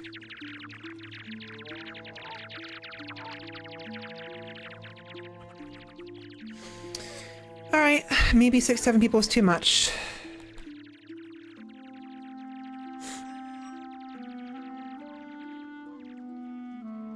It does seem like the needs are being mostly met, but we are still having problems here. So this issue isn't because we don't have enough workers here or whatever, or enough stalls for people to eat from. The problem here is we don't have them in enough sparsed out locations. I still think a large central mall is ideal for certain scenarios, but now the issue really is just that there's just, it takes them too long to go and get food.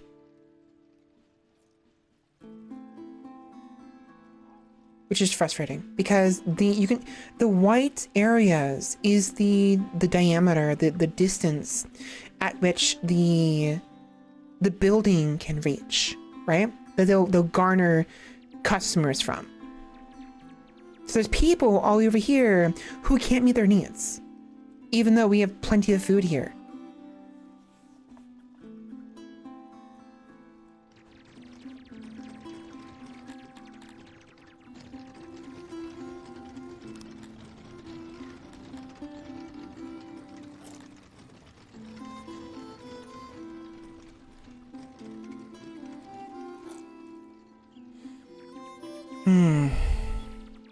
But now we have this empty space here. Is this alluvium? No, it's not. Alluvium is where the trees like to grow the most. These bushes indicate that trees can be grown here, but they likely won't want to grow normally. We have to force it with the wood cutters. Otherwise, we can ignore it. Probably ignore it. The future's here. The future's right here. That's all it'll be. And bushes are fine. Having some bushes here and there is fine too.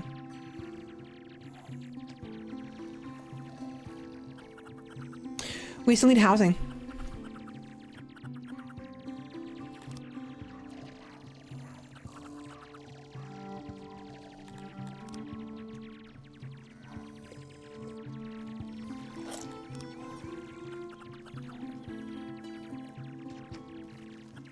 I miss how the other one looked. I actually really do miss that one.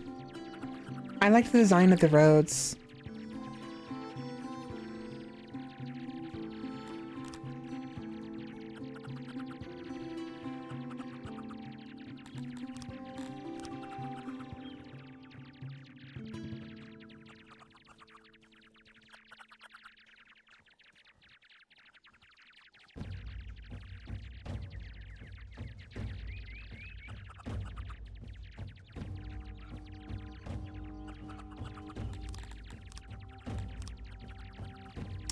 That's how it was right there, I think. No, actually.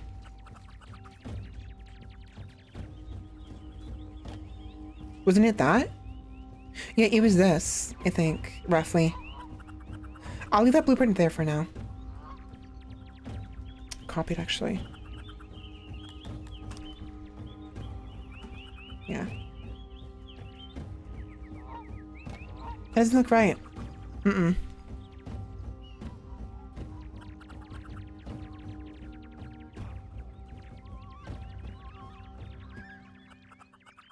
That looks better.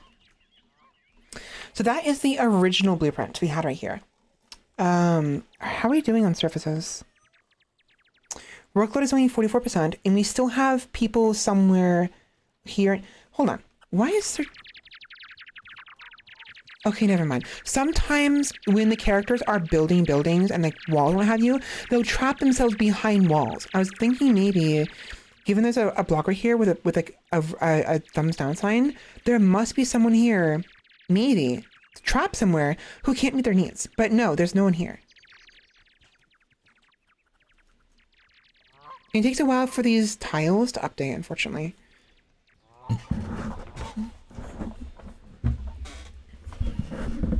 Load is 91%. The highest load of the service during a day, once full, it means there aren't enough services to meet your subject's demands. If low, it is an indication you can cut down on this service. You know what? I should have been looking at I was looking at this, but no, I should be looking at this. So this we need to go, so actually what do I do? Increase that to 7. Yeah, we need to increase this even more, I think.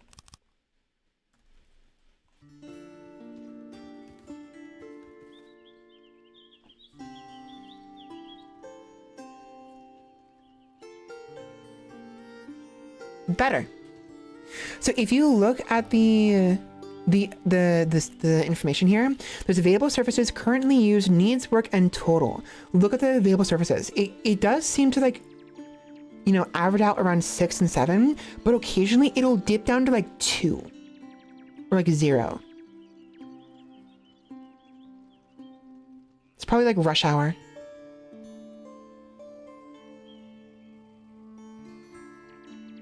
Yeah, during the night, it's not that bad.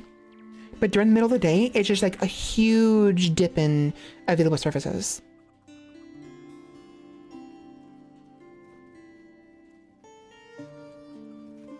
It's gone. The red square on the right is gone.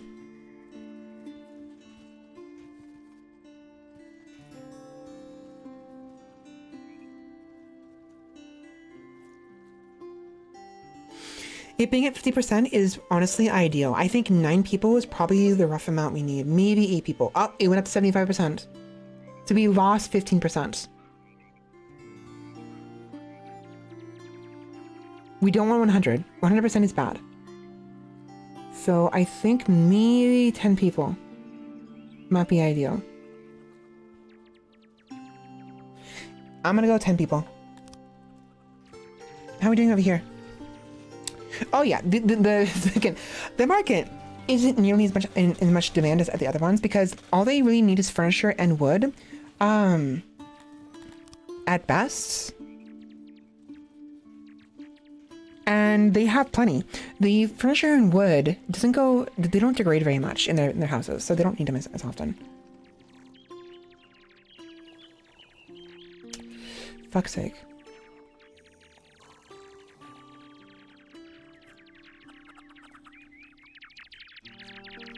Very pretty. Perfect timing. Aw. It doesn't look as pretty because it's all dried up right here, but it still looks very pretty. I love the flowers here. Look how pretty those are.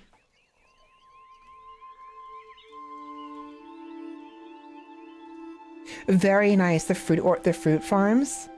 The red is really pretty as well. Can we see fish in the river?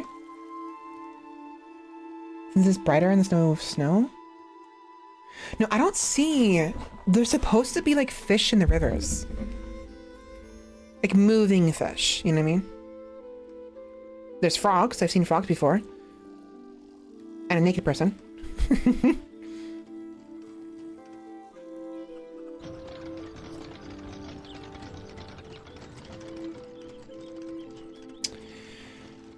But yeah, no, I'm not seeing any moving fish in the rivers. They're supposed to be, but there isn't. What is that? Why is there furniture there?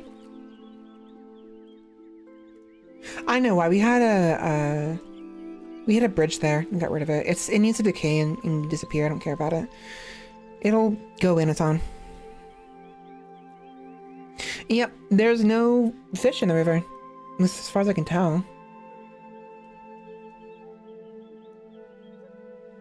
What is that? Oh, it's infertile ground.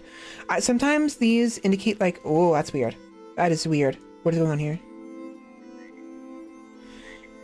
Sometimes they're indicative of like a a mine source. Like for instance, right here, this is clay. You know what I mean? It looked like clay for a minute, but it's not clay. It's just infertile ground. Which is surprising. I was actually looking for infertile ground for a very long time. I couldn't find it. It was really difficult to find because we had a bunch of alluvium and till and rich soil everywhere. Like this is like infertile ground. It's not. It's just till. So soil. There it is.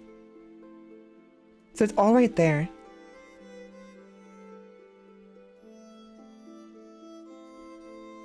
It seems like most of the infertile soil is underwater.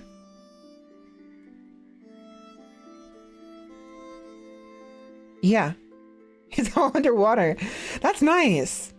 Because I'm never going to reach those anyways. So it's just like, it's less useless ground that I don't have to worry about. And there is some over here, but I doubt we'll end up going this far. I'm planning on staying on this side of the river, if possible. If we have to, I will expand over the river. But the whole purpose of the river is to protect us from raids. Once we get to that point anyways. Ah, it scared me. Sorry, I tapped my hands above my head, so my shoulder pushed against my shoulder speakers, and it caused me to hit the volume button. And when you hit the button in the direction like upwards, but you're already at max volume, it'll go beep, beep, beep, beep, and it won't do anything. It's really freaking loud. Am I building that right now? I better not. Okay, cool.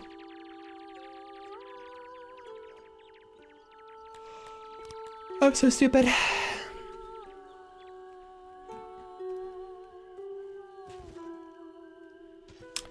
Not what I wanted, but okay.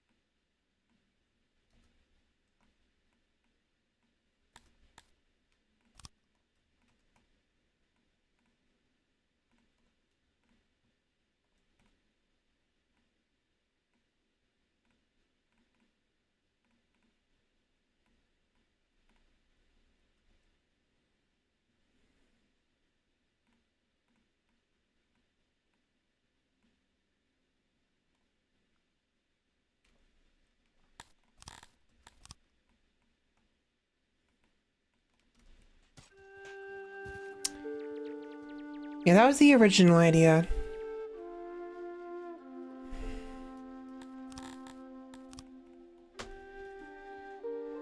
I don't like it. I don't.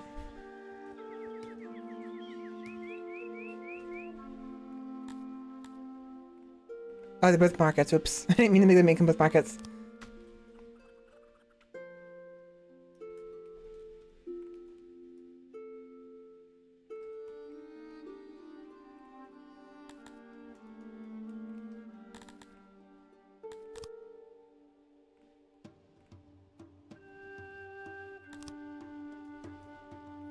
Are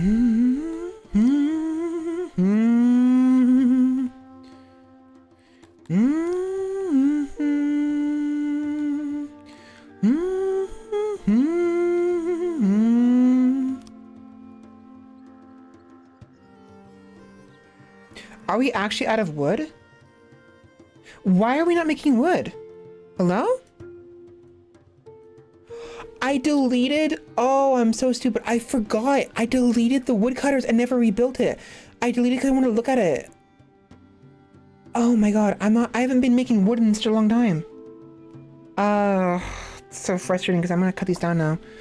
So we need to clear some trees now.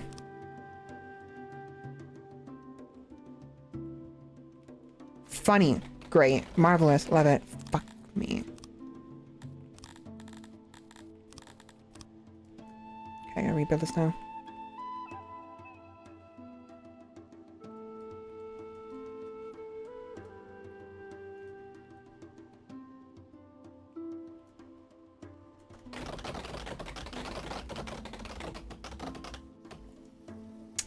The reason why I'm having to cut the trees down first is because we need it to make more furniture so we can actually build the woodcutters. The woodcutters require furniture, which is stupid.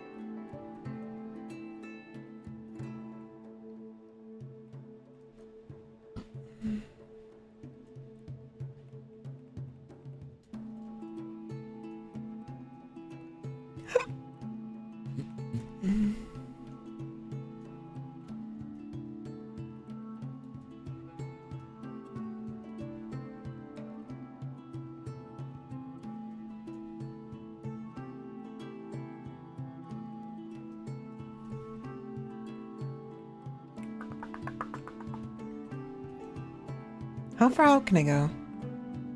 Right there. That's the maximum right there. So yeah, every building that is freeform like this has a certain maximum it can go to. That being 55 by 55. That's the maximum dimensions, X and Y. And that's separate from its actual like volume it can carry, right? So even though we can go from 55 across 53? 53 across, I guess, never mind. To like 55? That is weird. I swear it's 55 by 55, but whatever. Point is, a little over 50.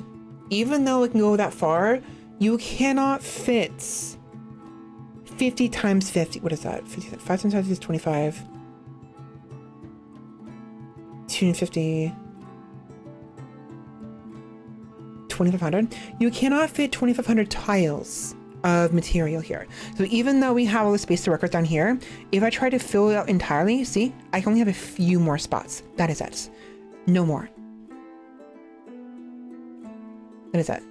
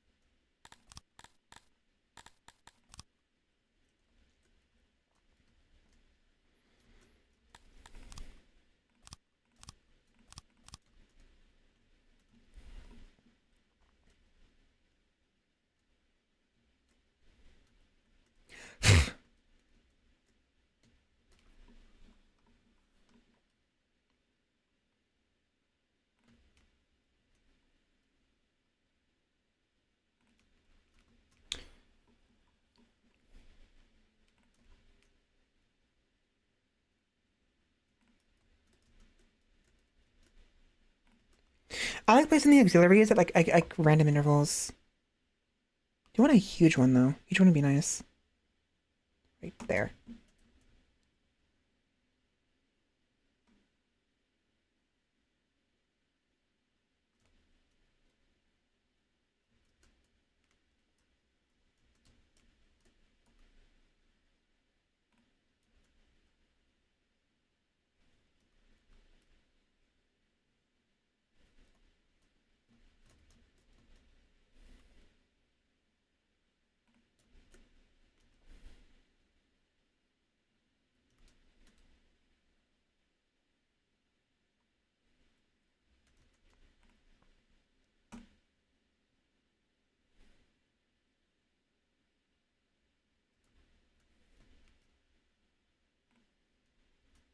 That'll do.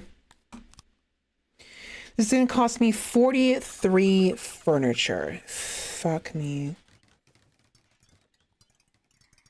That's gonna be a lot. I'll buy it. You know what? I'll buy it.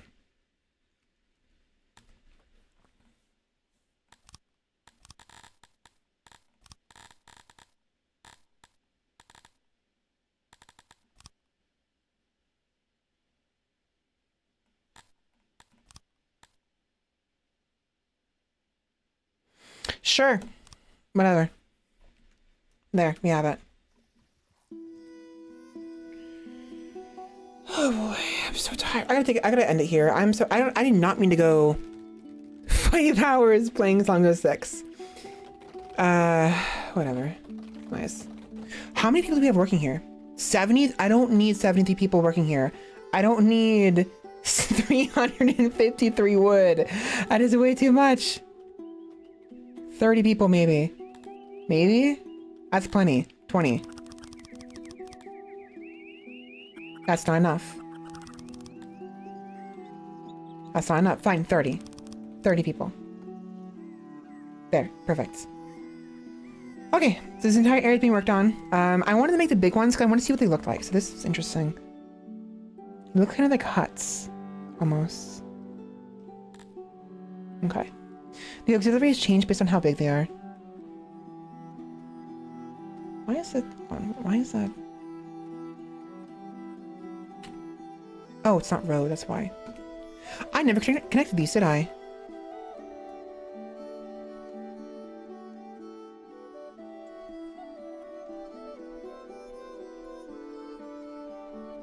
Okay.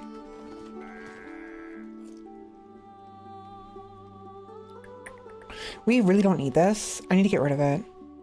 But I don't know what to put there yet. You know what? I want to build taverns. I want to be able to build taverns. And I'll have a tavern like right here. That'd be perfect next to the riverside. Yeah, very nice. Very cozy. What's the foundation like? It's a good foundation too. Yeah, even better. So we'll wait. For now, it'll be a nice source of additional food and cotton. And then once we've researched taverns, I'll get rid of it and plop one right there.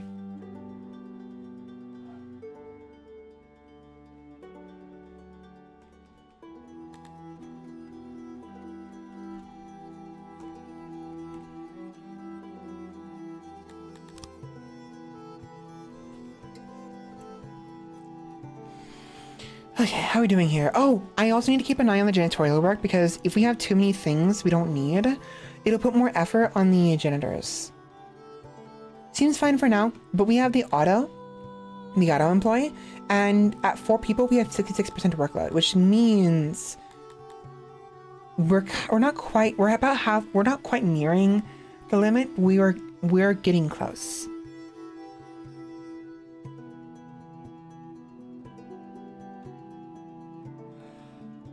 Not a big deal. Oh, why are there people over here?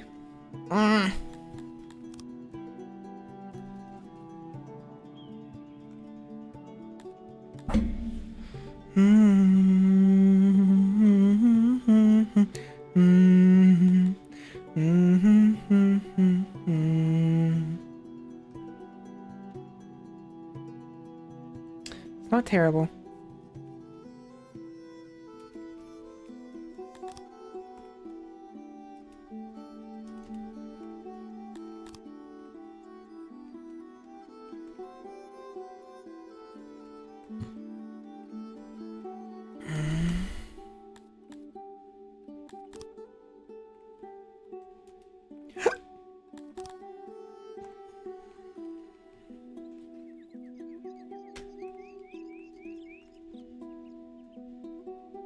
Wait, why is why? It was a blueprint. I didn't put anything. Okay, that is weird.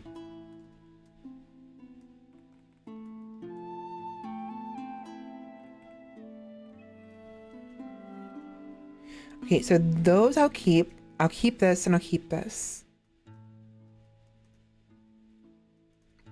I do think the mall idea was a good idea. We just got to get to the point where we actually need it. So we don't need it right now.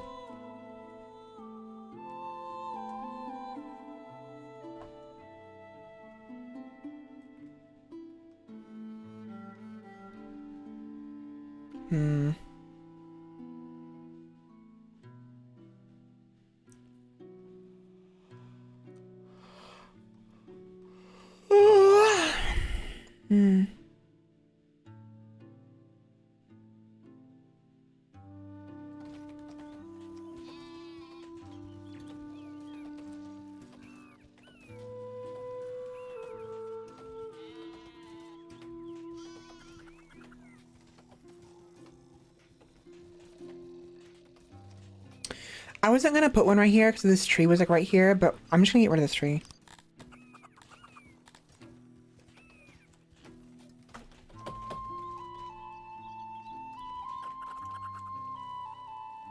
That's fine.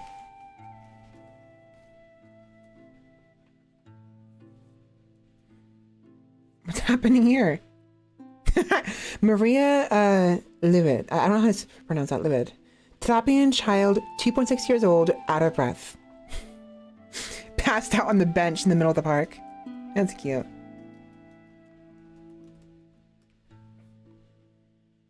Do I need this one right here? No. Get rid of that and put some more benches there.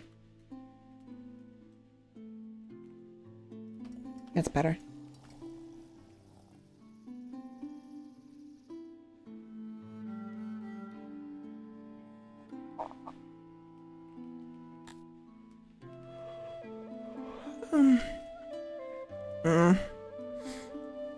I'm done.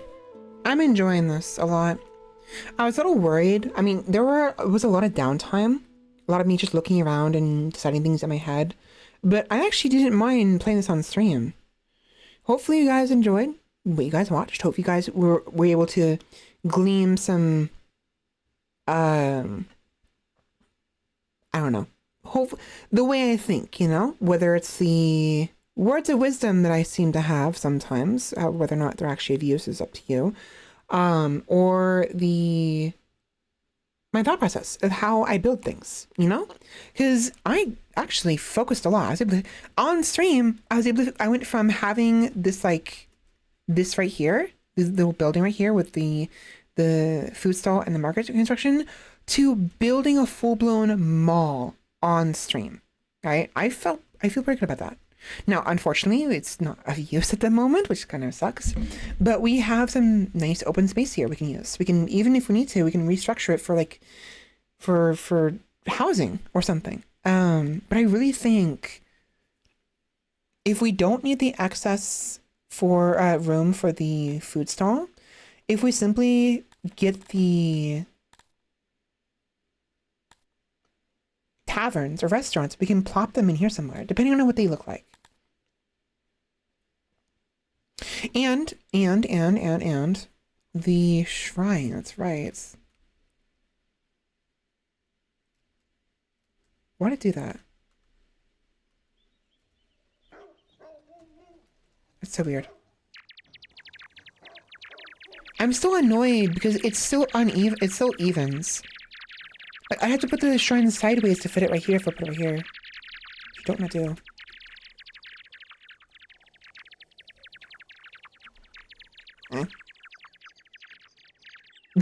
Exactly. Playing big ball never gets built. Sometimes they say life imitates art, but I'll say sometimes art imitates life. Here we are. Yeah, you're welcome.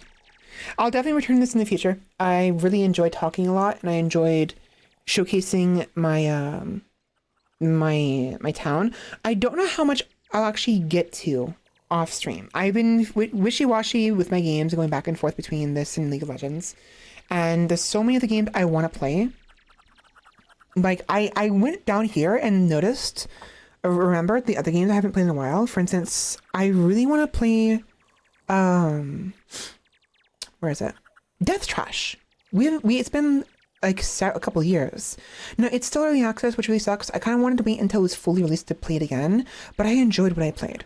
And then there's also the fact that I wanted to return to Crypt of the Necrodancer. Didn't really play much of it, to be honest, but it was interesting, and I kind of want to try to get into it proper. Then, on top of this, still the Princess. We still haven't finished this. We need to. I really want to. I haven't. Below, there is... I already played Scanner Somber, but there's another game that's similar to this we haven't played yet. Yuma Wari Night Alone. MO Astray, Vanilla Edge, these two games. And,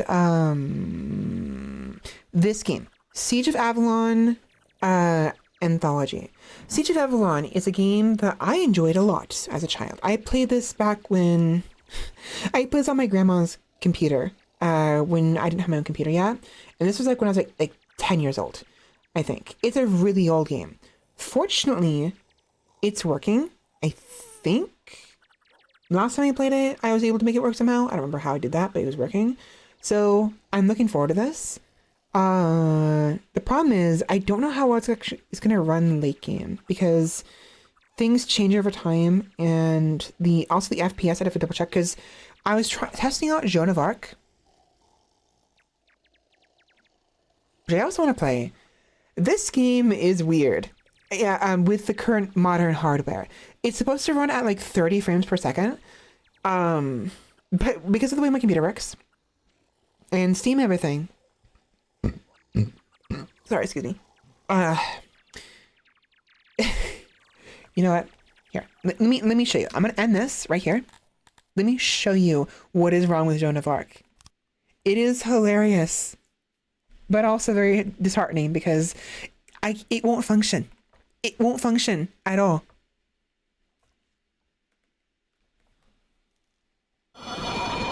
It's so loud.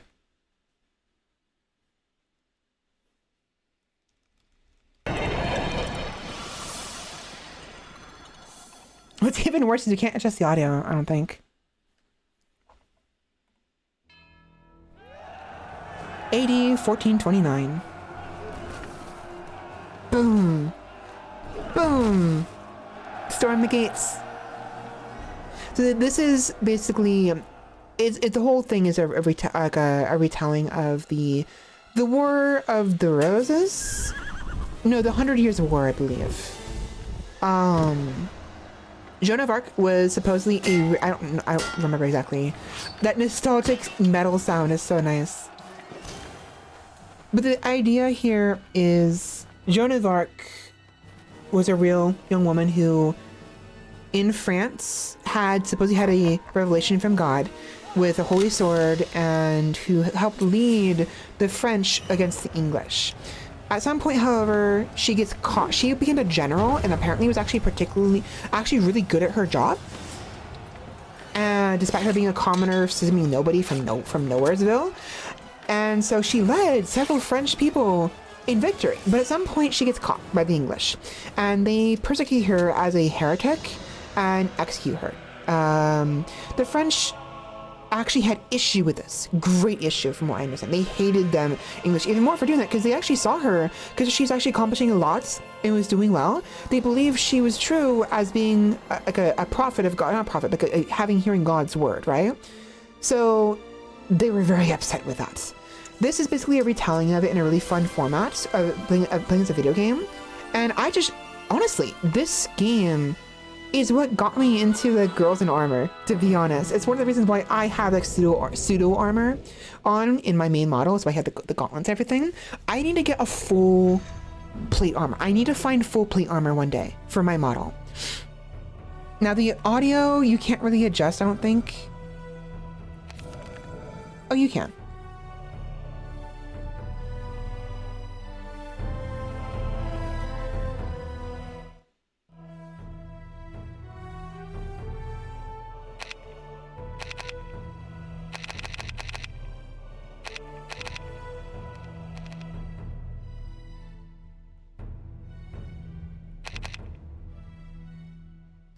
have to do it in game because it's hard to tell for sure.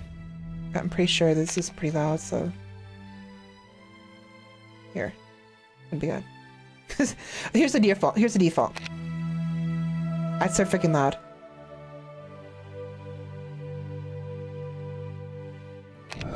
Anyways, let's go through the settings real quickly. Video options. We have brightness, contrast, gamma, draw distance, dynamic grass, distance, shadow, yada yada. We have the audio, which we should look at. We have the input options. We can adjust the keyboard and mouse inputs, which is actually really good, honestly. We have the game options, game level and melee auto targeting.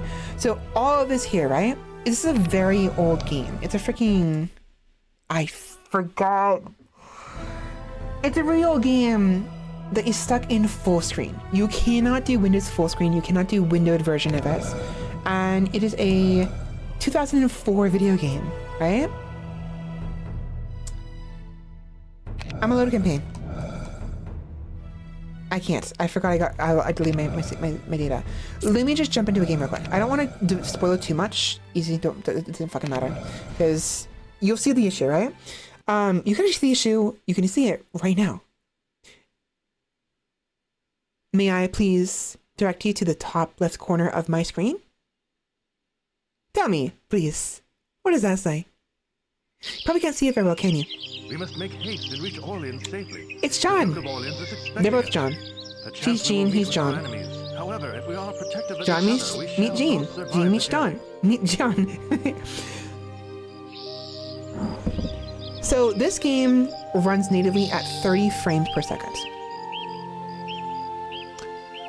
My computer is forcing it to run at 334 frames per second. Anyone who knows their stuff about video games and how they work functionally when it comes to FPS will know why this is a problem. For those who don't, I will show you shortly. Your sword is at your disposal when the need arises. Let's move along, shall we? So left mouse button for a light attack, right mouse button for a heavy attack, and Q is for defending. So thus far, it's fine. It's a little weird how she just pivots like it's nothing. It's really weird, but it's fine. It's important because she needs to be able to strafe, right? Defend. Attack for light attack. Heavy attack. Now heavy attacks, I believe, yeah, heavy attacks use mana, which you can see at the bottom left corner is the blue bar. Red bar is health, and the 0% is experience. And she has a small quiver of bow she can have any time. She can just switch between weapons in order to wield a bow. Anyway, the way this game works is it is a squad-based game, kind of, where you control Joan of Arc, and you can change to different characters with a keybind. Alternatively, you can command them to do certain things. Stay put, follow you, charge forward, patrol, things like that, right? But we currently need to make our way to the castle, to the fort, where the Duke of Orleans is waiting for us. So we can join their forces and then continue on with the fights. The intro showed this guy finding Joan at a ruined church, which is probably all the way over here, right? That's how the actual intro was the start of the game before this point. Oh, come on.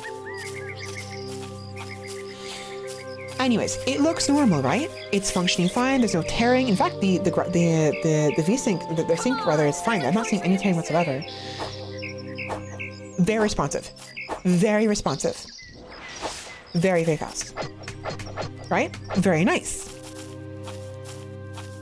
So far, so good, right? The enemy is just ahead. If the enemy is down, strike them before they get up with Q. Oh, so Q isn't only defend. If they're down on the ground, you can actually execute them. Let me go ahead and change the category, since technically it is... We're going to play this for a little bit. Not much, but we are playing a little bit.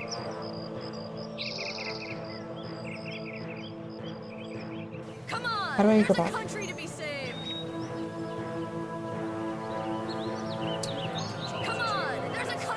Shut up.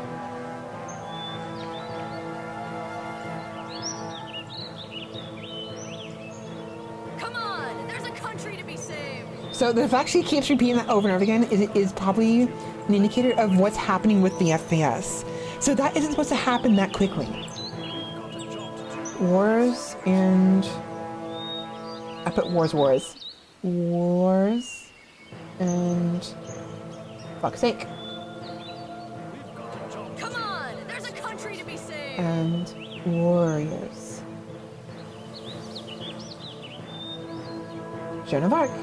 There we are. Come on! There's a country to be saved! Anyways, everything is normal. Supposedly, despite the 444 FPS. Holy shit.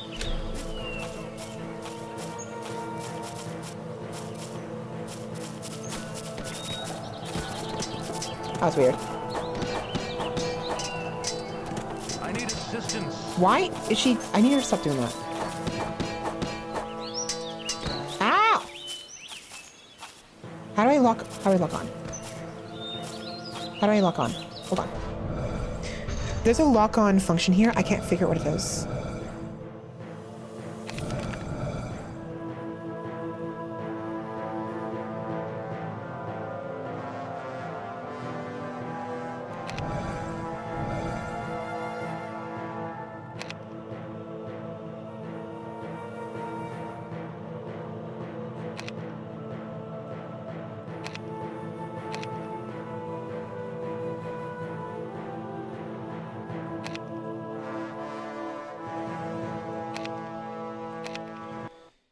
I swear there's a lock-on option. I don't remember what it is. I guess not.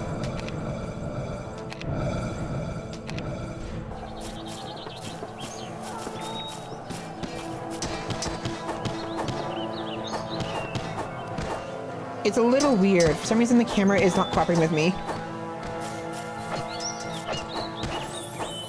Why does it keep tilting like that?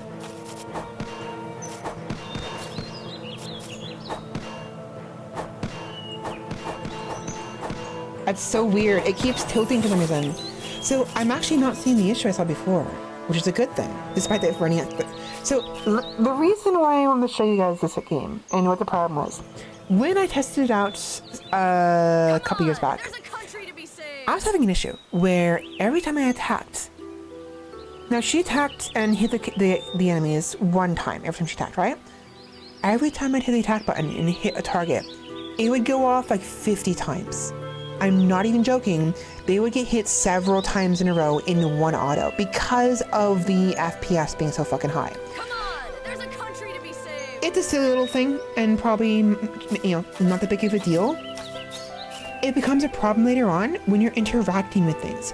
Every time I'd go to interact with a trebuchet, for instance, it would not work because she would go into the menu and come back out like immediately because the mechanic, the button to interact with it is the same button to uninteract with it. So it made it impossible to progress the game once we get to a certain point.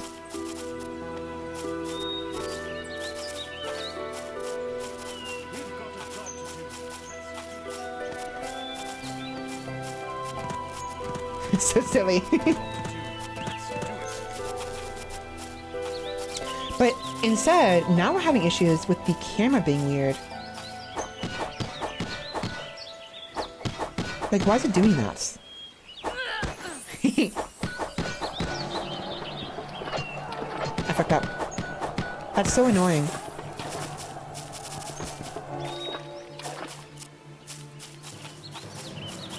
Nice. Enemy camp captured. It's very reminiscent in my in many aspects to what is it called? To Dynasty Warriors in some aspects. But this was probably the very first interaction I had with such a video game, so I didn't even know. But so this is probably the more closely to my like core memories of such games. I can walk. That's right. I swear there's like a lock-on function. I don't remember what it was though.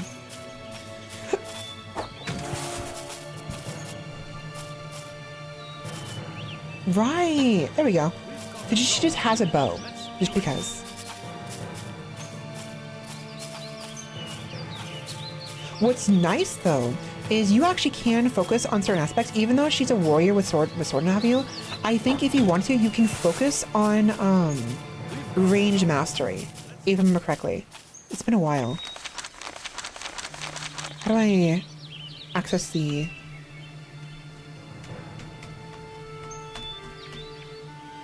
Come on, mission. We've got a job to do. How do I?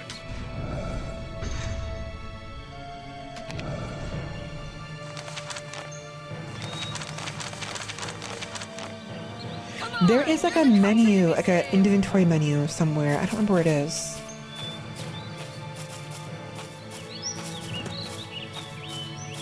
I just want to hurry. I want to hurry to the trebuchets because I need to see if it's still busted. Oh, you. Goodbye, you. He blocked me, the bastard. I missed. I missed. You can miss. If you don't aim it right, you just end up missing entirely. You bastard. Am I die? No.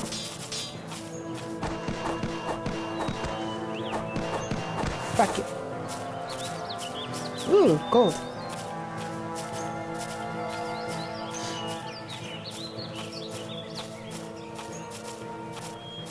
Where are they?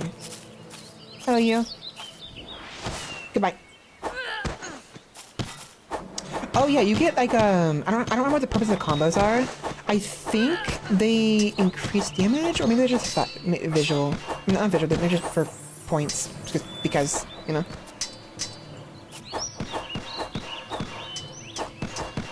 I'm thinking this might be for cinematic mode or something. Maybe that's why it's doing that.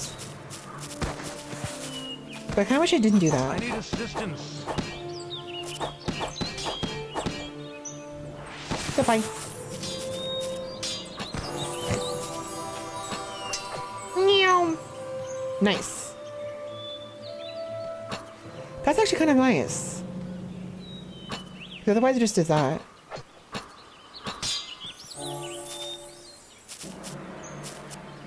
F1. There we are. This menu is so nostalgic. Oh my gosh. So strength indicates your strength. The stronger you are, the more powerful your attacks become. Defense indicates your ability to defend and instantly attacks inflicted on you. Dexterity indicates your relative ability, movement speed, and effectiveness with ranged weapons, and leadership. Capacity to lead. Higher leadership allows you to command more units at a time. So more units, bow damage, general defense, and melee damage. You can also directly increase hit points and energy points. Energy points is for like powerful attacks. It's the blue bar, not mana. It's energy. Hit points obviously is health points. It's fairly straightforward, and that's about it. It's very straightforward. But we also have skills. So this is actually in the same era of when I played games like the Lord of the Rings games. The old Lord of the Rings games. There was this game where you had to unlock moves by leveling up. It was on the PS2, I think. My friend had it. I played it on his console. And it was really interesting of a concept to only have to be able to unlock moves with the experience. Because otherwise, otherwise all we have is the basic auto attack. But with this, we can actually unlock like a quadruple a move, or triple AAB, right? Or AAB or AB. Really interesting, in my opinion.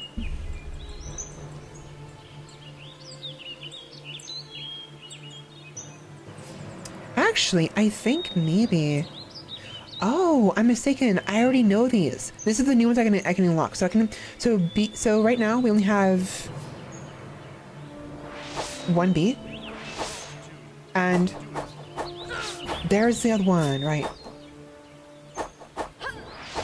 Right, okay, so we already have some unlocked. But if we want, we can unlock, I'm not gonna keep this safe. We can use 2 upgrade points to unlock a new double heavy attack. Or we can use the points to increase our stats. So I'm gonna do this.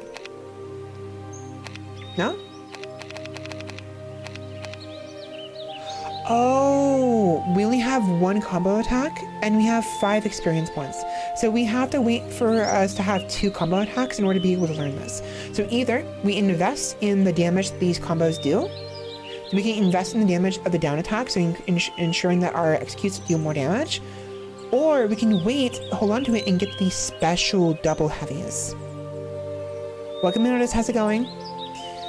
I won't be streaming for too much longer. I'm just doing this quickly as I can to get to the point I was at before, to showcase the problem I had with this, to see if it's still active.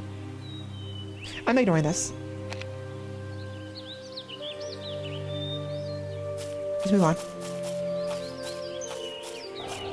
Hey, you.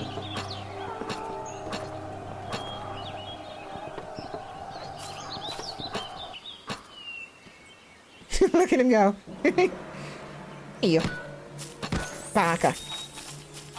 Hey. Die.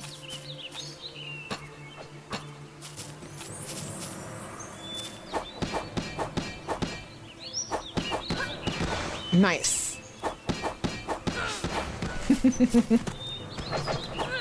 There we go.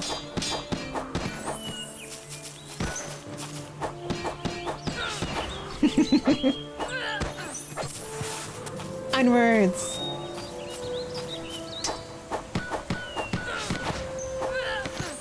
Nice.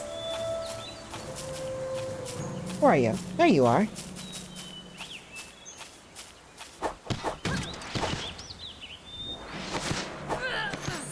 Bye-bye.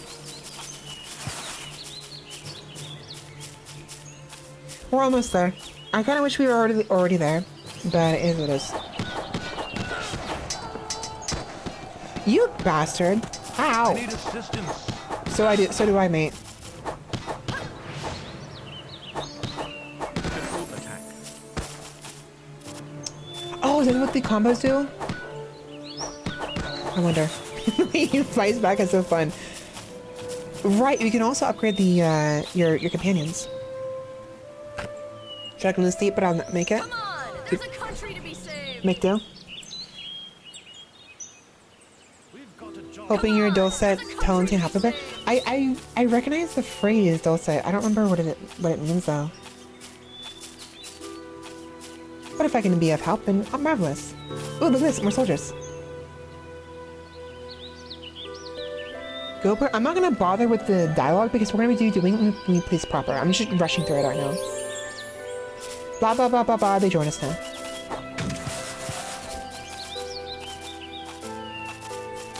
If I remember correctly, you get a bonus by bringing them to the castle without them dying. Otherwise, they can die, and it's a bit unfortunate. So I'm trying to avoid that if I can. I remember when I first played this, I tried to save everybody. It was actually surprisingly difficult. But I was playing on a hard difficulty too. That probably makes sense.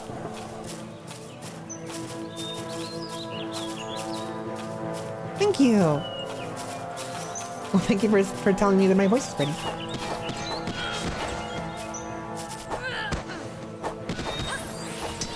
Ouch. They're from behind us.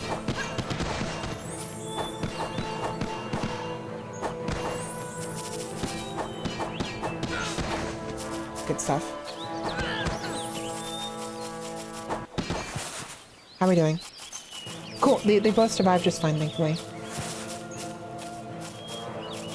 We have to eliminate all enemies on the path. The bozos. Fuck you. There has to be a way to remove that camera tilt. I hate that.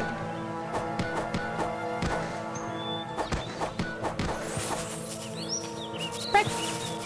Give me red.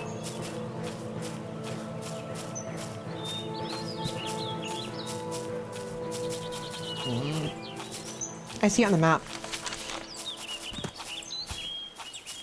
Go all the way around for these bozos. I don't know why I said that twice. Bozo should be a phrase saved for the right moment. That is a lot of archers. Ouch. I'm being attacked. Oh my fucking god. Stop it! Fuck off.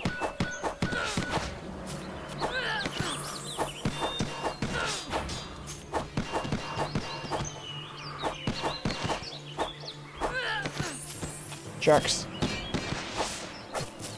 Okay, so we have to go across the way now. Follow me, please. Thank you. I am pleasantly surprised. I am very surprised this game is running as well as it is, because the first time I tested it out, it was not running very well. I don't know what I did, but it's functioning. It was hilarious, though. Like, when the freaking attacks would go off, you know, I should probably double check the audio. Come on, there's a country to be saved. Want me. That's for later.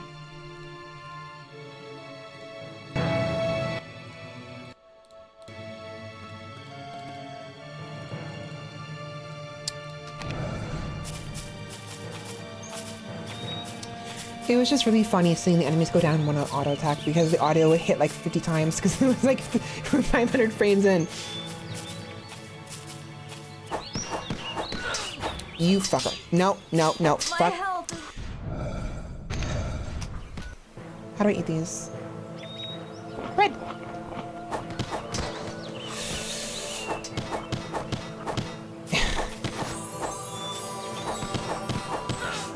I missed. Imagine like interrupt me more and more.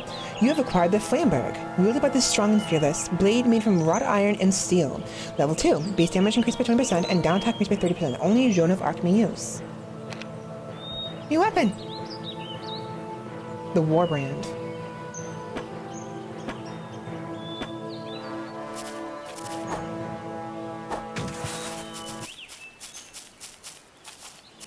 That was weird. What is going on? Oh my god, it's so silly. That is so funny. So if you are in the right terrain and you simply grind against the wall, you just go zooming across. Whee!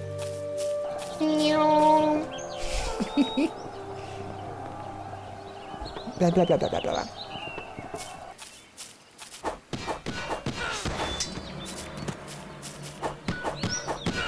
Fuck you.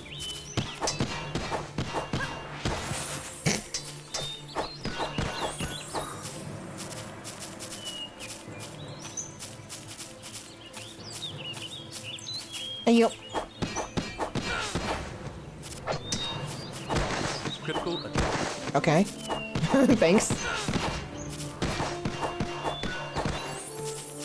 No, no, no, no, no, no, no, no. Get back here. Get back here.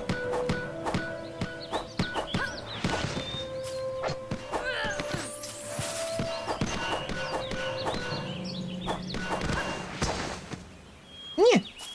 Exactly. Ow. Okay, how are we doing? There we are. What about me, though? We got it. So 2 points for the attack BB. So now, we do this. Nice. That won't really be useful for the small fry Only a because short way to go. I believe that is all. they get tossed with the first the heavy attack, but against heavier enemies, it's very useful.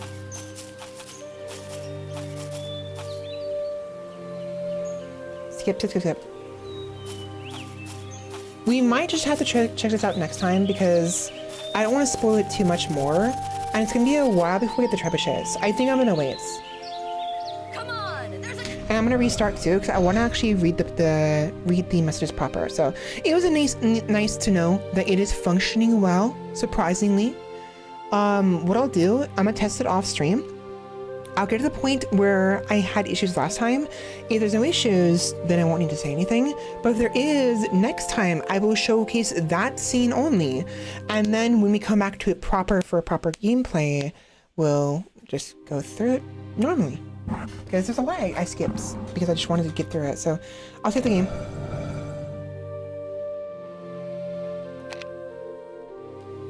Test 1. Test 1. Very nostalgic for me though. I really enjoyed this game when I was younger. I got a fair bit through. I didn't get the entire game, unfortunately. It got too hard at some point. But as I am now, I know for a fact I can beat this. I know for a fact. But she definitely inspired me to be a woman with armor. She's the reason why I have armored gloves and boots, you know? And why I would love to get a full armor set one day. I will say though, the depiction of her, my mom knew I enjoyed this. And so when a live action movie of Joan of Arc came out, she took me to go watch it. At the time, I was like 10 years old. May have been a bad idea, Mom. No, actually, it's fine. I mean, maybe not. It was traumatizing. I remember I enjoyed watching it, but it traumatized me. And I was on my way home, I was shaking. I'm not even joking. And my mom regretted taking me, but I honestly don't think it was a bad thing to experience that. It would helped me put things in perspective. And now that I think about it, I kind of want to go watch it again. It's a really old, I say old, like a 20, let me see if I can find it. For the model. I mean, maybe real life perhaps, but mostly for the model.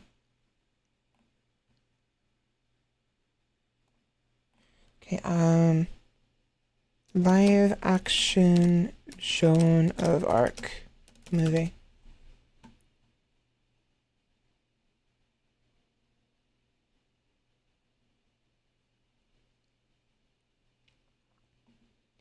Was it really that long ago? Oh, wow. Hold on. 1999. Are you freaking kidding me? Hold on. Where's Joan of Arc release date?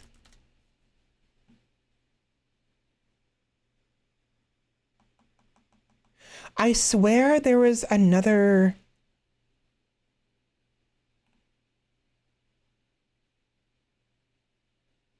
Nope, it was this one. Okay, so I'm thinking what happened here is most likely I enjoyed playing this game, and at some point after 2004, when I was like 12 or 13, no. Why did I like Joan of Arc? Because there was something prompted mom to take me to that movie. If it was 1999, I would have been 9 years old. But if it was after 2004, I would have been no older than 13. And I'm pretty sure I remember it traumatizing me. I think I would have been fine 13 years old. Yeah, okay. So she introduced me to this movie for some reason. I don't know why, when it came out in 1999. And sometime after that, I found Wars and Warriors Joan of Arc. I must have got the timeline mixed up.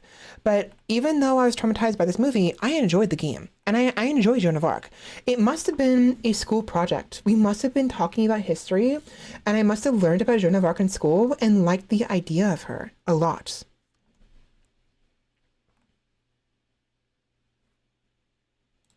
So, The Messenger, the story of Joan of Arc. It is a R.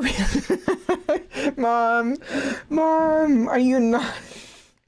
Oh my God. It is an R-rated historical war drama starring Mila Jovovich, I can't say her name, Jovovich, as the teenage visionary who leads the French army, with John Malkovich as Charles VII. It was traumatizing. An R-rated movie my mom took me at 6 years old to go watch. I don't think it was maybe in hindsight it was bad. I don't regret it. I don't regret watching it. I remember it. I remember it almost by heart in some aspects because of how traumatizing it was. The scene when she found the sword in the field. That point when she's storming that one castle, and not all the scenes, but many of the scenes. And then the scene that really popped up the most is literally her ending scene. When she, spoiler alerts, she dies. She gets captured by the English and gets executed. And it's a freaking over 25-year-old movie, almost as old as I am. This movie ends with her supposedly being, what's the word?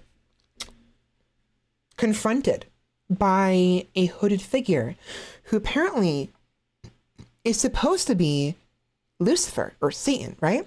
Satan comes meeting her at her last moments, supposedly, and tries to convince her, and succeeds unfortunately, that all the moments when she said she had done everything on behalf of God, on behalf of Jesus rather, not God, but Jesus, because her point was she said that she had seen a vision of Jesus and that Jesus was guiding her. And whenever she went to battle, she said, do it for your Lord and Savior Jesus Christ or whatever, right?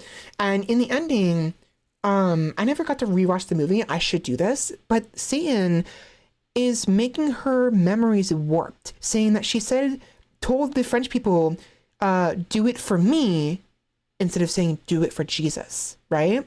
Which is interesting. Did she actually say for Jesus, or did she actually say for her? And so now it makes you want to go back and watch the movie and see those scenes again. It's like, wait, did they go to battle for her? Kind of thing. Really weird.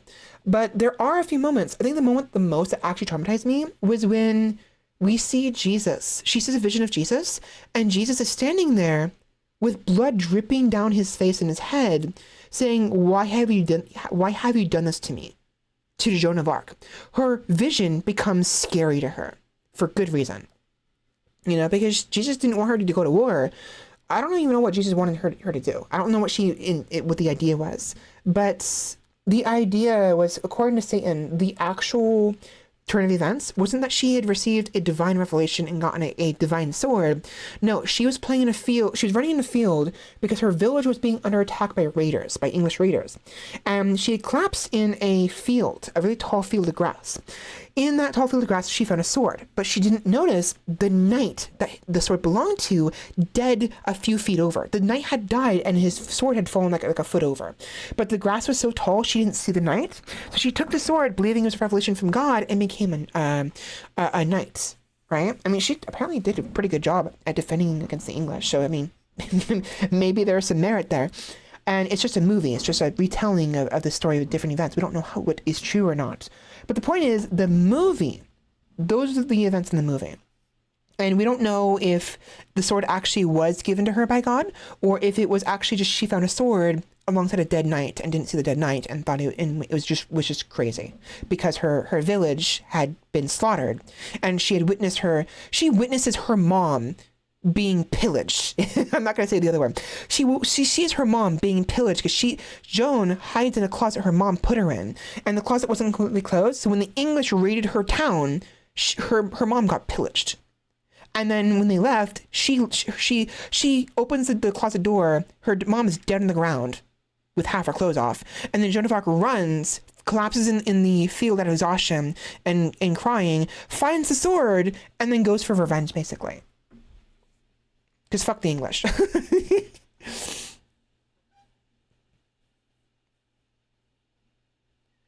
Why? Oh, I see. I do have to fix that though. Welcome in, Epperson. Thank you very much. How's it going? The normal way to end a Joan of Arc movie. Yeah, she apparently, according to actual events, she gets prosecuted, and according to the English records, from what little I understand, she does claim to, you know what? I think what the idea is the English themselves convinced her to say that she was wrong, and she made it all up.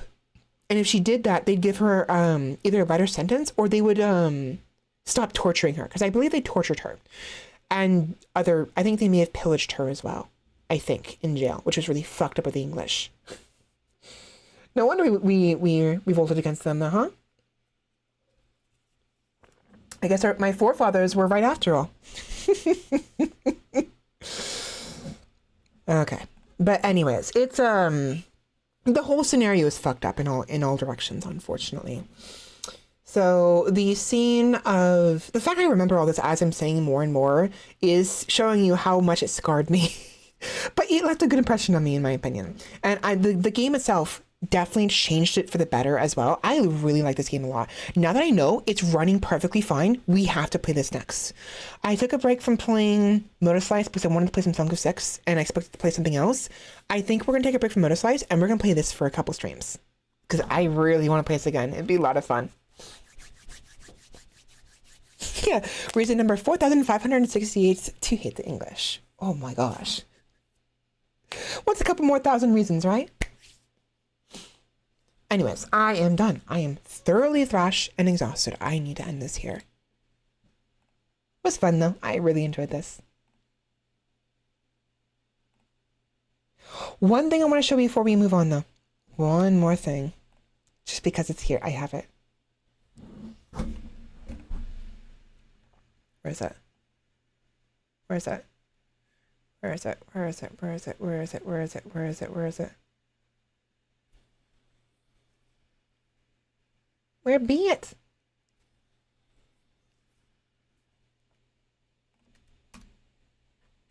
Here it is.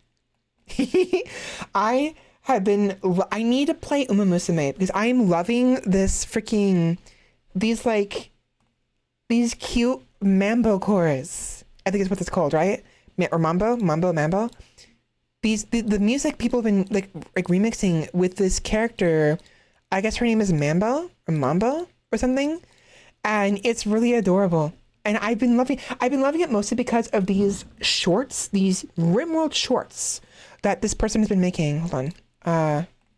Rimworld shorts.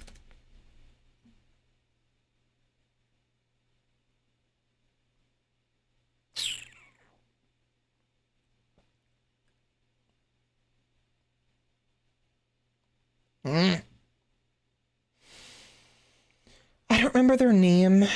I gotta find them.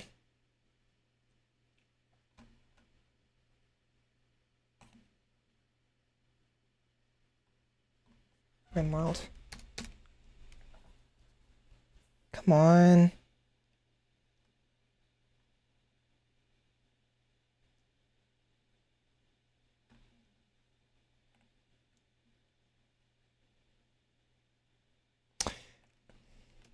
You know, it'd probably help if I spelled it correctly. I put a WIMWORLD, Wimworld, instead of a Rimworld, because I'm an idiot. There's a number of different... Here we go. Buy 2 hot dog, please. This person. Where's the one I watched first? Who's this one? Where's the audio? I muted it by accident. Whoops.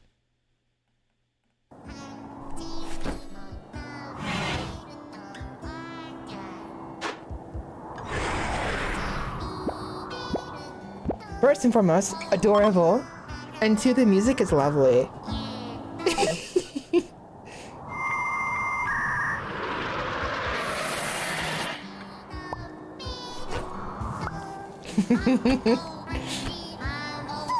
Mambo. Wimworld. Yeah, basically.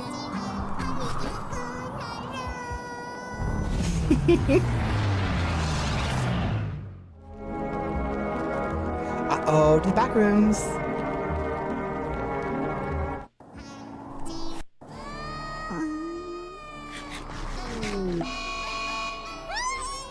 So adorable. I really want to play Rimworld again, but I'm so unhappy the Ratkin mod isn't working with my current mod setup. It's what I upset the most. But this is such a fucking Rimworldy situation. She fucking fixes the turret. It goes to shoot the mad hare, and it shoots the colonists, and then just barely saving them right before they die. Only for infection. You know what I mean? It's the worst. So adorable. Mambo core.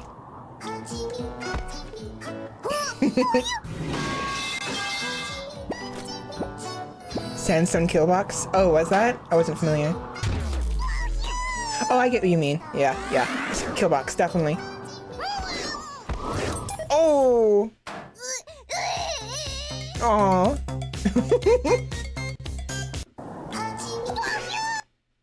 Okay, I need to link this to you guys because I'm gonna forget. So let me link this channel to you because they're really funny. There's a lot of different people who make really good Rimworld shorts that I've been enjoying a lot.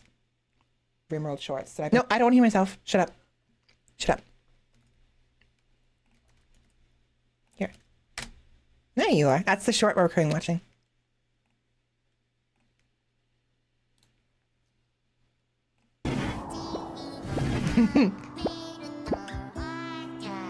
Recreation stars and everything that's happened before. Guess what? Breakdown. Just seeing these events is it's just so nostalgic. Because I've gone through these myself. I've seen it happen many times. For no reason. Sparks, and then it happens, you have to clean it all up. It's just the worst. And after all of that, infestation. Lovely.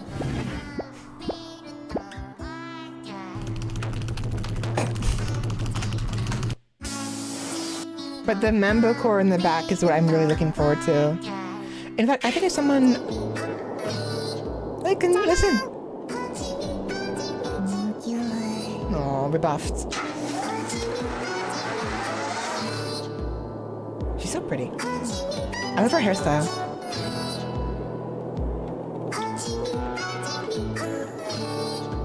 Oh, that fucking sucks.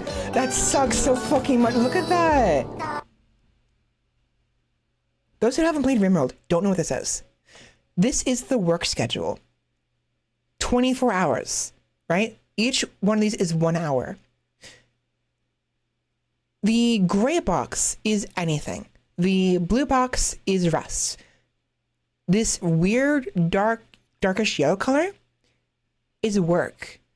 The person who is playing this game is put her to work 22/7 with only 1 hour of sleep, an additional hour for anything. So she gets 2 hours of sleep, but wakes up and then goes to work. That is peak RimWorld right there. That's what that is. I'm more generous personally, but like she can't get to bed before she collapses. And of course a raid. Even worse, a drop pod raid right in the middle of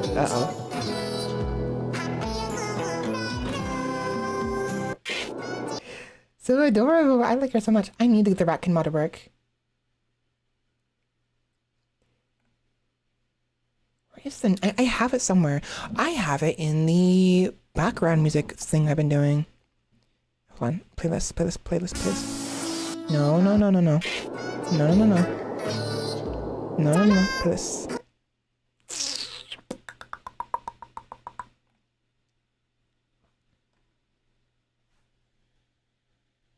I've been going around trying to search for various things to use for video editing. I need to get the video editing. And I have like various like memes and background music I want to do. Where? I have it in here somewhere, I swear.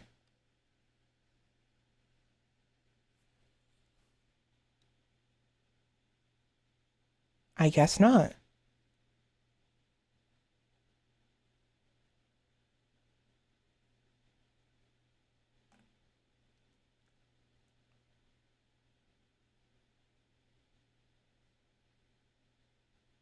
Is this it? There we are!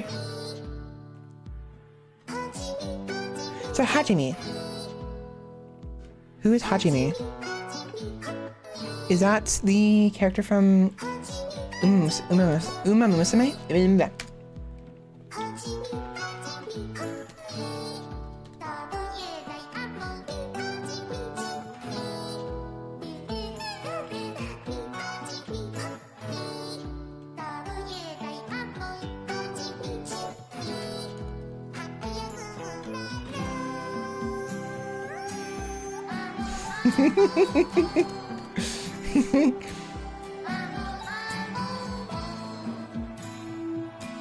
Hajime.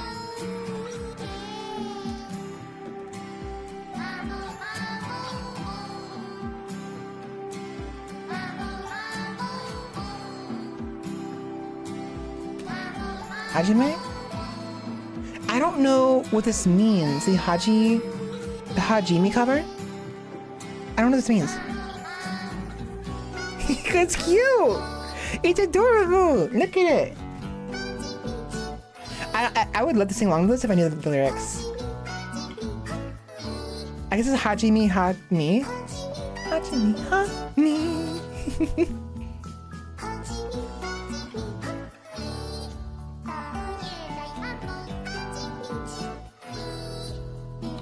I'm gonna post this into the chat real quick. I must share this with you all. You need to listen to this. It's so adorable. There you go. Enjoy.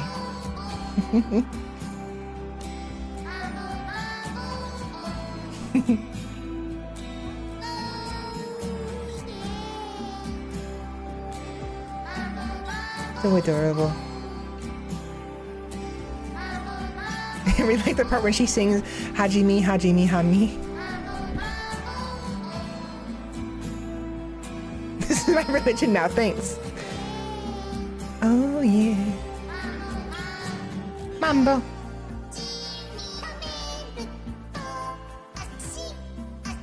One of these days, I'm gonna add this to my videos. I'm definitely gonna add this to the videos I edit one day. I don't know when though.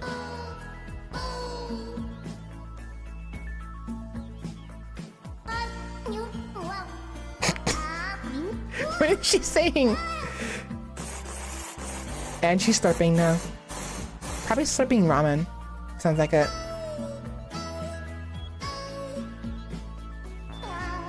Wow. Me. Hajimi, Hajimi, ha me. Hajimi, Hajimi, ha me. You're adorable.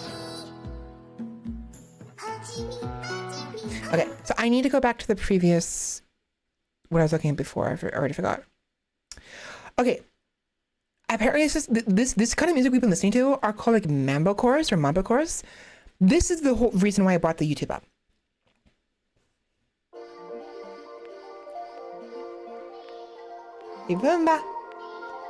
Listen, welcome in, Slane, by the way.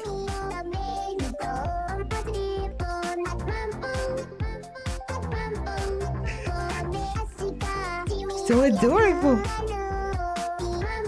Wait for it. Oh yeah. It's great. Fuck off. This is freaking peak. This is what this is. Absolutely peak mamba.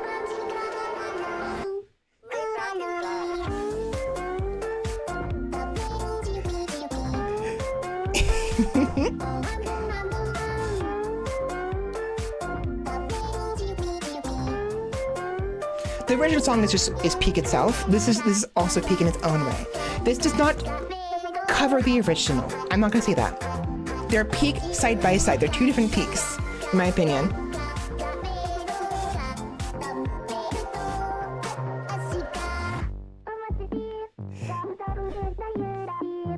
I'm so tired I can't sing along. One of these days I'll be able to sing along properly. So adorable.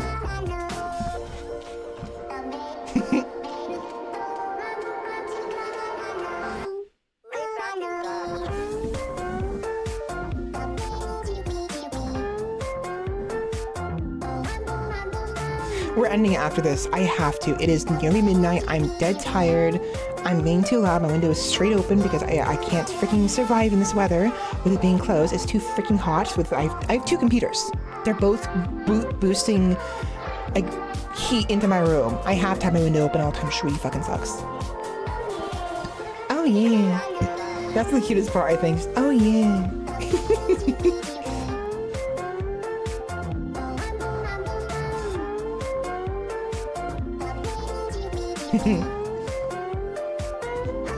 Also, the song itself, the meaning behind it and everything is unfortunately very like, I feel for it, and it also makes me depressed because it reminds me of my immortality and how shit everything nowadays. Okay. Anyways, I'm gonna watch at least up into the oh yeah part one more time. So adorable. I find it really interesting. The person was able to actually, hold on, look at this. So they were able to make that transition really well, the turn, because it's a still image, right? So the question begs, where are they getting this head model from? It's just a picture. That's all it is, right? It's a picture or whatever they found. Maybe the video game has chibi forms and that's where they're getting this from? Because otherwise, it's just a still image. There are moments when they don't even move it. You know what I mean? But like,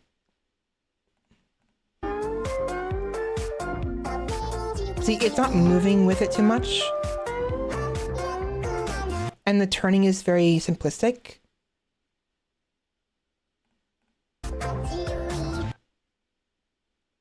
Where did they get the image from?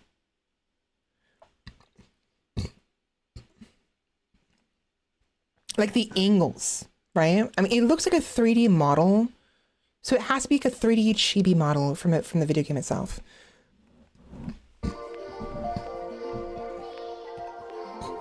Otherwise, this like smooth turn of the head makes no sense otherwise.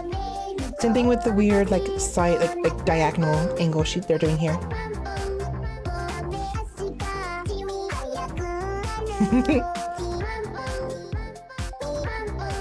Oh yeah.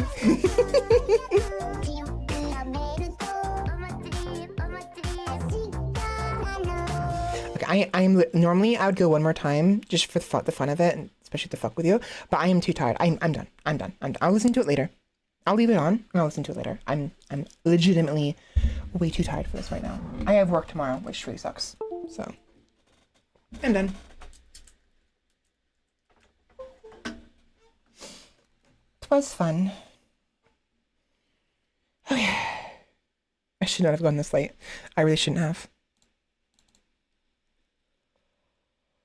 Question is, will I go to sleep after stream, or am I going to be playing games for an hour or two? I don't know. I'll find out.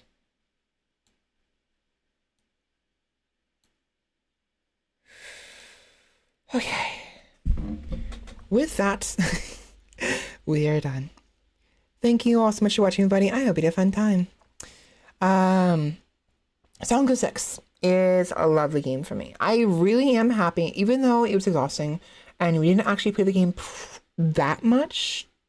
Not true, we did. 6 hours. So for about 2.5 hours, I yapped. And in the 2.5 hours, we played the game proper with maybe another half an hour to an hour of Joan of Arc or whatever. So I enjoyed my time. I talked about a lot of things. I think they're very introspective stuff and things that may have some wisdom there. But take my words with a grain of salt. I'm not perfect. I'm not, I'm not like a say-all be-all. I'm not like a prophet, whatever. I don't know, a lot of things. I just make guesses and conjectures and, what's the word? Informed, assumptions? Informed... I have a lot of ideas and thoughts, but I am I don't claim to be the smartest person, the wisest person. I'm smart enough and wise enough to know I am not. So if my words were enlightening for you, then great. If it wasn't, oh well. And hopefully it doesn't go beyond that to the point where it hurts you. I'm not trying to hurt anybody. I'm just giving my points of view in this world, and my thoughts. But I like it when we get into these like long-winded talks, because it's something for me to talk about and it's really interesting sometimes. So yeah, there's that. And then hopefully you enjoyed actually watching me play the game proper. Like I mentioned last time, it was boring at first and hard to actually want to play on stream when we first started the new save. Once I'd gotten things going though, the ball was rolling and I had a sort of established area already for me to show you guys. It was a lot easier for me to play it on stream, because then we have established goals. We need more food production, food stalls. So we make a mall. We need to get some taverns going. Let's get rid of this ox pasture we don't need anymore. We need more. We need like iron and stone or whatever. So let's make some iron mines and stone mines. Turn the iron into into iron rather. So we can actually build the freaking front gates and maybe build armor for our troops that we haven't trained yet. So guess what? We need to make training grounds. So we have ideas, we have plans and things to work towards. And I was able to showcase my thought process when it comes to infrastructure and working around nature and through it, working with nature instead of against it. It's a lot of fun.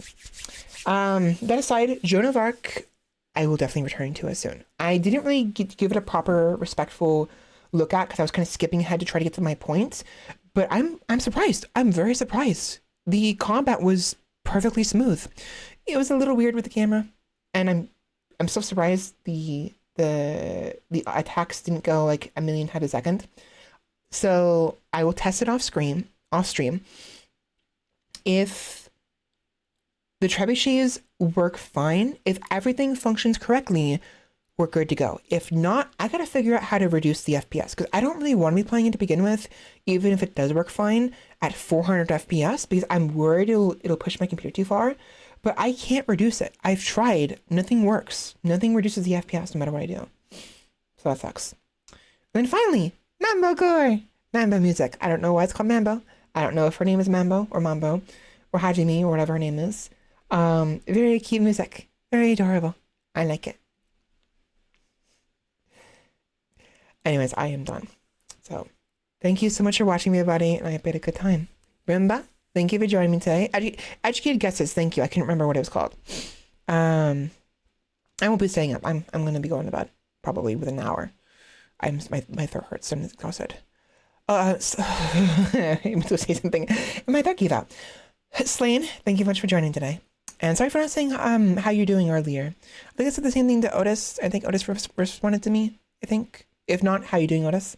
Thank you, Otis, for watching me. And you too, Upperson, thank you for watching. And how are you doing? King of Chaos, thank you for joining me today. And Weeb, thank you for joining me today. And the Red Aggro, thank you. As everybody, thank you. Thankfully, I was able to reach all of them. It looks like there was a bit of a gap in people who were here, so the chats didn't get obstructed, which is good. Hopefully you enjoyed. Lurkers, thank you for lurking in the background. And again, my long-winded talk was long-winded. Hopefully it was interesting to listen to. Viewers, same to you. You will probably, since I'm assuming people on YouTube will probably see it all in once if they do watch my video. Hopefully it's interesting enough for them to watch from beginning to end, or at least have in the background. So certain things will make more sense in context, whereas other things may not make as much sense if you were here on stream and came in late, but it is how it is. I'm not trying to pressure you guys to watch me on my time. It's your time. It's my time to stream, and it's your time when it's your time to be able to catch me when you're available. It's entirely up to you. It's your prerogative and choice and just timing, And I'm surprised. I was perfectly fine doing a 6-hour stream. Normally, I'd want to stick to 3 hours because of the variety of reasons. But whatever, 6-hour stream today. So, breathe. Breathe slowly. Svela, breathe. I had fun. And I hope you did too. With all that said, thank you so much for watching, everybody, and I'll see you all next time. Hopefully next week. I said that last time. Hopefully next week, if not 2 weeks from now. And hopefully with a proper playthrough, at least a proper start to Joan of Arc. That's literally all I have to say, really, honestly. Yeah, you're welcome. You sleep well also. So, how did my outro go? I already forgot. Thank you so much for watching, everybody, and I'll see you all next time. Talk to you later. Bye. Mambo. Bye-bye.